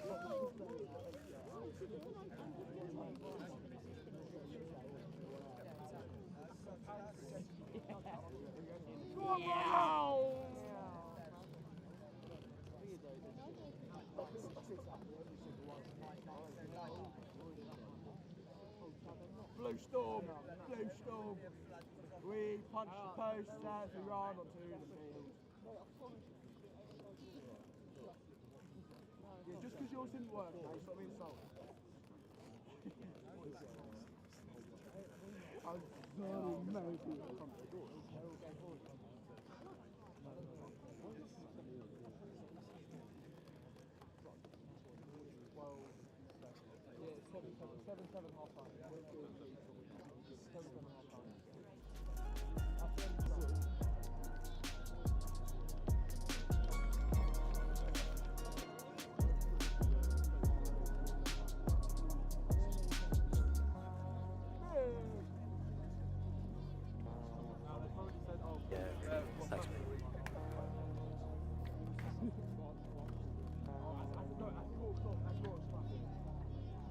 There we go, T-Man! Good shift, good shift! Long way to come to the T-boy, mate. Good run out.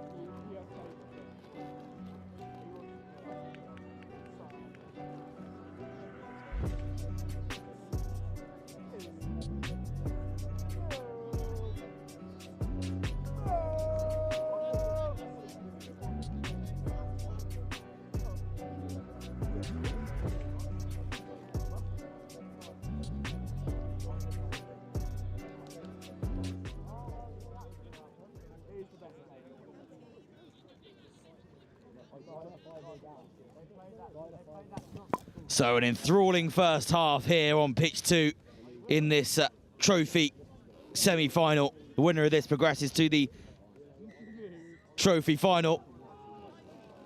7 points apiece here. Kirkham with a late penalty try. Oh, the ball spilled, but backwards says the referee. And Kirkham have turned it over. Great work. Oh, just getting stuck with the referee there. Tackle! But a reminder, that penalty try means that Milfield are down a man for the next 3 minutes. Help him, Josh. Crashing forwards again. Kirkham probing the Milfield defence, seeing if they can gain those extra yards and squeeze through. Get to the line, moving it out wide now. Cut back inside and 2 tackles shrugged off before gets wrapped up by 3 players. Good. Ball does come out available. Again, hitting that inside shoulder. Let me go now. Just moving that ball, trying to find that space, step back inside, but covered well, but the offload came in, passed that into space, but a strong tackle coming in there. Get a strong carry forwards. Milfield going for the jackal, but missing the ball. Going down the blind side now, Kirkham. Oh, working hard, and they've got over and they've scored. Great work, just picked up. He had men latched all over him, but managed to reach out and get that ball down. Not now. Not now, Toff. After the kick.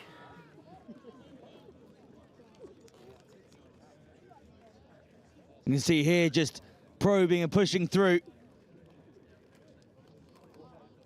Went down that blind side and caught short initially before first man in picks up the ball. Almost launches himself up and over.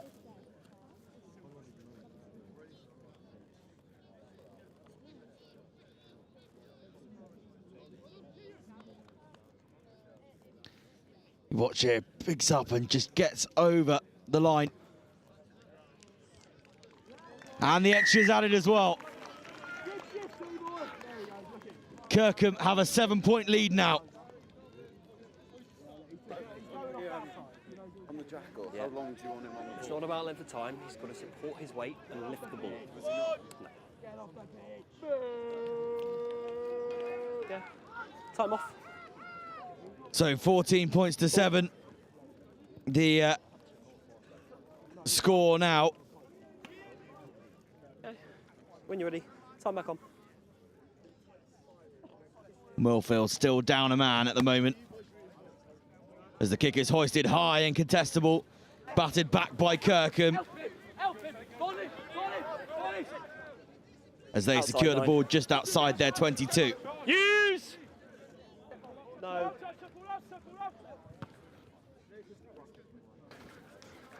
High kick, but taken with enough time to get the step in for Milfield, and then the penalty comes through. High, he's falling. It's a high tackle.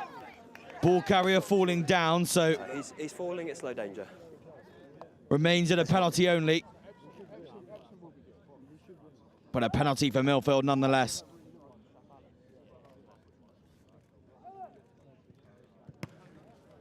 I've got bin back on. And the yellow card returns to the field.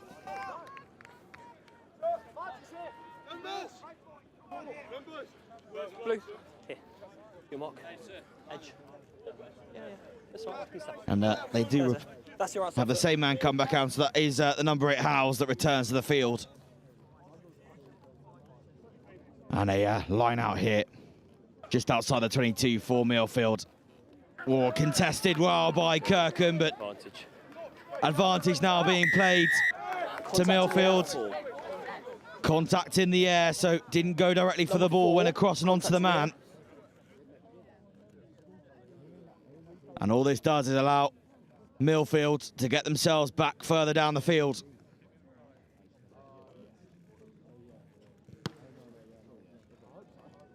And 10 metres out now. Milfield have another opportunity. White. Blue, blue. Here, yeah.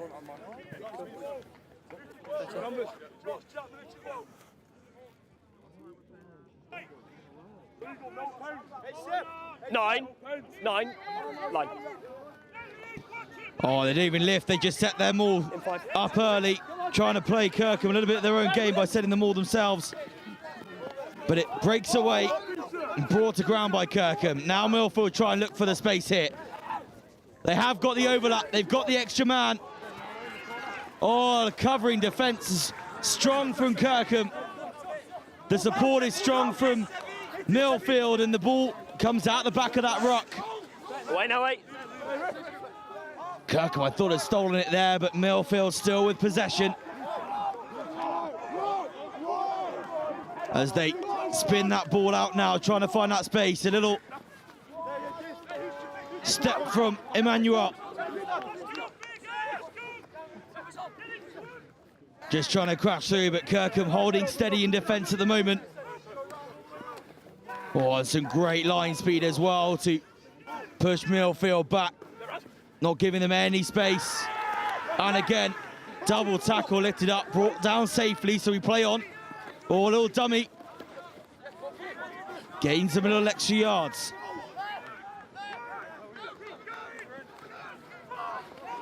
Strong in their tackling here are Kirkham, holding steadfast in their defence. Oh, another crunching tackle. And this will continue to boost them in their defensive efforts. Milfield are sticking to plan A. Going through, wide pass coming out into the wide channel. Good support there. Picked by the 9 and just trying to find out a little bit of space, but it has been knocked on. So playing scrum advantage now to Kirkham. 3 minutes left in this game. 9. Behind, yeah, inside. Back foot. Box kick hoisted high and stays in field. Milfield have an opportunity maybe in the far side here. Got that pass away before that tackle. Good cover by Kirkham, but Milfield are back to just outside the 22. Strong line speed again from Kirkham, closing down Milfield where they can. Oh, and shots coming in. Guys. And that just going over the horizontal there. I've got 10 late here. Lift me on the horizontal here. Which one do you want? It's there or here. 2 penalties. So an option for Milfield here where they want to go 5 metres that way. slightly close to the touchline or bang centre in the middle of the field. And what a surprise. They want to go a little bit close to the touchline. I think we know where this ball is going. Oh, sorry. It's either there or here. These are your choices, yeah? Yeah. 10 late hit. Then 2. It's a problem when you've got that intensity within yourselves as a team. Sometimes it can just get a hold of you too much, and it did there for Kirkham. That's number 8 on the horizontal. And the kick, absolutely spot on the 5 metre line. Blue. Line is Looked like it had caught the outside of the boot there and potentially would have gone dead, but no, absolutely on the money. And here is Milfield's opportunity. Just over a minute left of this game. Trailing by 7 points. And they form them all. It goes down. But it's short. But the ball, I believe, is available. Yes, it is. Milfield still have possession. Don't believe there's any advantage being played, so... Oh, and you're in the way. Kirkham trying to get the turnover there. Let the ball go. But on the line, please. You're fine. A slow roll by the tackler means that there was no opportunity for Milfield to try and clear the jackler off. Behind the line.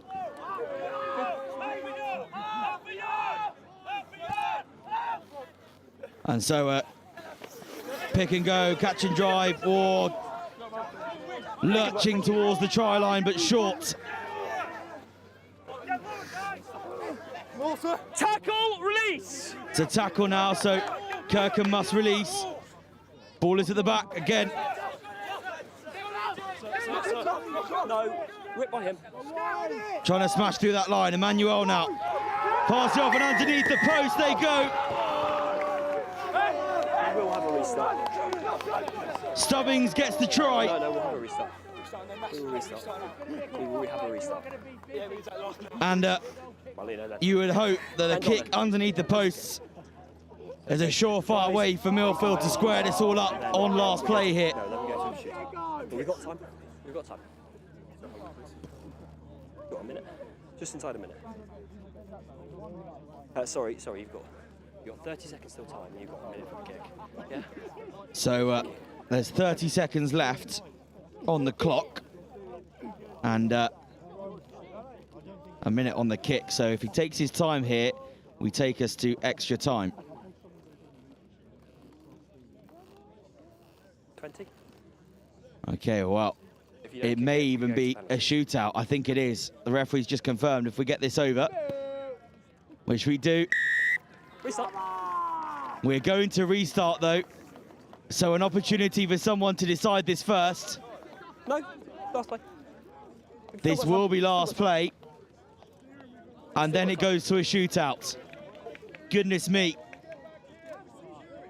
This could be drama in this semi-final at the moment. Unless we get a piece of magic. Kick hoisted high by Kirkham.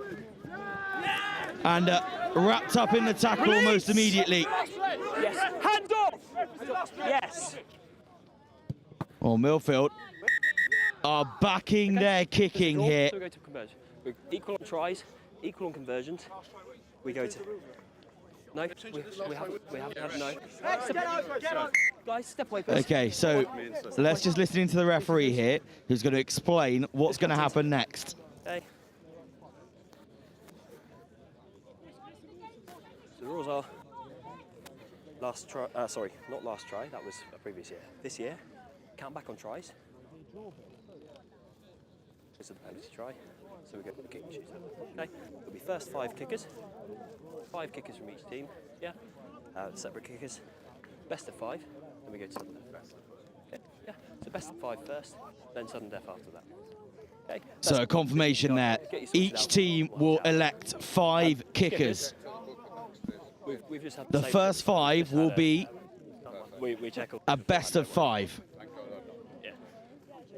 If the Guys, score remains level after the 5 kicks from each side, then we will have sudden death, and it will be the first We'll sort that out. We'll sort that out.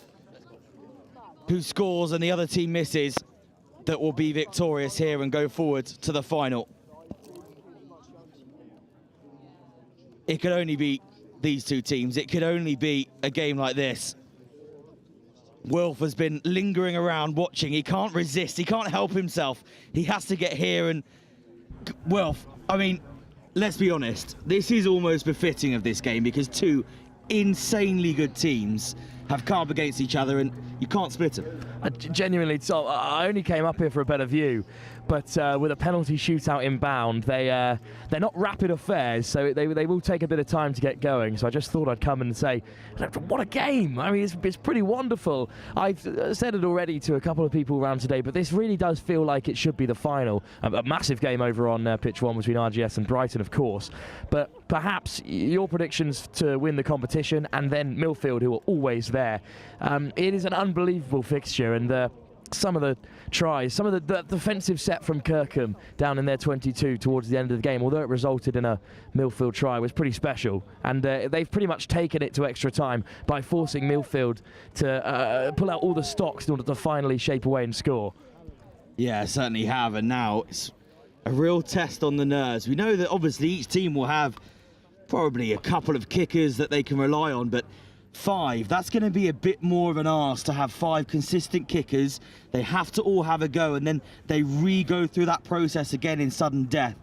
The pressure on individuals in this end of the competition, in this sudden death area, I mean, I'll be honest, I wouldn't want to be out there with the tee in front of me but that might just be because I'm a prop. But it's certainly something that is going to put the pressure on these lads. Well, look, we've had 1 penalty shootout today already. It was earlier in the bowl competition. It was between Strath, Allen and Wellington, and we went down to the final kicker. Strath Allen had 4 regulation kickers. Their fullback, their 9, their replacement 9, replacement 10, and then their 5th kicker was their second row. And he unfortunately missed, which let Wellington in for the victory. So you're absolutely right. It is so difficult to find 5 regulation kickers who are able to perform at the quality that's expected of them. And it will be a difficult ask, especially with the quality on show from both sides. And perhaps Milfield would have a few more regulation kickers than Kirkham. But again, just an assumption based on stars of play. But a really excellent performance so far. Yeah, certainly. Interesting as well, actually, and probably for the good. They've chosen, and how they've chosen, I don't know, but they've chosen to go down to the right-hand side, to those posts. That does mean that the wind is behind them. So it does allow for, perhaps, it may make it a little bit easier, obviously. But obviously anything can happen. This is knockout rugby. This is semi-final time. You know, these kicks are going to be absolutely crucial, and wind or no wind, they're still going to get it through those posts. Yeah, and they've opted for their strongest kicker first, of course, Stefan Emmanuel, who slotted a penalty in the final last year to win Milfield the game in that final play, and he's also scored a screamer down the corner, the first try of the game for Milfield. I did watch that down the bottom with the rest of the crowd, but a great finish and the perfect start for Milfield. Certainly is. Here we go then. First kick, as you'd expected from Emmanuel, successful. That puts 1-0 to Milfield. Does look strange seeing 1 on the scoreboard.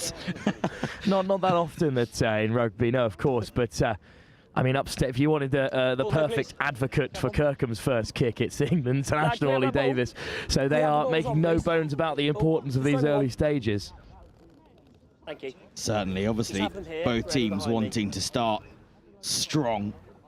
But as you say, as you get further down the order, if you're leaving your perhaps weaker kickers towards the end, are you putting it a bit more of a risk, or really does it make much of a difference? But either way, pressure on each one of these kickers. Well, it's regulation really for the Sail Shark to nudge it over from here. But you're right, as we get towards the less experienced kickers, nudging it straight in front of the post from the 22 isn't a certainty.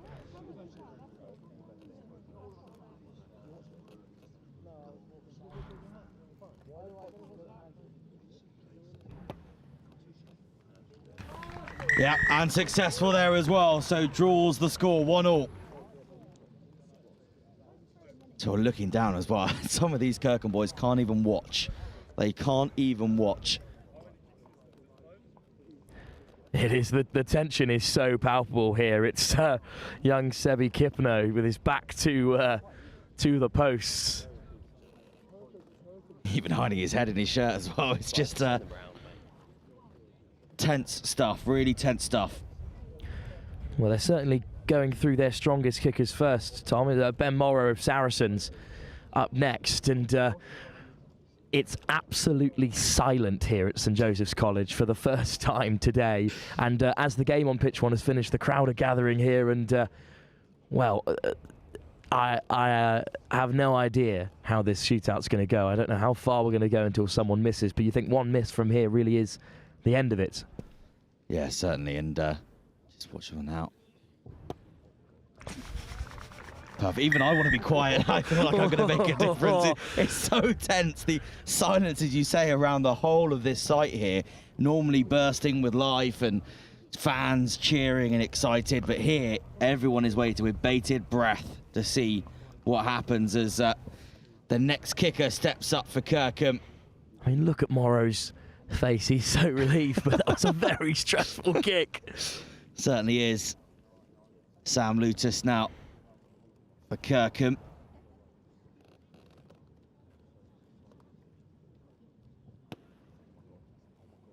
And again, kick successful.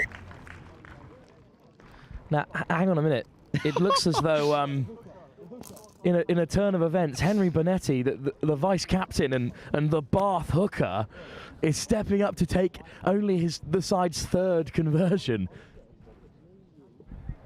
Well, we know what front rowers are like in training. Sometimes they'll like to hang around and try and show the backs how it's done as they're kicking at the end of the session. Maybe that is his forte. Maybe that's something he's practiced a lot and decided, you know what, let's go for it. I had my own attempted conversion in the old boys game on Friday evening after I scored for the over-21s, and I missed miserably. But Henry Bonetti of Bath playing a much higher standard than I ever have.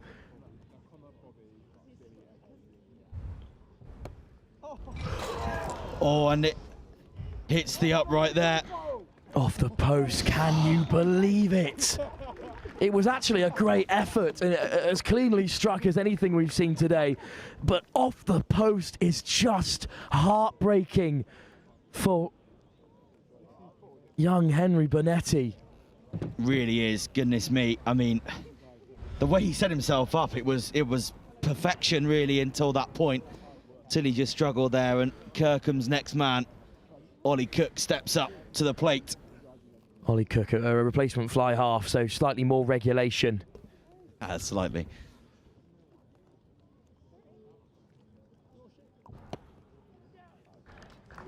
And that kick sails through, so that takes the score to 3-2. Advantage Kirkham here. Well, I've got to tell you that I am so nervous.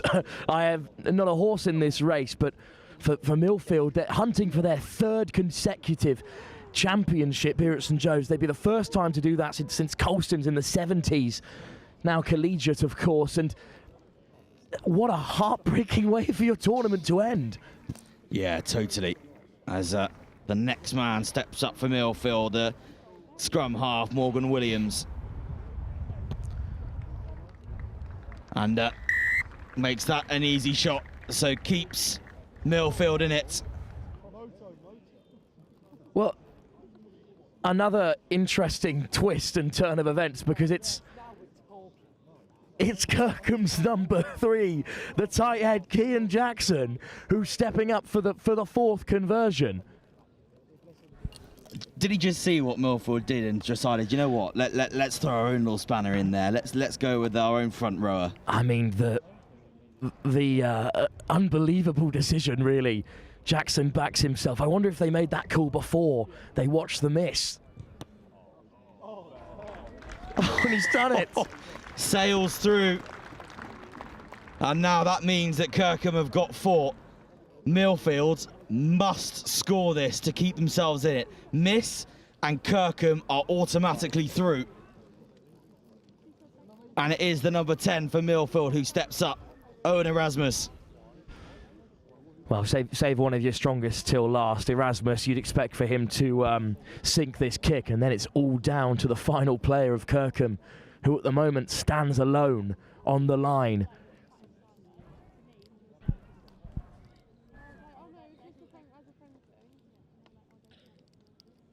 You could hear a pin drop here on Belstead Road. Absolutely. Fires it through the upright, so Milfield's still in this, but this is the opportunity now. Kirkham can win this. They've got the opportunity here. If they score, if the scrum half, Reece Hulse, scores, then that will see Kirkham through to the trophy final. However, if he misses, we will go to sudden death. Monty Logenberg and Seb Kelly sat with their backs to the post. Kelly with his head in his hands. The Milfield players, a few already down on one knee.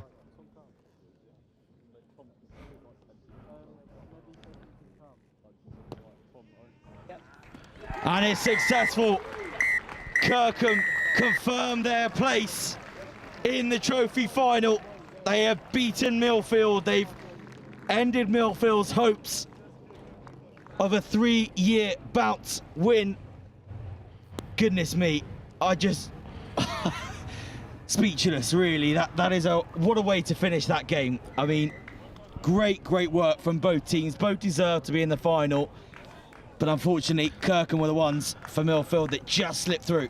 I mean, to be lost for words at this line of work, it really does take something special.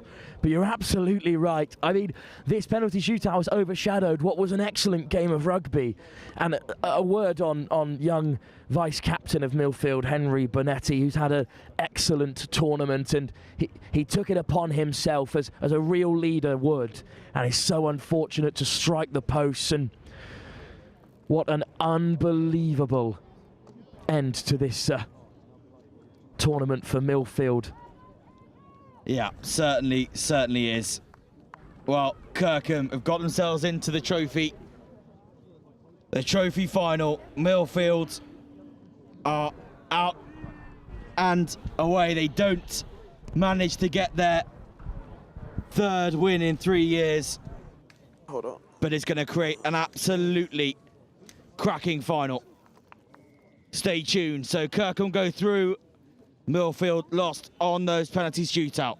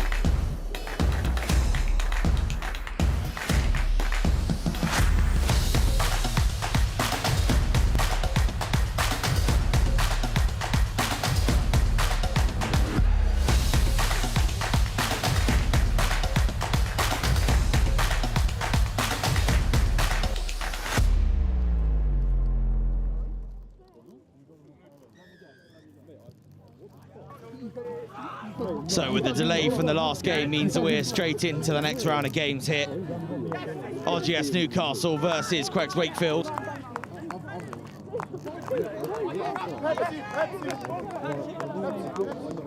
And it was Quegs who kicked off from right to left on your screens. Newcastle clear their lines.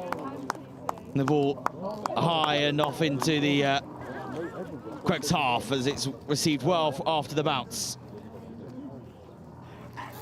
Trying to break through there and a little offload as they break forwards.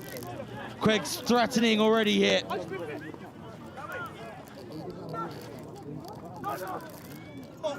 Moving that ball out, trying to find some more space.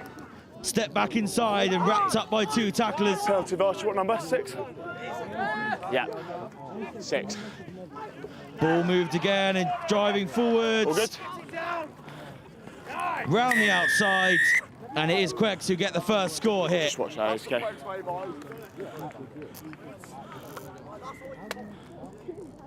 You like a fucking weight for it. Yeah, that's why I didn't do it. That's why I 25% off John Lewis, man. And 10. Hey, come here! I might stop. I actually want to do it. They are. They didn't employ me. I live around the corner. No, they employ me because my neighbour works there. See that? That's fucking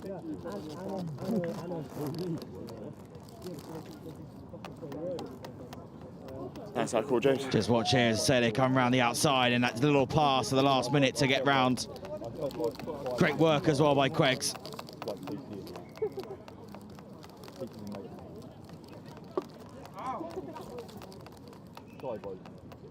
And confirmation, this is the third, fourth place for the Shield.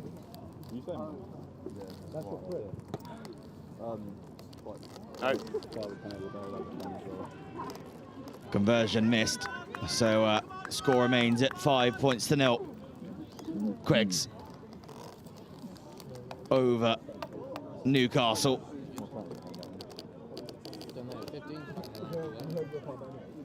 No, I told him like 10 people. Ball kicked nice and high. Oh, bounces off the back of a Quegs player, so Newcastle jump on it.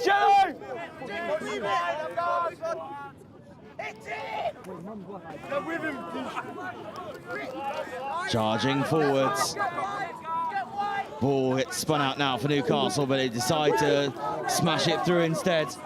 Could have found space on this near side, but defence covered across well now from Quegs, and no space available for Newcastle to run into.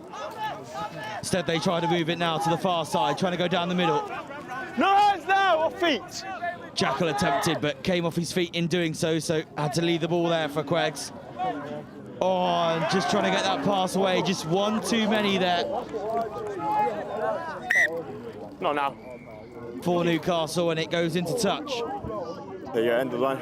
Take a step. There you go. There in the front, man.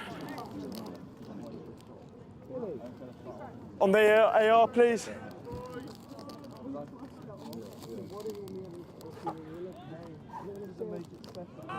I'm not going to do it, mate. I'm not going to do it. Tackle!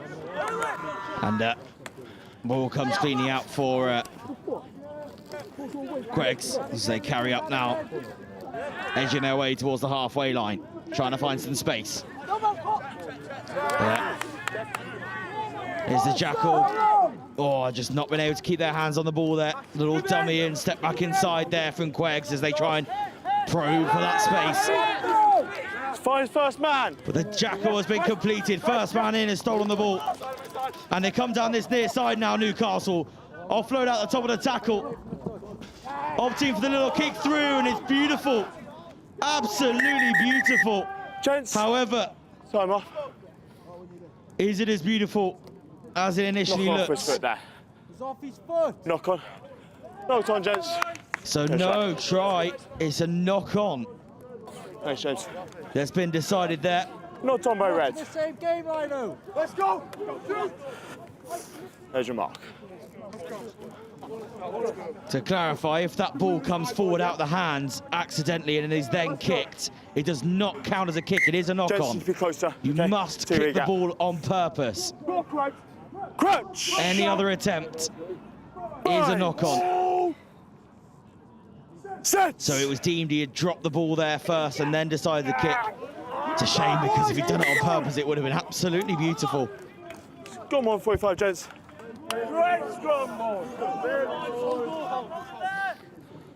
I need your bind on the back, okay?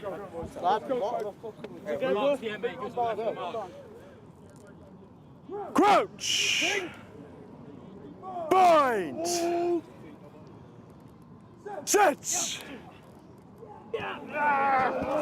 Strong shove from Newcastle and... shove. Got to hold the weight. Shove is deemed to have come in early.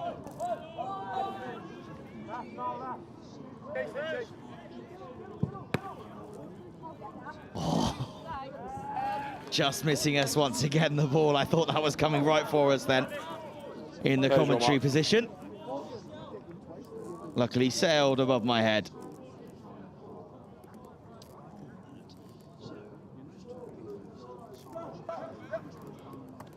Oh, great work from Queggs to get a hand in there, but it will mean that there's a scrum advantage. No advantage, not on the line out. For Newcastle, and we will come back for the advantage.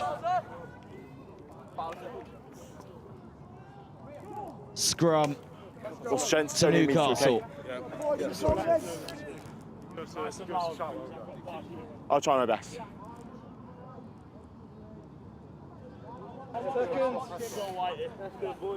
Crouch! Bind! Set!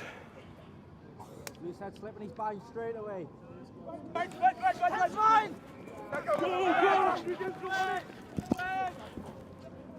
So charging forwards. Now Newcastle trying to find some space and crashing onwards they go.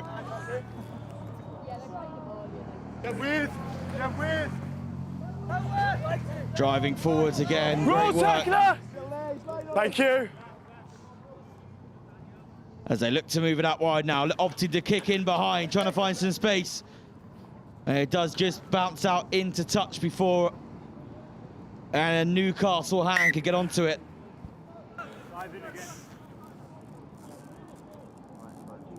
Five, gents. There's your mark. 5 called.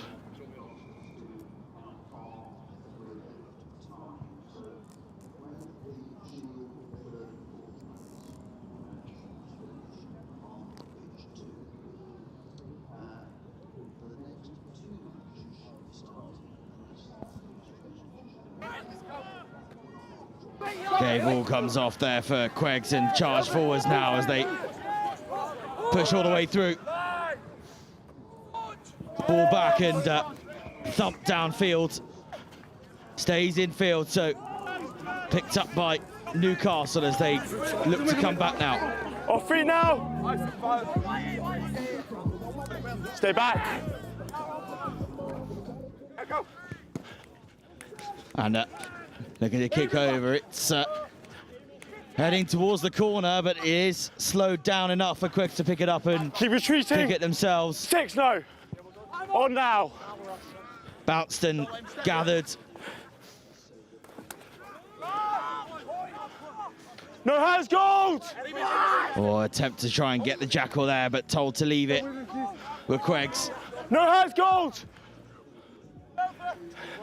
Newcastle spinning it out wide again, trying to find some space. And oh!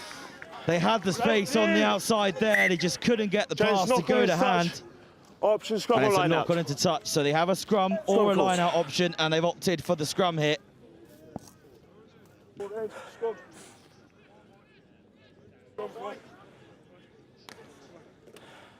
Mark's over here, gents.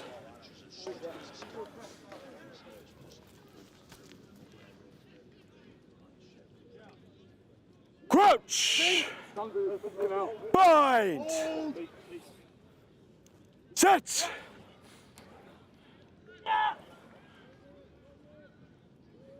Oh, yeah. Tense scrum there as working out where that ball was going to emerge from, and it does emerge out for Queggs as they now come forward up to the halfway line. Looked at the offload there, but decided against it, kept it held within. Can Queggs find a space? There's a lot of space on that far side if they can find it, and they have identified it, but there is a counter up there for number 1 offside. Oh, and they've been called offside already. 1 red offside. And they tap and go quickly. Yep. Oh, a lovely pass drifted over the top. Breaking through here, Queggs. No hands, red off feet. Stay back. We're at the half-time point, so will they get another score before half-time? Little pop inside, lovely Ryan. Good support there as well, trying to keep that ball alive. The little offload coming through. Dink through off the boots. Knock on. But no, that's a knock on, and that becomes half-time then. So Queggs unable to add to their score before half-time. And Newcastle struggling to get themselves over the line. I wasn't talking to you, sir. Thank you. So, Queggs Wakefield 5 and RGS Newcastle 0 here at half-time.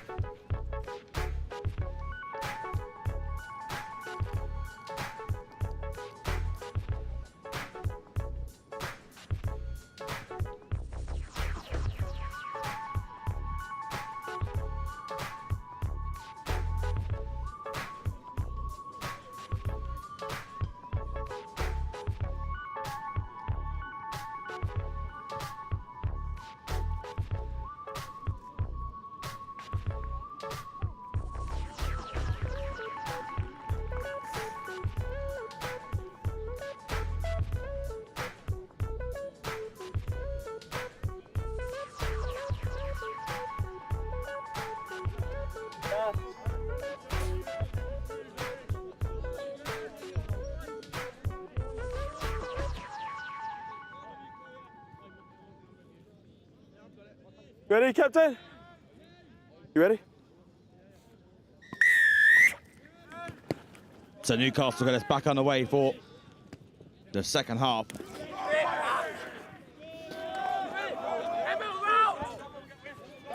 Taken well by Queggs there.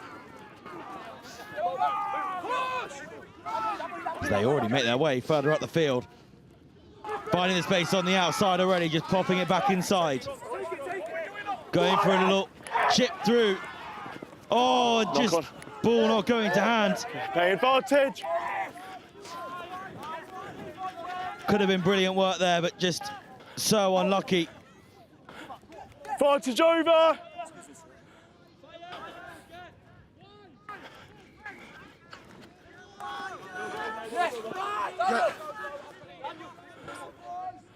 Oh, the pass going to absolutely no one. Putting more pressure on themselves here. Newcastle running into his own man. And then a thumping tackle. Drives him back. It's fine, come backwards. No hands. Backwards off Queggs and... can't squeeze ball there. No, not you. No, you put it down. You can't squeeze ball. Caught for squeeze ball, and second penalty. I've seen of that today. These players should know that. Gents, drop.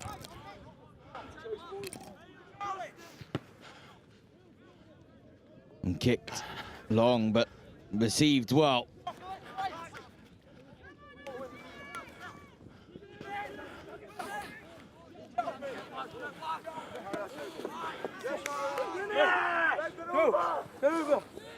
Good work to drive there as well.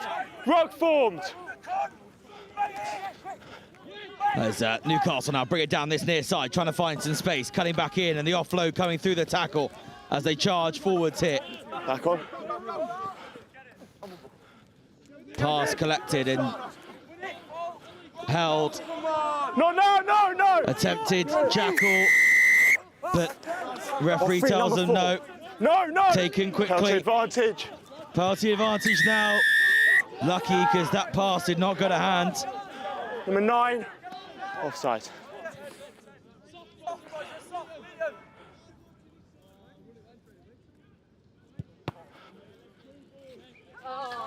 Yeah. Kicked into the corner. Do you watch here? Just Yellow, you're on the penalty. 5, okay? Cook taken forwards and never 10 metres, so shut down the options for Newcastle there. And that pass just not coming out the hands very nicely and going down to ground.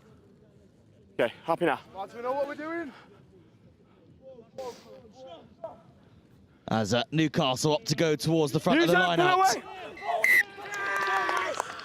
That says offside. Oh, and I think they've separated from the back of the maul there. That has caused No, accidental. the It's a scrum. accidental offside, which leads to the scrum. Accidental offside. Might spot that. Obviously, the referee's seen that slip away, I think, out the back. Go,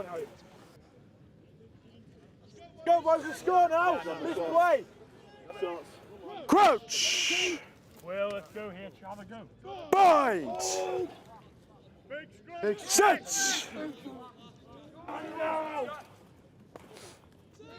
Balls out. Balls out. Get up.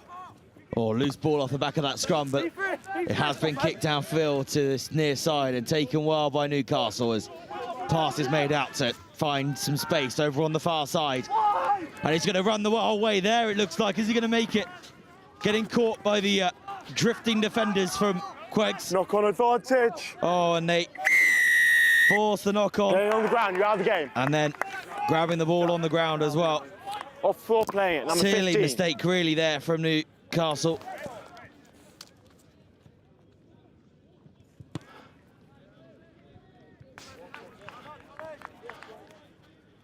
Cheers, James. Good call. There's your mark, guys.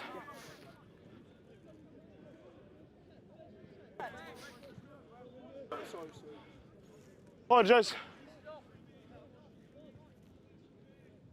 Time's on. On the 10. Ball comes off for Newcastle.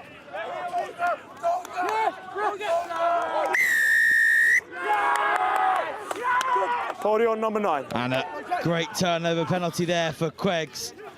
They celebrate that and quick tap and go. They don't want to go for the line-outs. But there's advantage. 9, offside. Not 10 from the penalty. Number 9, No, they're going to take more time this time. Are they going to go for the corner? No, they're going to go for the shot at goal instead and extend their lead beyond a converted try. And it's yeah, where you are. Back 10, James, back 10. the number 15, Oliver Smith, who's going to step up to the plate. Gents, no moving, okay? Get a rebound with Bangman, boys, come on. Newcastle have set up almost like a defensive wall, as if this was a football free kick here. Just put a bit of pressure on, but they can't charge down or even move. They have to stay still. Kick comes in and just goes wide. So it'll be a 22-metre dropout.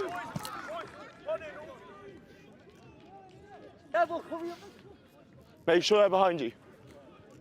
Behind me.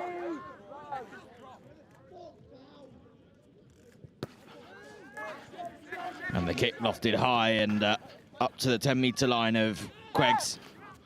They carry forward and try and slip through the middle, Hands but out, red. brought down. Off feet. spun, little dummy, and tackle has been lifted up and over. Few peeps of the whistle from the referee. Passo's on his land on his back. It's going to be a yellow card here for the number 7 from Newcastle. Keep going, keep going. Nico Savic.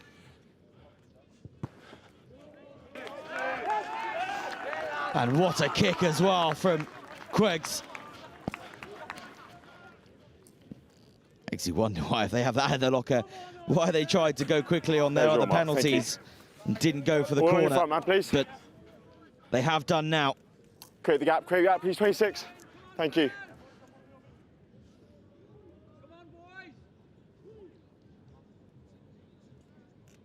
Cleanly won by Queggs. Setting up the maul and driving forwards, going round the right-hand corner now. Now then back round to the left. And still driving forwards, marching. Slowly but surely here, Queggs move forwards. Tracking sideways now. Taken in by Gold. Scrum, red ball. And the referee deciding he's had enough of that.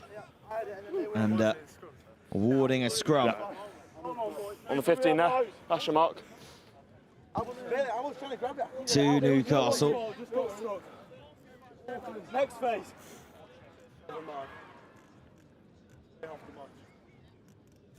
Deliberation there around what the Crouch! players could have done differently, but as they say, we just get on with the next phase. And this scrum. Picked from the base by the 8 and goes round the blind side. Gents. Try to find the space, No, not but quick. Option, scrum or line out. It's an option. Line out. Thank you. Scrum or line out, and they have opted for the line out. Gents. On your front man, please.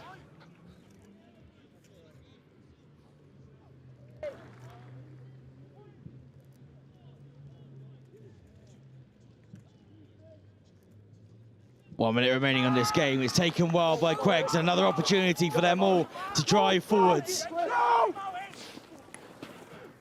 Down by Work yellow. by Newcastle here to spoil it, and use it. Looks like they may have. They have. They've got possession of the ball here.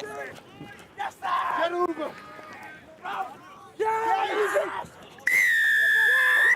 And the turnover comes for Queggs. 12, leave it. Hold it on number 12.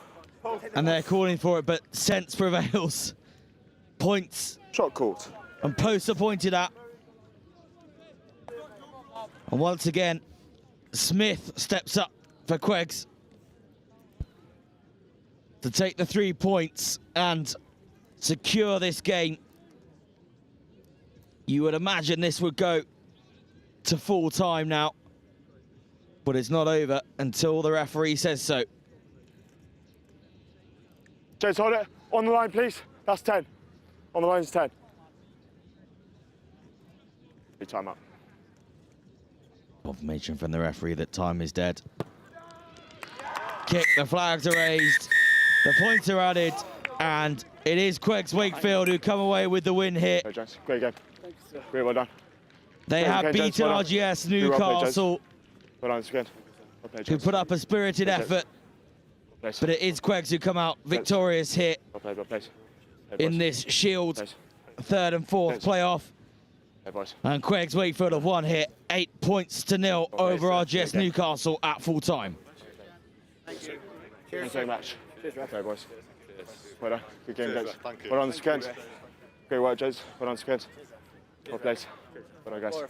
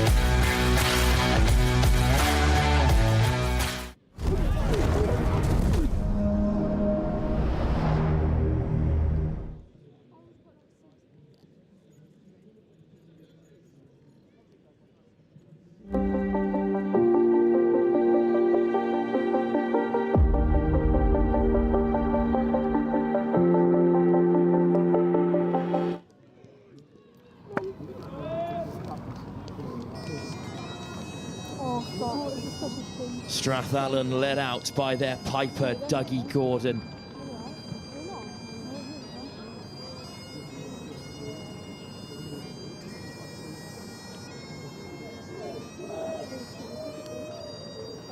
A wonderful tradition and a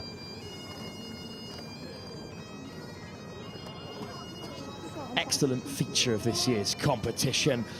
Hi, I'm Wilfred Kemsley, live on pitch 2 with Next Gen. Welcome back to another game here in the final flame of the St Joseph's College tournament. Over on pitch 1, it's cup final after cup final.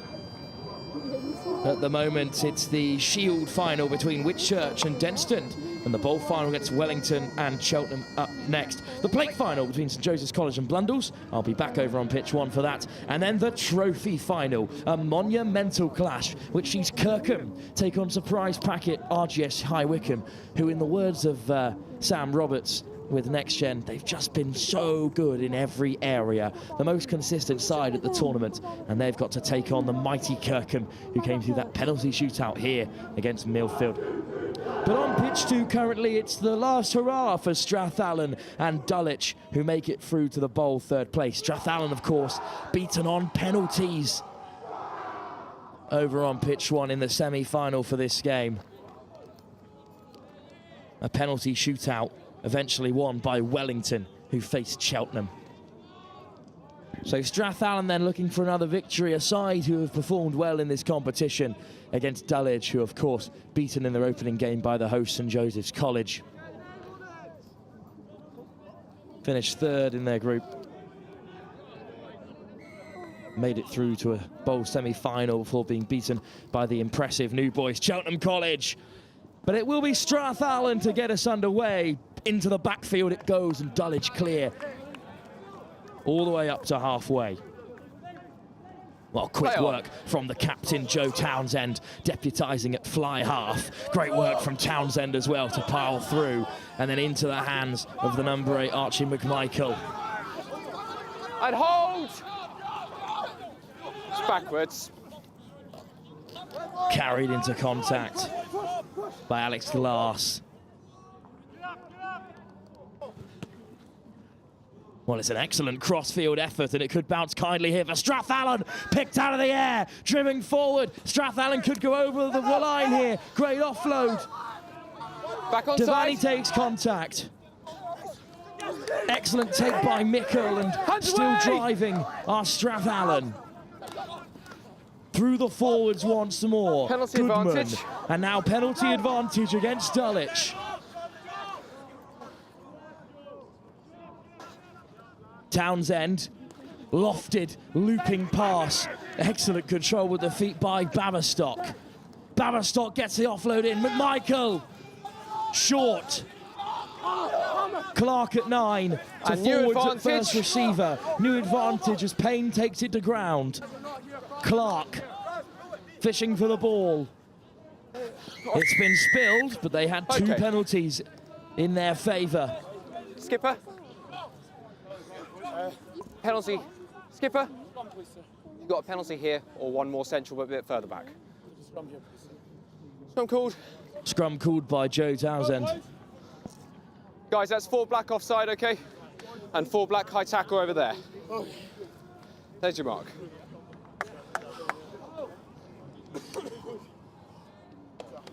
Scrum then for Strathallan. Clark with the feed. Only a few metres out from the Dullage line. A top start by the Scottish side. Bind! You need to get lower on crouch for me, okay? You're still pretty much upright. We'll have a reset. The referee instructions reset, not please. adhered to. So we'll start again. Crouch! Bind! Set! Well, a bit of movement in that scrum before the ball's in. And the penalty goes against Dullage. Clark quickly to get us underway. All the way wide they go. Here's Townsend looking to take it on himself. One more pass. Easy run in for Williamson. Strathallan are ahead. A perfect start. Skipper. In his third, fourth playoff in the bowl competition. Well, the scrum went down. Your tight head over there has dropped to his knee, okay? He needs to get lower. Beeson penalised. Clark get us underway as quickly as he could.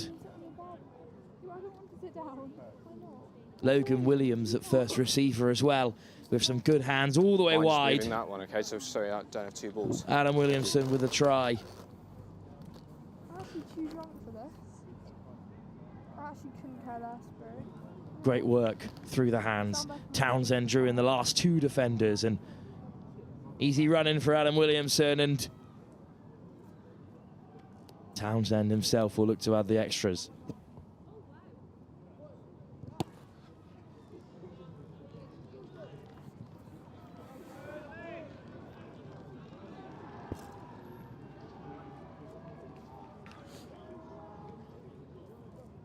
There you go. Thank you.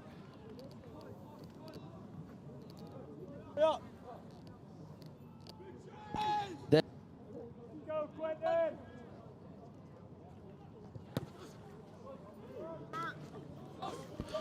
Well, we're back underway then. Ali Mully. Okay, release now! Back. With the kickoff for Dullage. Back comes Strath Allen.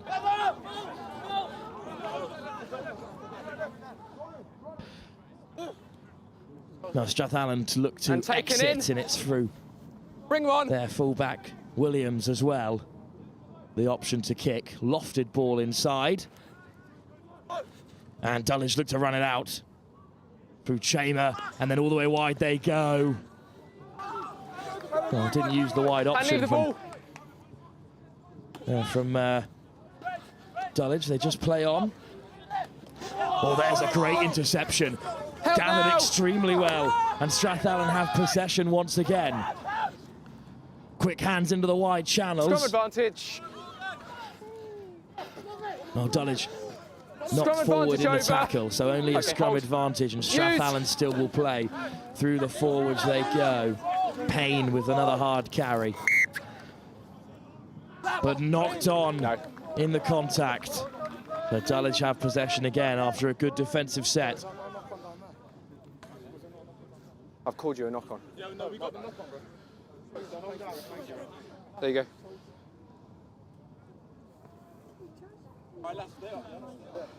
Scrum then for Dullage as they look to get this game back on track. Time off for injury.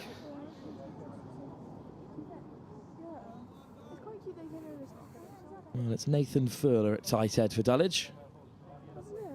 Number 19. But there'll be a break as there's a player down in the backfield. But Tom Chambers back to his feet. So the game will get back underway. I need you lower. You're looking straight ahead. You shouldn't be looking straight ahead. Michael Ejay is brought on.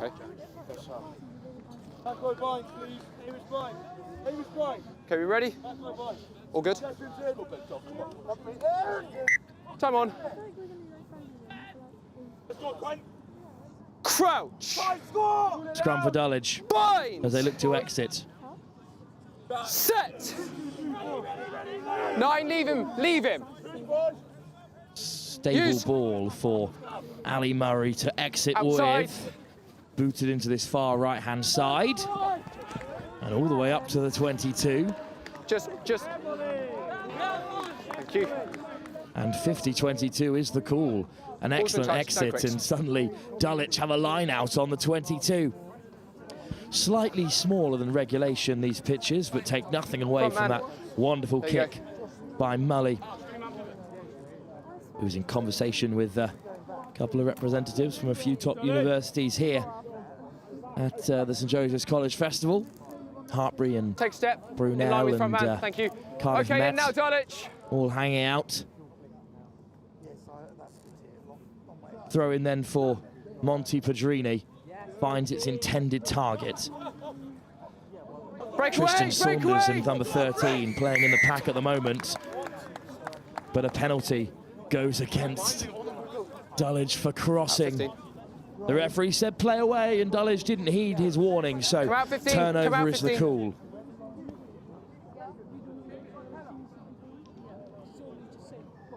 Strath Allen with the opportunity to clear.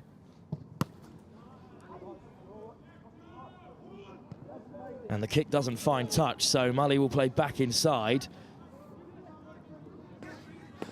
Looking to go all the way wide here. Lovely little show and go, and now it's in the hands of Ijay. Cutting back inside, but a big tackle comes in. Great defence from Strath Allen on the halfway. Another physical carry. Hands away! Well, Dullage certainly have had the lion's share of possession over the last few moments of the game, but a penalty goes against Devani. Second man.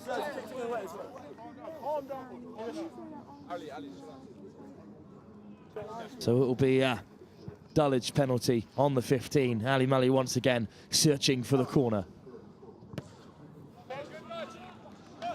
Up past the 22, Dullage will have another go with the maul.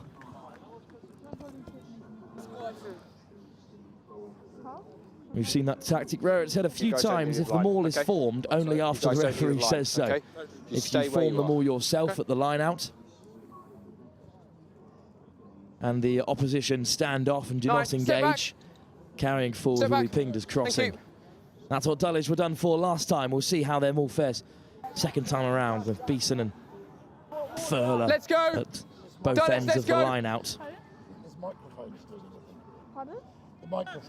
Well, it's a up go Dullage, and Pedrini finds his intended target in Kirkham, and this time they fold around the outside. Great carry by Saunders.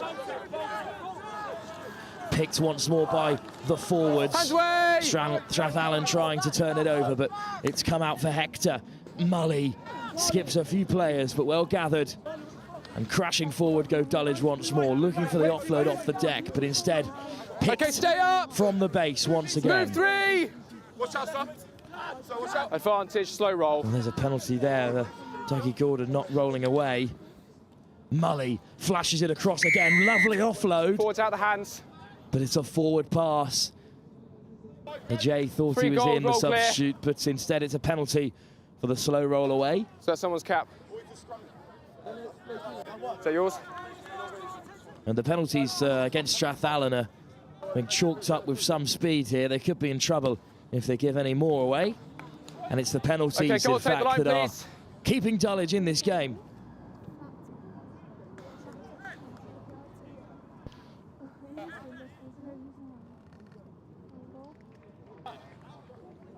Another line out for Pedrini, who's been on target so far. Kirkham, the likely target. This time, they go to the front. And the maul is set, and once again, Maunders breaks away. Almost there, just an inch short. Surely they'll crash over from here through the forwards. Held up by Strath Allen.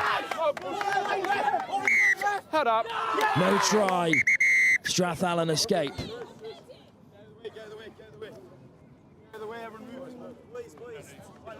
Well, unfortunately, there's a player down for Strath Allen. The medics rushed on field. That's half-time anyway. Half-time is the call here. An unfortunate injury to end the half, but receiving the appropriate attention. Strath Allen escape in the very last phase, holding Dullage up over the line, which means at half-time they will retain their 5-point advantage in this third, fourth place playoff. Strath Allen lead Dullage by the 1 try going into the break.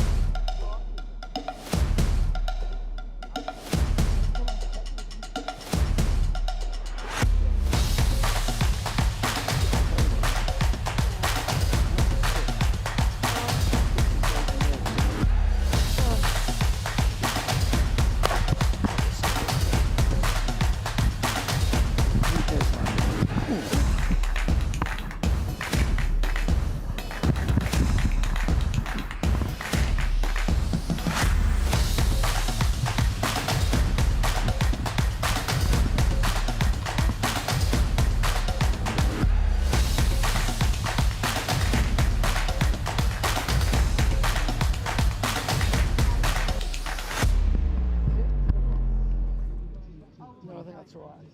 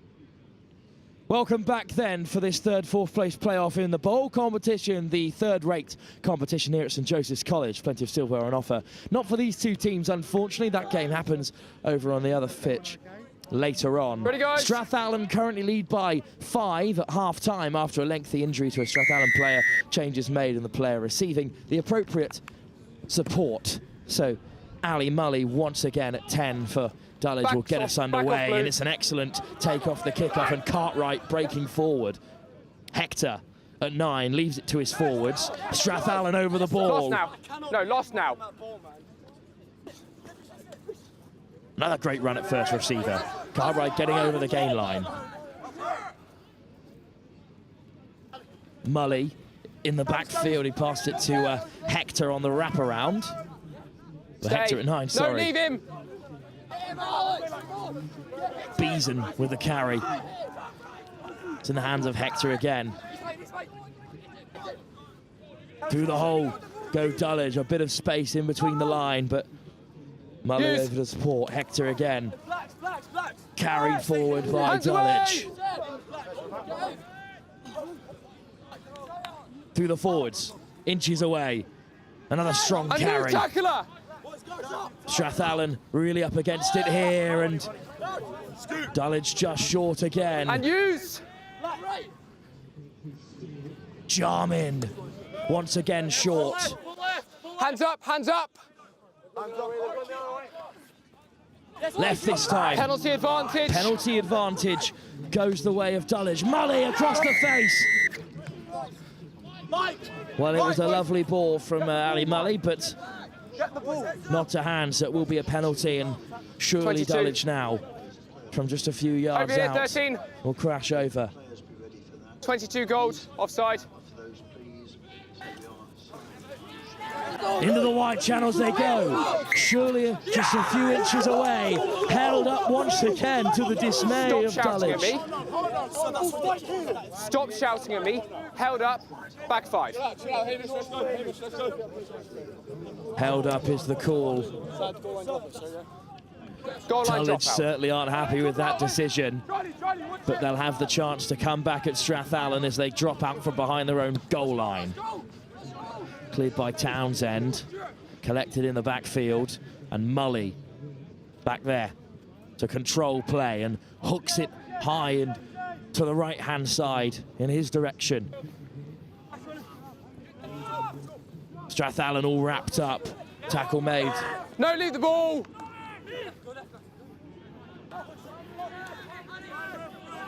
Strath Allen driving beyond the 22. Still very much in need of a clean exit. Now to the backfield they go. Back in.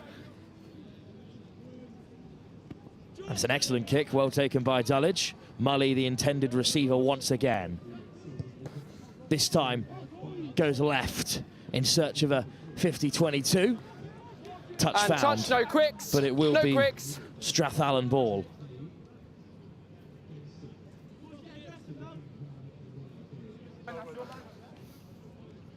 That's your mark. Strath Allen lead by 5, but as is the story at the end of the first half, Dullage are in the ascendancy. They've got a bit of momentum. Strath Allen failing to clear. They're being pinned back by the talented Ali Mully. Turned over at the line out, and Hector latches upon it. Mully always backwards from Davis, but forwards out the hands, well, it's backwards. been given as a knock on, unfortunately. Skipper, where's your skipper? Okay, it's enough appealing now. If it continues, you're going to be penalised. Clear? I've got a knock on, then bouncing backwards.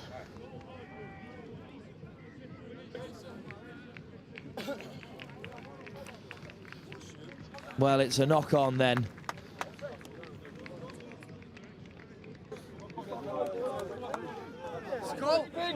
And Freddie Cartwright deputising for Peter Ash as the skipper in this game, warned by the referee. Too much back chat. Dullage unhappy with how the decisions have unfolded so far. But the standard of officiating in this tournament has been excellent, with assistant referees on both sides. Okay, Strath Allen win the scrum, picked by McMichael, who drives forwards. Dullage are over the ball. There's an excellent clear out. Gray.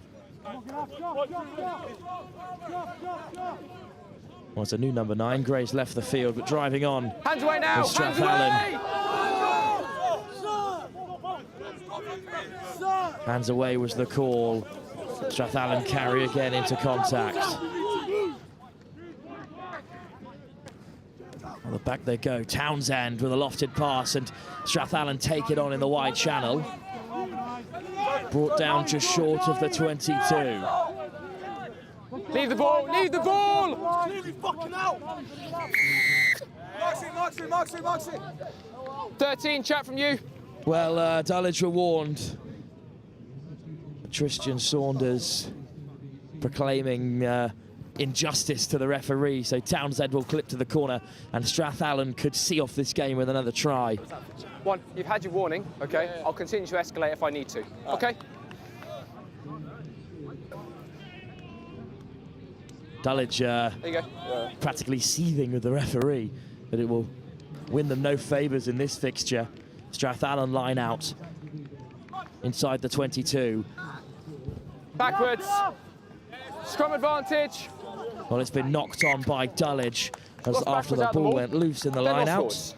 Archie McMichael gets a hold of it in the line out before it spilled. And unfortunately just spilled. Scrum then. Strath Allen, even better opportunity perhaps than the line out they've just had. Fortunate really to still have hold of possession.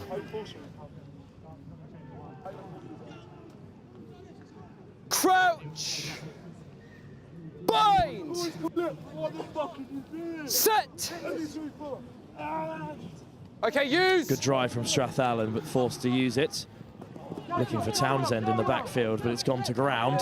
Two big fends for Joe Townsend to get away from his defenders, and now scudding inside of it, Jay. Townsend could go all the way here. Eventually brought down. Lovely offload. Strath Allen with a bit of momentum. Looking to see off this game once and for all with another score. They already lead by 5. Townsend flashes it wide again. Good ball for Strath Allen. Hooked back inside, but driven into touch. Missed opportunity. Dullage will have the line out.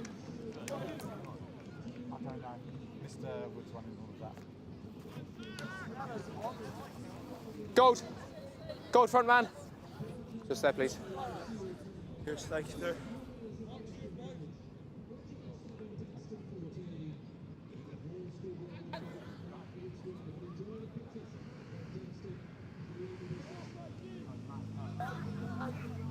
Line out for Dullage then, in need of an exit from this difficult situation. Let's go! Well, the ball's gone loose and it's gone Strath Allen's way after the knock-on. And they'll carry hard. Lovely run by Cooper. Still going, Boyd Cooper's over the line. Strath Allen score. They pounce on the Dullage mistake. They weathered the Dullage storm at both the end of the first half and the start of the second.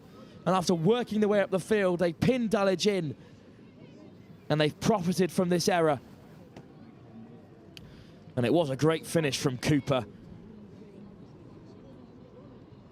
Great injection of pace, little show and go from the hooker. Through the tackle of Mully. Drives over the line. Strath Allen go 12 ahead with not long to go in this final game of their tournament.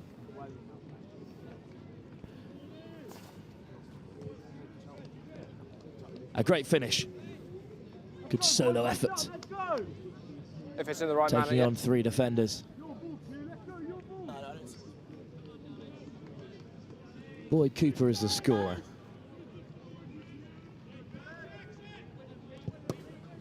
Kick off for Dullage then. Taken cleanly by Strath Allen. It's a good carry as well. Give them a bit of momentum from the try scorer Cooper. Taken back, calls the referee, so they won't look for touch. This time Mully takes a bit of contact himself. Hector has it. Beeson. There's a bit of space out wide if Dullage can use it. All the way wide they go to a J. Supported by Cartwright, the skipper on this occasion. Hector finds willing runners in Charlie Jarman and support. Now here's Mully. Looking to play from here, Dullage. Great hands out wide, but that last pass just over the head of the final winger, and that is the game. Oh, no. Time. Instead, the referees are going to have a word amongst themselves. The clock is off. Full time. Oh, full time is called by the officials. Checking for some kind of foul play that might continue against, but it is in fact full time as expected between Strath Allen and Dullage. Strath Allen take the win and will travel back up north with a good taste of the St Joseph's College Rugby Festival. Fond memories of the successful tournament. Even if things didn't always go to plan for Strath Allen, they navigated a difficult group and they'll finish on a high of 3rd place in the bowl competition. Well, more rugby to come here, of course. Over on pitch 1, Cheltenham currently take on Wellington, and in the bowl final, we move up one conversation with the plate final between Hampton and Trinity. That's live here on pitch 2 with Next Gen at the St Joseph's College Rugby Festival.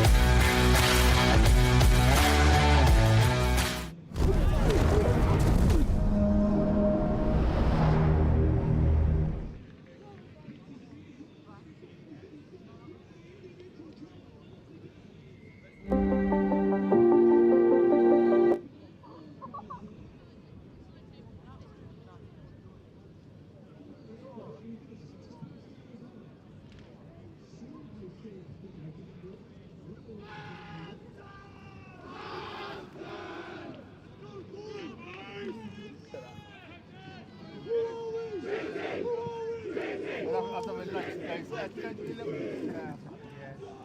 know that mic's quite.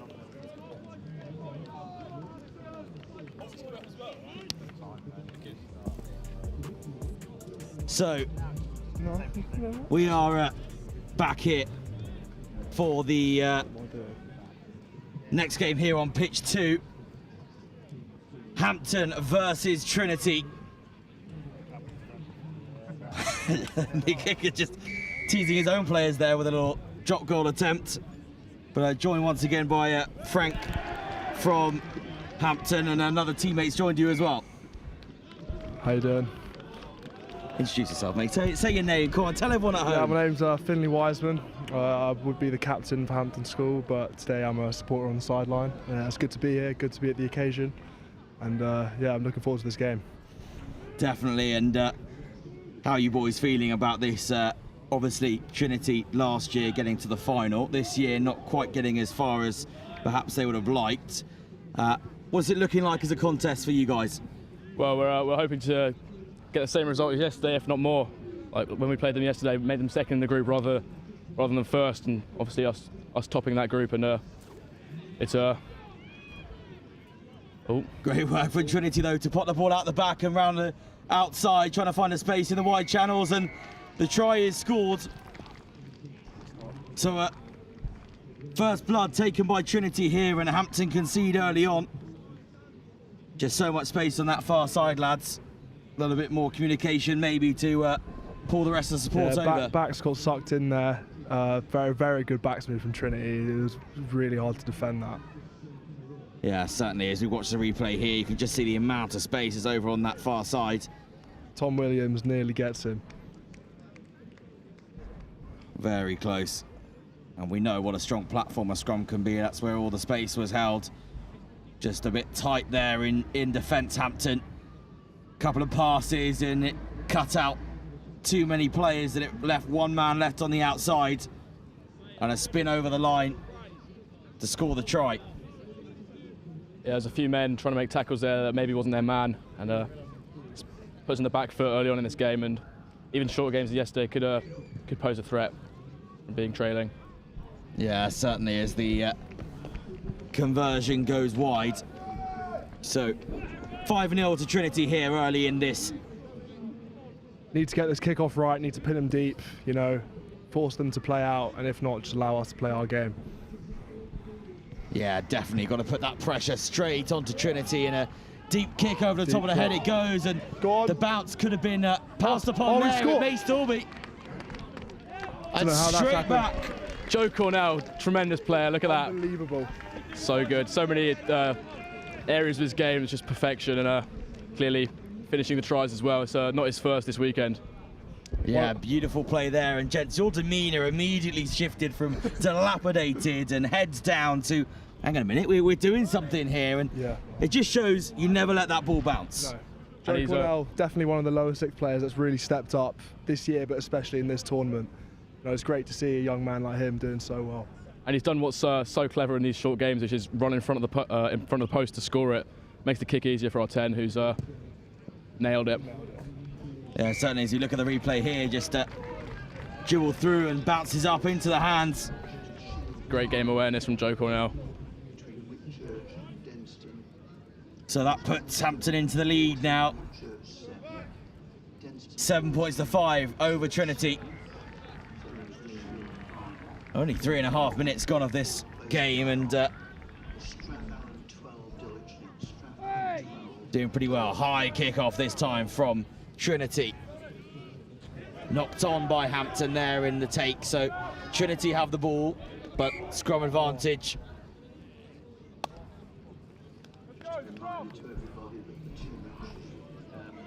Now, this is almost the identical position from where Trinity scored their first try, so a little bit of change of mindset maybe for your lads here in terms of how they set themselves up in defence. Yeah, Trinity will be fancying this because of what happened a few minutes ago, but the boys will have known what they've done wrong and spoken about that, and will adapt to that, and they'll have to do a different move if they're going to break through. Yeah, definitely. You can't typically get away with it twice, and you'd be a bit silly to try. But we're just stopped here for a second. for a blood injury. I couldn't quite see it behind the big screen. But just a nosebleed, I think, so therefore a replacement has to be made for Trinity, and they're having to make a few adjustments maybe in the back line here.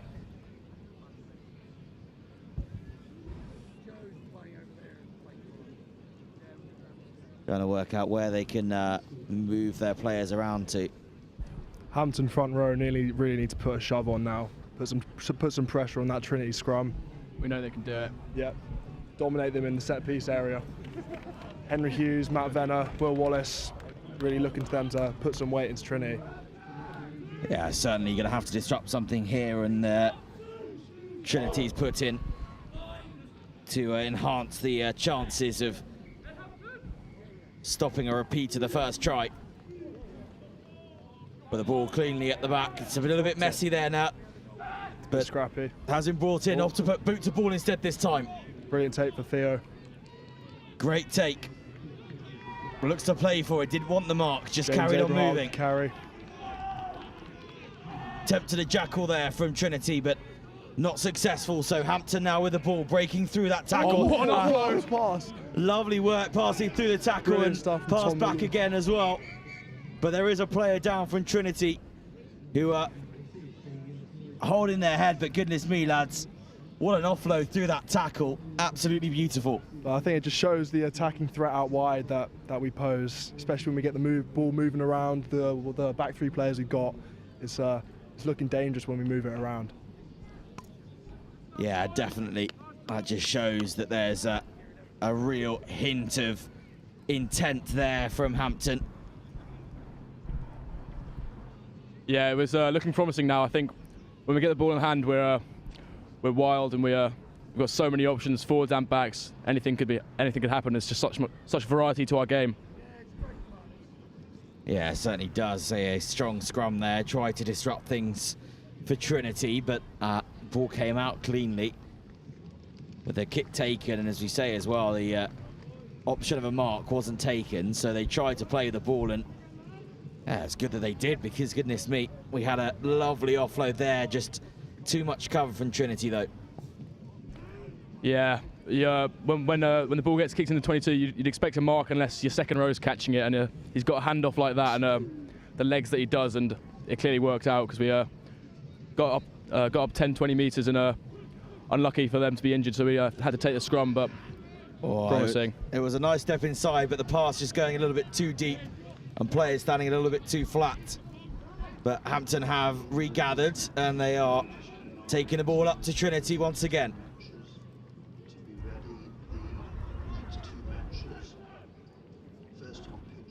Pass back and good option that downfield, and just up to this side of the Trinity 10-metre line, and it will be a Trinity line out.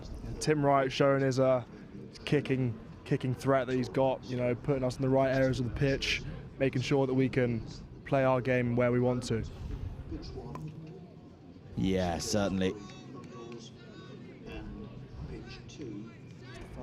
Brighton, Milfield, St Joseph's College, Blundel is the play. So a opportunity here for Trinity. Wide gap of that line out, and it went wide. Sorry. Frank, calm down, calm down. I know you want to support clapping up in the commentary box. You can talk instead. Go on, tell us about that. Well, you know, last year we played Trinity. They did us over, and this year we beat them yesterday. We want to beat them again, and we've got them again in 2 weeks' time in season. So it's a bit of a three-game series we've got going on, unofficial, of course. But yeah, if we win this one as well, it's promising for the 70-minute game that we'll have in the future. Yeah, Trinity overload. It's a little bit there, but that's good to kind of measure yourself against constant opposition. A strong tackle back there, and opting to put boot to ball, and it trying to be picked up there by Hampton, but was knocked forwards. Good drive backwards, but no advantage, says the referee, so we come back for the knock-on for the scrum. It's a good job from Hampton. Even with and without the ball, we can keep them this half. It'll be handy, you know. Now we're up. Just keep the pressure piling on. No complacency. Yeah, definitely. 3 minutes left of this first half, and it is Hampton with a narrow 2-point advantage at the moment.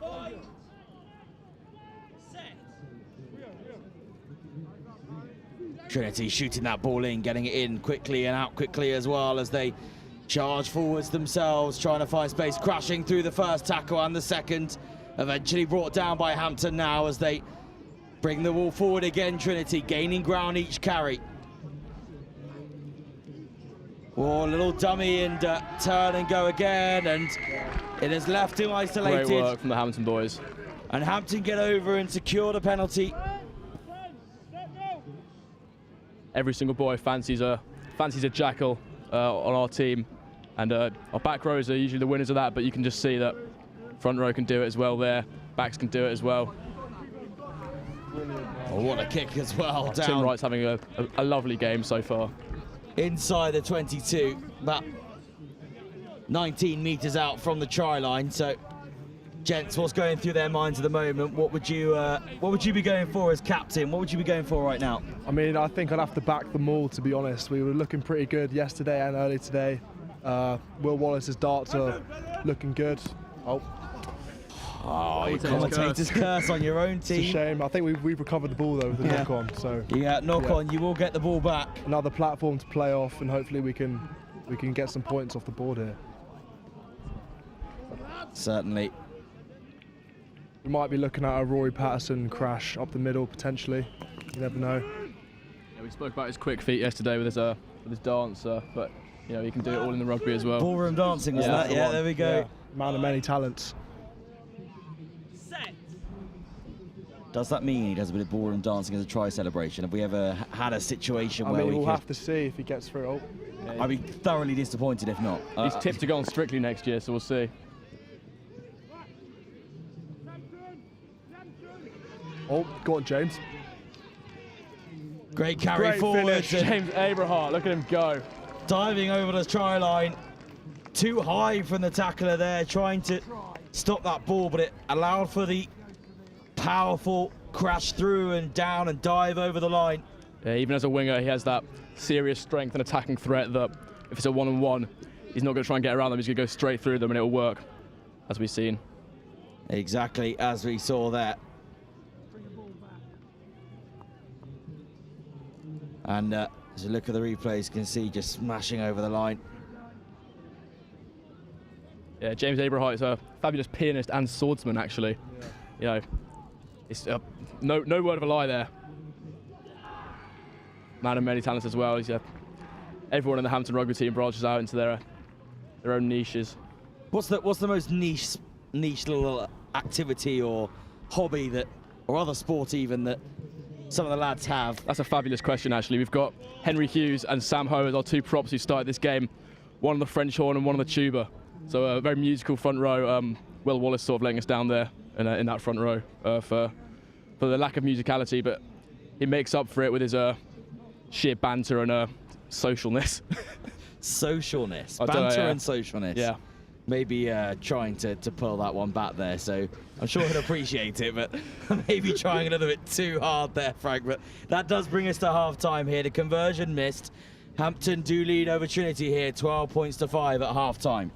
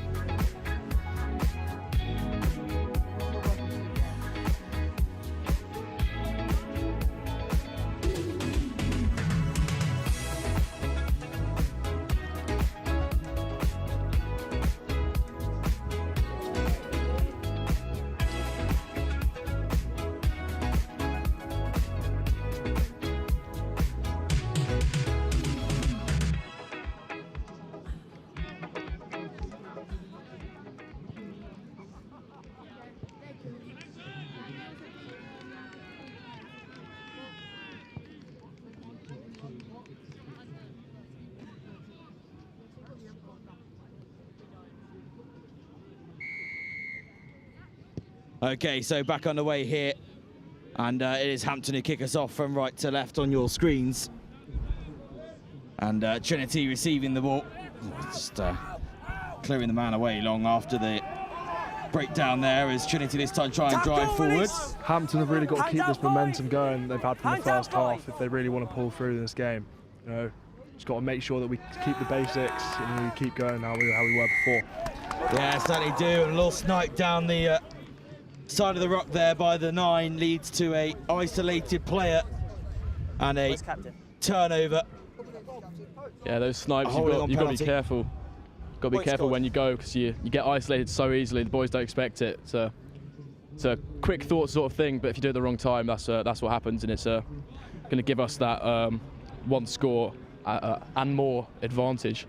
Certainly, this edges you out to a 10-point advantage if you can get this over. But we know that kicking down this end of the pitch is much more difficult than the other end. The wind is coming from left to right into your faces.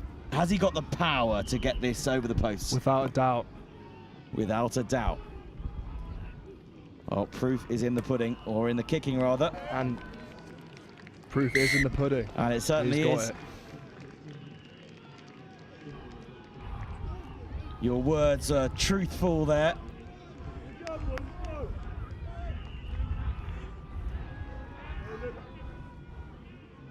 And so that takes the lead to 10 points now. Hampton 15, Trinity 5. Trinity are going to have to do something in the next few minutes, really, to put themselves back into this game strongly.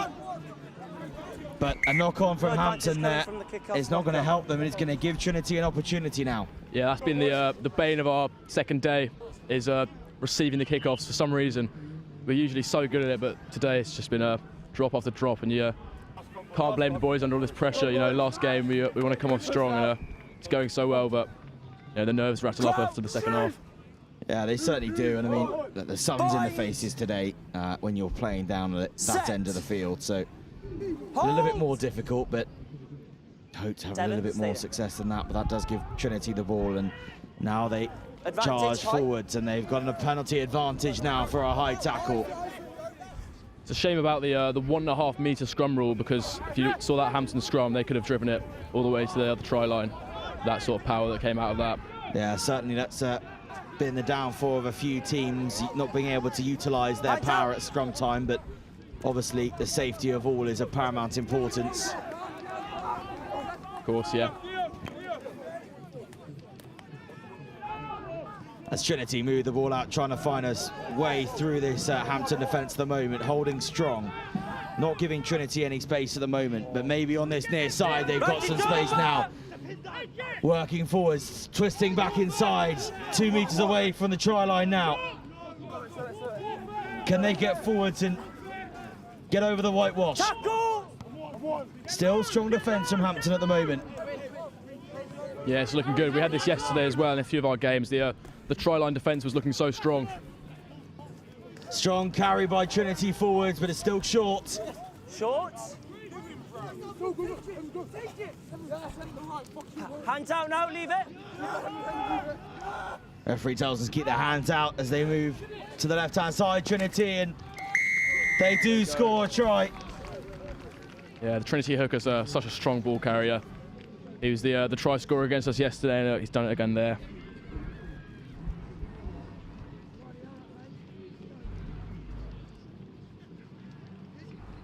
So that's number 2, Quinn Singh, who has scored there.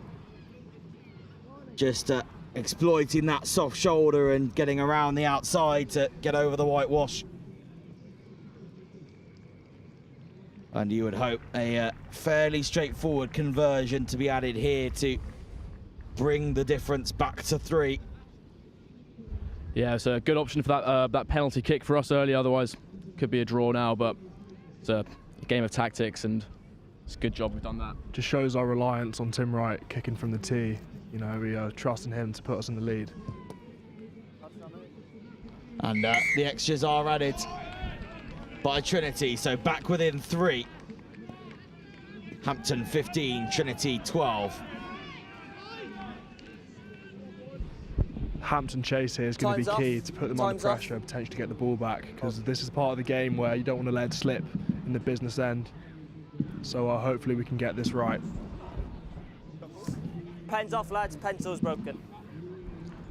I think now's a good time to give a bit of a shout out to some of the fallen Hampton boys who couldn't quite make this tournament due to injury. Nick Liner, Ben Connigan, Max Cardosi. Who else is there? Anyway, taken well by Trinity there and kicked down into Hampton space. Got to keep this in, and they do well there. Could have been a 50-22 on otherwise, and instead just looks to go and turns on the pace and breaks forwards. Leave it now. Trinity trying to get over and steal that ball, but not doing so successfully as they crash forward once again. James Abrahart relying on his running ability rather than putting boot to ball. Got to respect it. Just that pass not going the way he wanted it to and bouncing out of the hands. Maybe just took his eyes off it there. And scrum now for Trinity just outside the 22. Keep working, keep responding. 4 minutes left of this game here. 4 minutes that Hampton have got to hold out and maybe try and get another score for themselves to see this game out fully. But for Trinity, they need to get back somehow. Well, that's going to be through the boot and get themselves a draw. Won't be the first one we've seen today in knockout rugby. This is a time where Hampton's leaders really need to step up and prove by example, especially for the younger ones, just to see this game out. Oh, certainly, but Trinity breaking brilliant. Through. And it's going down. Lucky for the boys for a slip. Yeah, exactly. Slipped there and lost his footing, so didn't have the option as to where he came down. But Trinity still had the ball, trying to space on the outside, and they will score in the corner. Credit to them for that wonderful offload. That not sure who threw that, but wonderful offload to the 10 who scored that. It's can't give any disrespect to the Hampton player there, because that was a phenomenal break and great work after that. Brilliant piece of skill. Yeah, it certainly was. We look at the replay here. Great work out the back. Gonna be on me. Beautiful. There's not much you can do about that. Not much at all. Tough kick though, so could help Hampton out if we get down in their half and win a penalty. This could be a key conversion because it leaves the game within 2 points, meaning a penalty could potentially. Is it? Come on, boys. There's no need to fall out over who said what. Both on the same mindset. You're both thinking well. That's the main thing. England rugby mindset. As we wait for Trinity to take this crucial conversion, as they said. Yeah, Tyler Lowe off Ches and Colby chasing for the kick. Oh, he's got it. Wow. Kick. Brilliant nudge. Goodness me. Great nudge, and that puts Trinity 4 points ahead, so it must be a try. It must be a try. You've got 2 minutes for Hampton. Oh, no, you got a sub. But Hal Lehman's just come off the bench. Strong player so far this tournament. Got tries to his name. See what he can do. High contestable kick and advantage. Oh, yeah, and it will be a penalty. Knocked on and offside. Corner, lads. Knock on by 11. It's got to be. Number one's regathered. Got to back them all. Got to back the forwards. I mean, careful. Remember last time you said back them all. Remember what happened last time. Well, got more faith in them now. They know what this can mean. They know what this matters. Look at that. Tim Wright found it just to the 5 metre. Brilliant kick. He's performed so well this game. Every credit to him. Putting the forwards in the prime position to deal some damage. It's a great gathered line well and brought down into the maul. Inside. And broken around the left-hand side. Over. And have they got it down? Yes! That's what we like to see. Look at that. Great 1 minute to go. Drain the clock. Round the corner. Just saw that empty space and drove forwards. And despite the attempts from Trinity, they could not hold that ball up. Try was confirmed by the referee. Who was that? It was, I believe it was Will Wallace. No such thing as commentator's curse this time. Wallace, undoubtedly. Well, you're welcome, because I think I stopped you before you cursed yourself. Well, in the first half we had the question, what does Will Wallace do? And that's what he does. He scores tries from the back of a maul.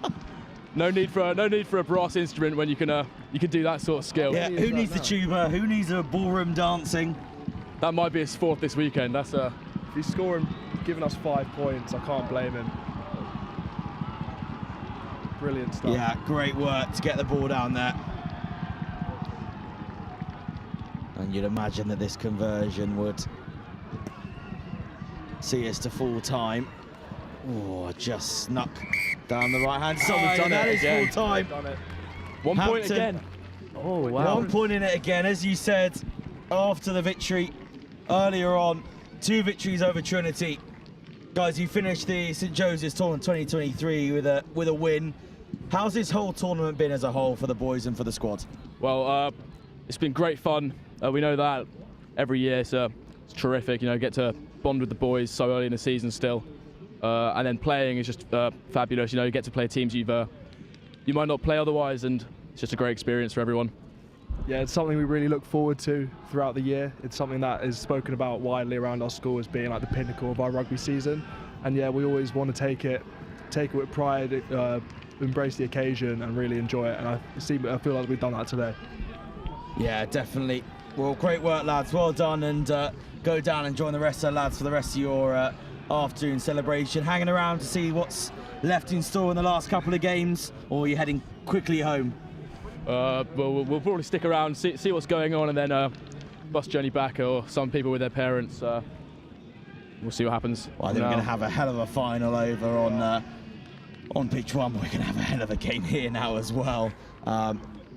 Milfield, I don't know if you saw what happened earlier, lads, but losing in a kick-off to win the game, a penalty shootout, really close, 4-5, and that allowed Kirkham to go through to the final, and it leaves Milfield here against Brighton. So gutting for them, but this is it's what St Joe's all about. Some upsets, some things that don't quite go the way, but for you guys today, you've ended up with a win. Yeah, it was great, and yeah, interesting choice of kicking for the Milfield Kirkham thing, kick-off with the hooker taking a kick. You wouldn't expect that, but he must be good. Usually, it's just unlucky because it must be so hard to take. Well, exactly, it did come off the post, so it was very, very close. And actually, Kirkham employing their tight head prop to take a conversion as well. So yeah, it was interesting from both sides, but the tight head did get the conversion. Anyway, gents, go and join the rest of the lads and enjoy the rest of your day as we get ready for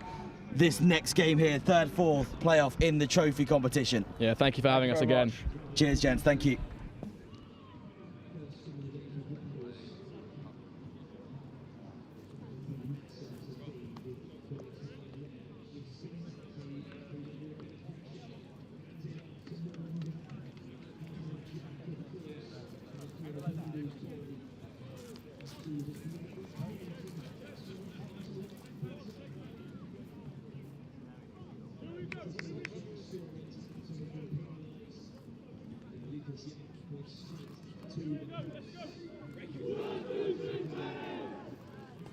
So the next game here, the trophy 3rd, 4th playoff. As we said, Milfield, who narrowly missed out on the final of the trophy competition in the penalty shootout.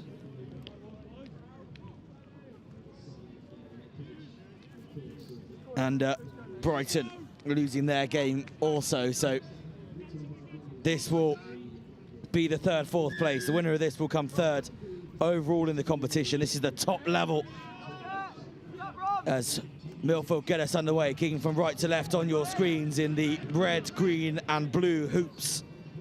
And Brighton receiving in the navy, maroon and goals hoops. But it's Milfield that regathered after the kick-off there. Managed to steal that ball, and they're now looking threatening as they're moving forwards, trying to find some space. Looking for the offload, not coming through yet. Moving that ball once again. Moving it down the line, trying to squeeze through where they can, out onto the far side. Finally brought down by Brighton. Strong counter-ruck here, and Brighton have turned it over, I think. No, Milfield still have their hands on the ball.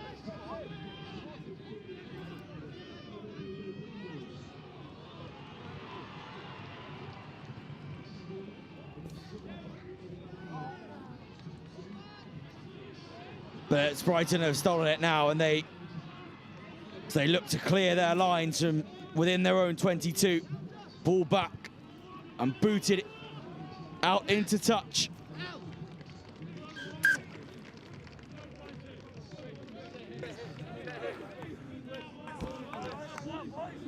So it will be a line out here to Milfield, just inside the Brighton half.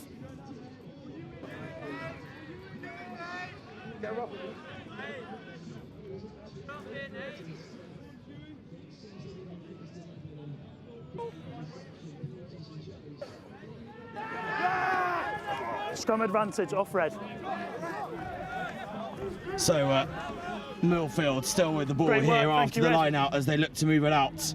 Opting to put boot to ball, a kick pass across the field to their winger, who is swallowed up by the Brighton defence, but offload and running through and beating the first two tacklers there as well. Milfield move forwards. Leave! Stay. Milfield just trying to put it out the back now, trying to find some space. Brighton down a man with one man down injured in the backfield, but they win the penalty. Green 6, clear on the neck. I'm off. I've got James up here with me from Brighton. James, how are you feeling today? Yeah, not too bad, not too bad. Obviously gutted to miss out on the semi-final. Okay, no worries. But always an honour to play Milfield. Just looking to do the best we can. Yeah, certainly. This obviously a third, fourth playoff game, so this is for the third place in the competition. This is the trophy part, so win this and you still come third out of a really good bunch of schools, so it's still a really important game. Yeah, for sure. Last year we went into the bowl and wasn't ideal for us. We knew we were better than that. We'll just let him get off. But guys. yeah, just looking to do the best we can here. Third is very, very good. Yeah, certainly, as one of your players comes off the field. Yeah, Dylan Bettle just coming off there. Still with a slight injury, but penalty. Oh, and it has been deemed to have gone into touch. Fergus Lamb with a brilliant touch finder. Been brilliant all day, all weekend. Certainly the chance there from Milfield to try and keep that ball in field, but you must either start or finish. When you jump and put the ball back in, you must start or finish in field, and he just jumped in the air from the touchline. So that was in touch, and it is Brighton's line out as they bring it straight off the top and bring it out to the backs. Lovely line straight down the middle. Luke Skinner with that line. But it has gone forwards from Skinner. Scrum advantage over! And a short-lived advantage as Milfield sprint up the field down the far side. Driving forwards now, gaining another 7 metres or so. Strong carries here by Milfield. Brighton doing well there to keep them within their own half as they get up to the halfway line now. Strong counter ruck in it. Play, nothing wrong. Shoots the scrum half onto his back. But keeping that ball alive now, Milfield, as they step inside and drive forward, pumping those legs now. Tackle now! Manuel pops the ball back inside. Fine, first man. But the ball has been stolen. Jack Bunday with a turnover there. Great work and a lovely little step back inside and beating about 5 defenders there, I think. Great work. Timing, guys. Take him back. Kick hoisted high into the air, but it was taken back and it goes straight out, so back we go. Yeah, just unlucky there. Seb McNamara at 10. Been kicking very brilliantly all weekend. Yeah, just see if we can win this line-up back. Nice there, thanks. Yeah, unlucky there. Use the line, please, guys.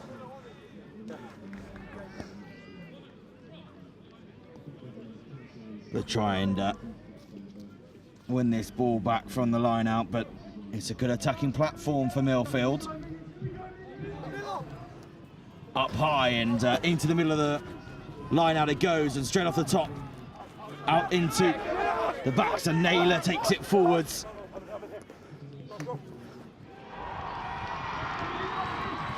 Dealing with the initial carry, but sprinting over the try line.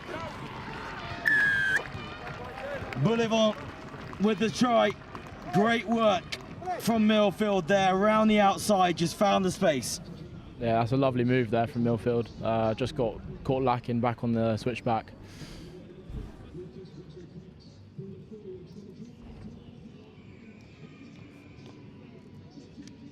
Yeah, and just slipped around the outside, just held himself in, not sure whether that ball was going to continue forwards, and allowed that space on the outside.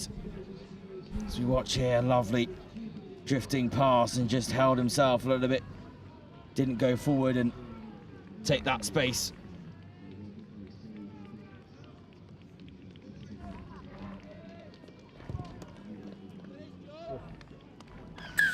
And the conversion successful for Emmanuel.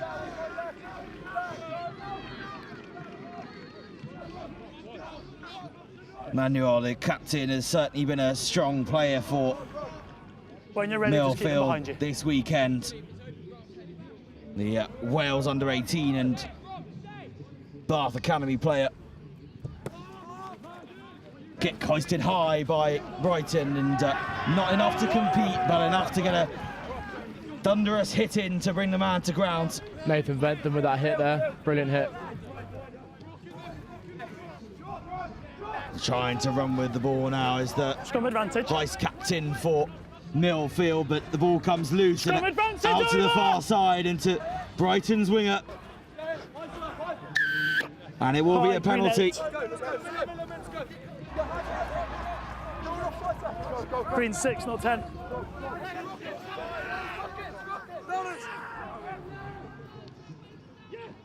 Ball up the back and it gets spun wide, and space here potentially for Brighton, a little rubber through, and nothing coming, not 10. Two Green players 6. just tripping up over each other, but no advantage from the penalty, so it will go back for the to the far side for the original penalty.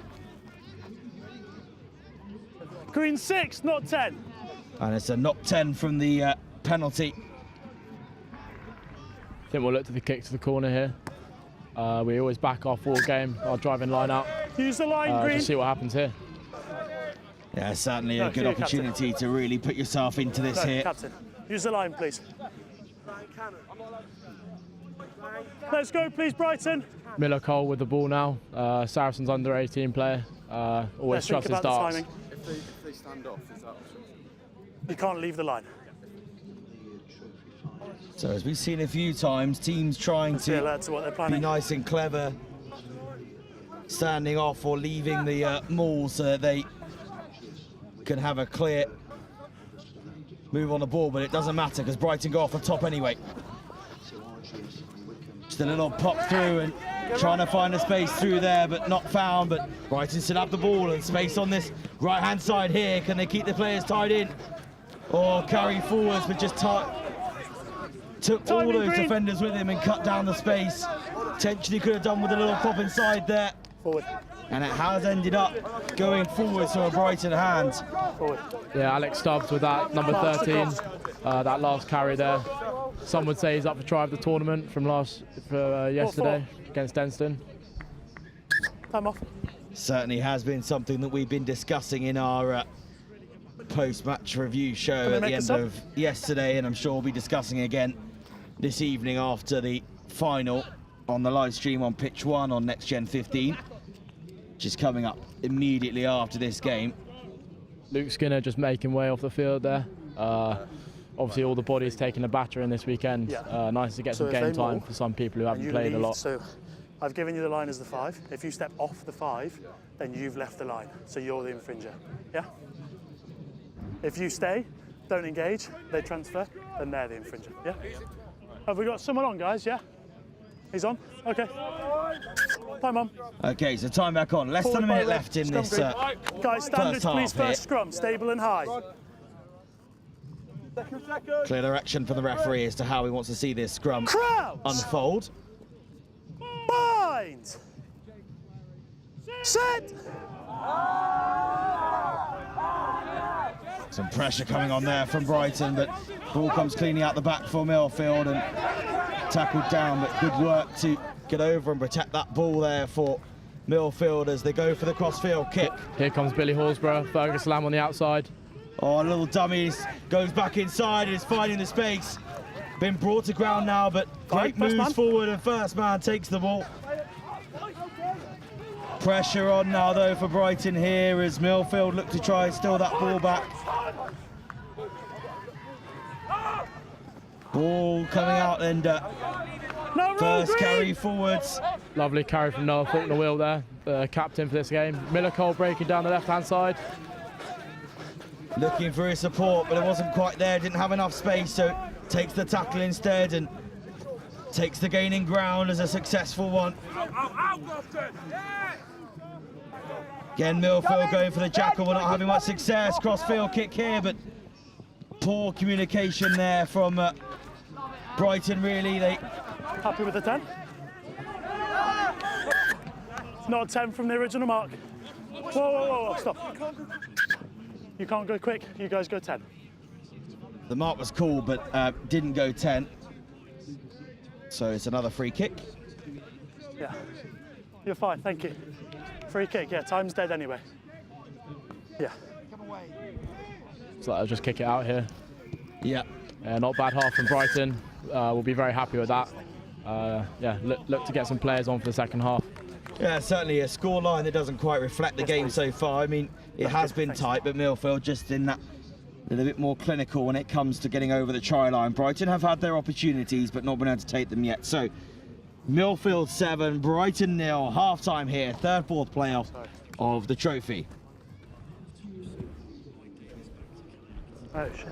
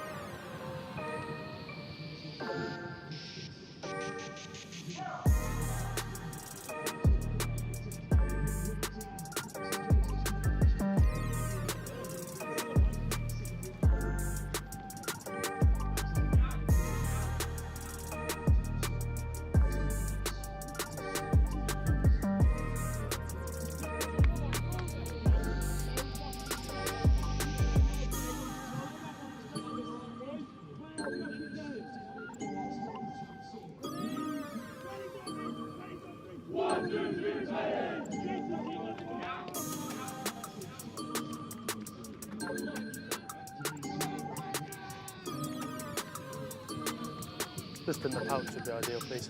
Up here. Lovely. We're good? That's all right, I'll do it. All good.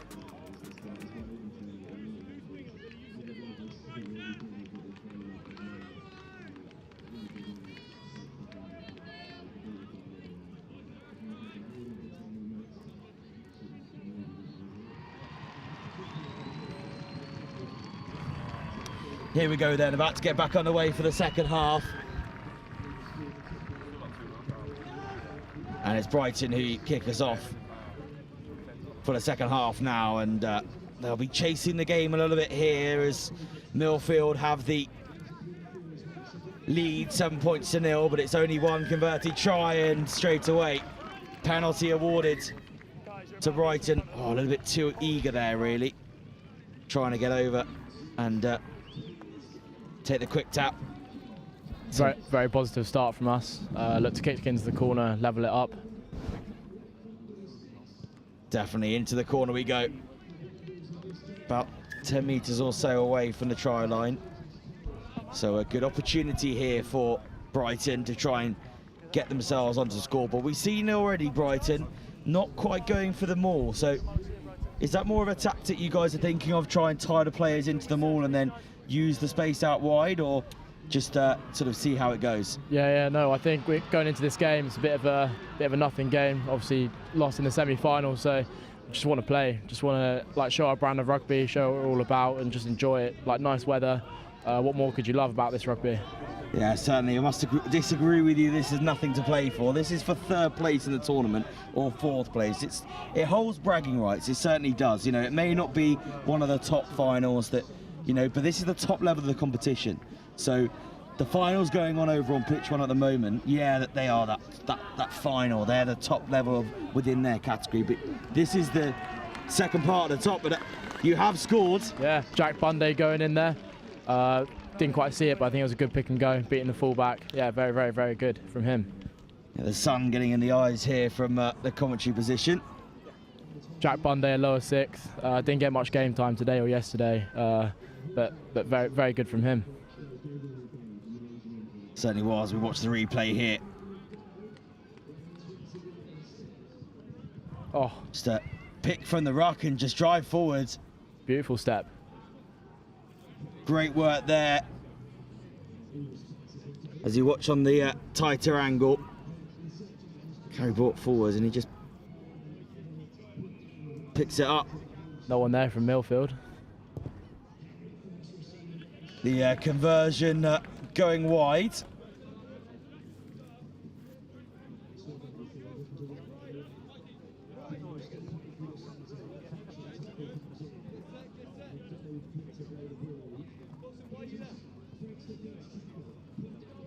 So Brighton get onto the scoreboard, and they do trail behind Milfield. Score's wrong, Bailey.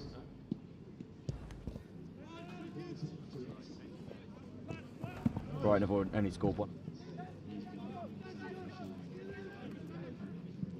So 5-7 the score. Brighton not being able to add the conversion there, but 7 minutes left of this game here, so plenty of time still to get some more points on the board. You know, you've got the option now, you're within penalty range on the scoreboard, so anything can happen.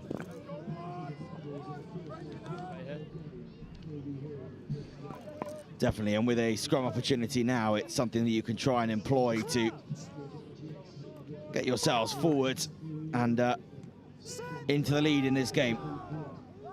Yeah, Fergus Lamb at 10. Probably put it back to Sam Coxon on the ball now. Oh, trying to go for the kick, but that did not come off the boot very well there, and it was easily taken back by Milfield. Milfield now bringing themselves forwards. Brighton trying to get the jackal in, but off their feet, so told to leave by the referee. Trying to dart down the inside goes Catlin. Spinning that ball out again and crashing through the middle there for Deering, the Bath man. Lovely line there again by Milfield, but just got isolated there, Howells. That's Jake Woodhouse Inman there with the turnover. The Jackal King, the lower 6th, new in from this year. Came from Heathfield Community College last year. Very, very promising for next year, very promising. Certainly, as the kick comes in and up to the 10-metre line.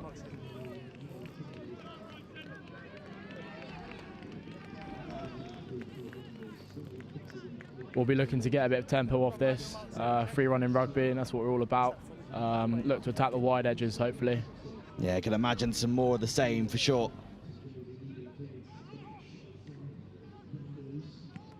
And a tap off the top and ball flung out into the backs as we would expect here from Brighton, and trying to run it straight through and run it straight through. They're starting to do. Harry Streak on the ball there with that offload. But it has been dragged into touch by Milfield, so it will be a Milfield line out now. Still plenty of time left for us. We'll pressure this line out and see what comes from it. 4 minutes left in this game now. It's getting close to crunch time for both these teams. Milfield obviously with the advantage in that they have the 2 points advantage. Cleanly off the line out into the backs. Gonna try and find that space. A nice line cut through, but brought down in the tackle. Counter up coming through, and just in trying to gather it on the floor, Brighton have knocked it on, so it will be a scrum to Milfield. Yeah, that's very close there. I think it's obvious that our forwards are really, really up for this. Fergus Lamb, the fullback /10, almost with that jackal there. Would have been ideal to kick for that penalty.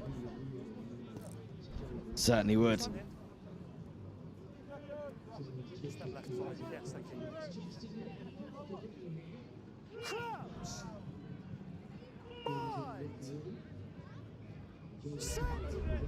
So yeah, scrum now has gone down on this near side, and it has been given against Brighton, and Milfield take it quickly and charge forwards, brought down to ground but wasn't held, so bounced straight back up as they move the ball across now. Strong carry there from Milfield. Attempted jackal but unsuccessful there from Brighton. As Milfield carry forwards, and forwards they go again through Naylor. Held, but the offload comes in to Brock. Emmanuel. Oh, lovely line cutting through there. Beautiful from Benetti. Great strength to push the tackle off as well, and with Brighton on the back foot, can Milfield put the nail in the coffin. Brilliant tackle from Dylan Moss there on the wing. Great cover from Brighton, but it is do or die stuff now. They need to keep Milfield out here to keep their hopes alive. But Milfield a step inside and have dived over to score. Yeah, just unlucky there. I think we're switching off at the wrong moments. Milfield taking their chances with that overlap. Certainly just Benetti with that crash through the middle initially, and then created that sort of space there available. Lovely little dummy and step back inside from Morris to score the try. Time's off. And it will be Emmanuel who looks to score the extra points here. Oh. If the ball doesn't take him out in the meantime.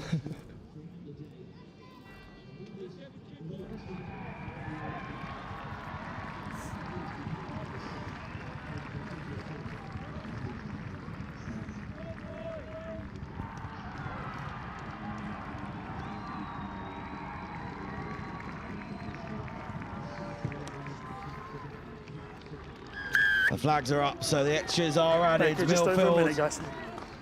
Extend. Not long left, but definitely not done out yet. Definitely be looking to get a try. Just over a minute. Certainly, just over a minute Have left. you made your sub, guys? Confirmation from the referee there.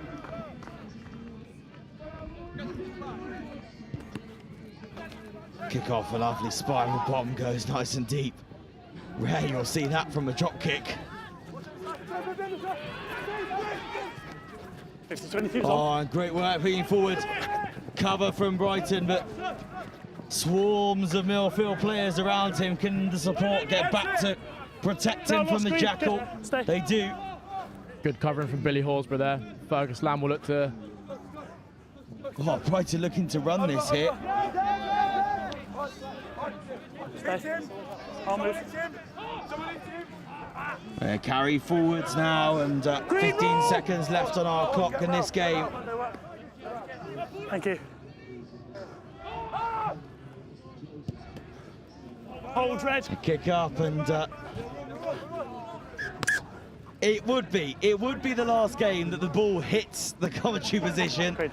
Beautiful touch by the cameraman. Probably why it was wobbling all over the place. Room for improvement, I think. Last play, guys, okay? Confirmation from the referee. This is last play here, so Milfield will have the win. But do they want to do something special beforehand? Of course they do. It's Milfield. Attempted jackal from Brighton there, but it doesn't quite come off. Cutting back down the inside. Does Milfield through Deering. Oh, the ball going loose there, and Vanetti has to clear up. Carry again from Deering. Ball comes out now. Trying to find where that space is, see if they can get one more try in this game. Tackle, red release!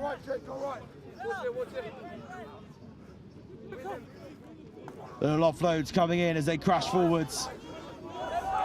All still available, they're looking to go down the left-hand side, little pass over the top, finding the space, sprinting forwards. Can he get all the way? Yeah. The reach. Yes, Bullivon again. Wonderful pass. Alex Stubbs working hard across there, but just a bit unfortunate there. Absolutely. Great work from Milfield. They lost out in the semi-final to Kirkham. But in this fourth playoff, they really have been strong. Not to take it away from Brighton, they played really well. It's been a really close game, but just the tiring at the end of a long weekend of rugby, I think there left that space on the outside. Yeah, I think we can be really proud of how we've gone this weekend. Perfect day one, pretty much. And a day two that hasn't quite gone our way, but we've loved it here. Glad it's not raining. Yeah, certainly today's been much nicer in terms of the weather. But I mean, compared to last year as well, it's a much better position you've been in this year. Progress for sure, and certainly something good to look forward to for the rest of your season now. Yeah, no, of course. We've still got 4 or 5 block fixtures to come. We're unbeaten in our block fixtures. And obviously, Roslyn Park, Seb 10s. We'll see everyone again soon. So very, very, very exciting.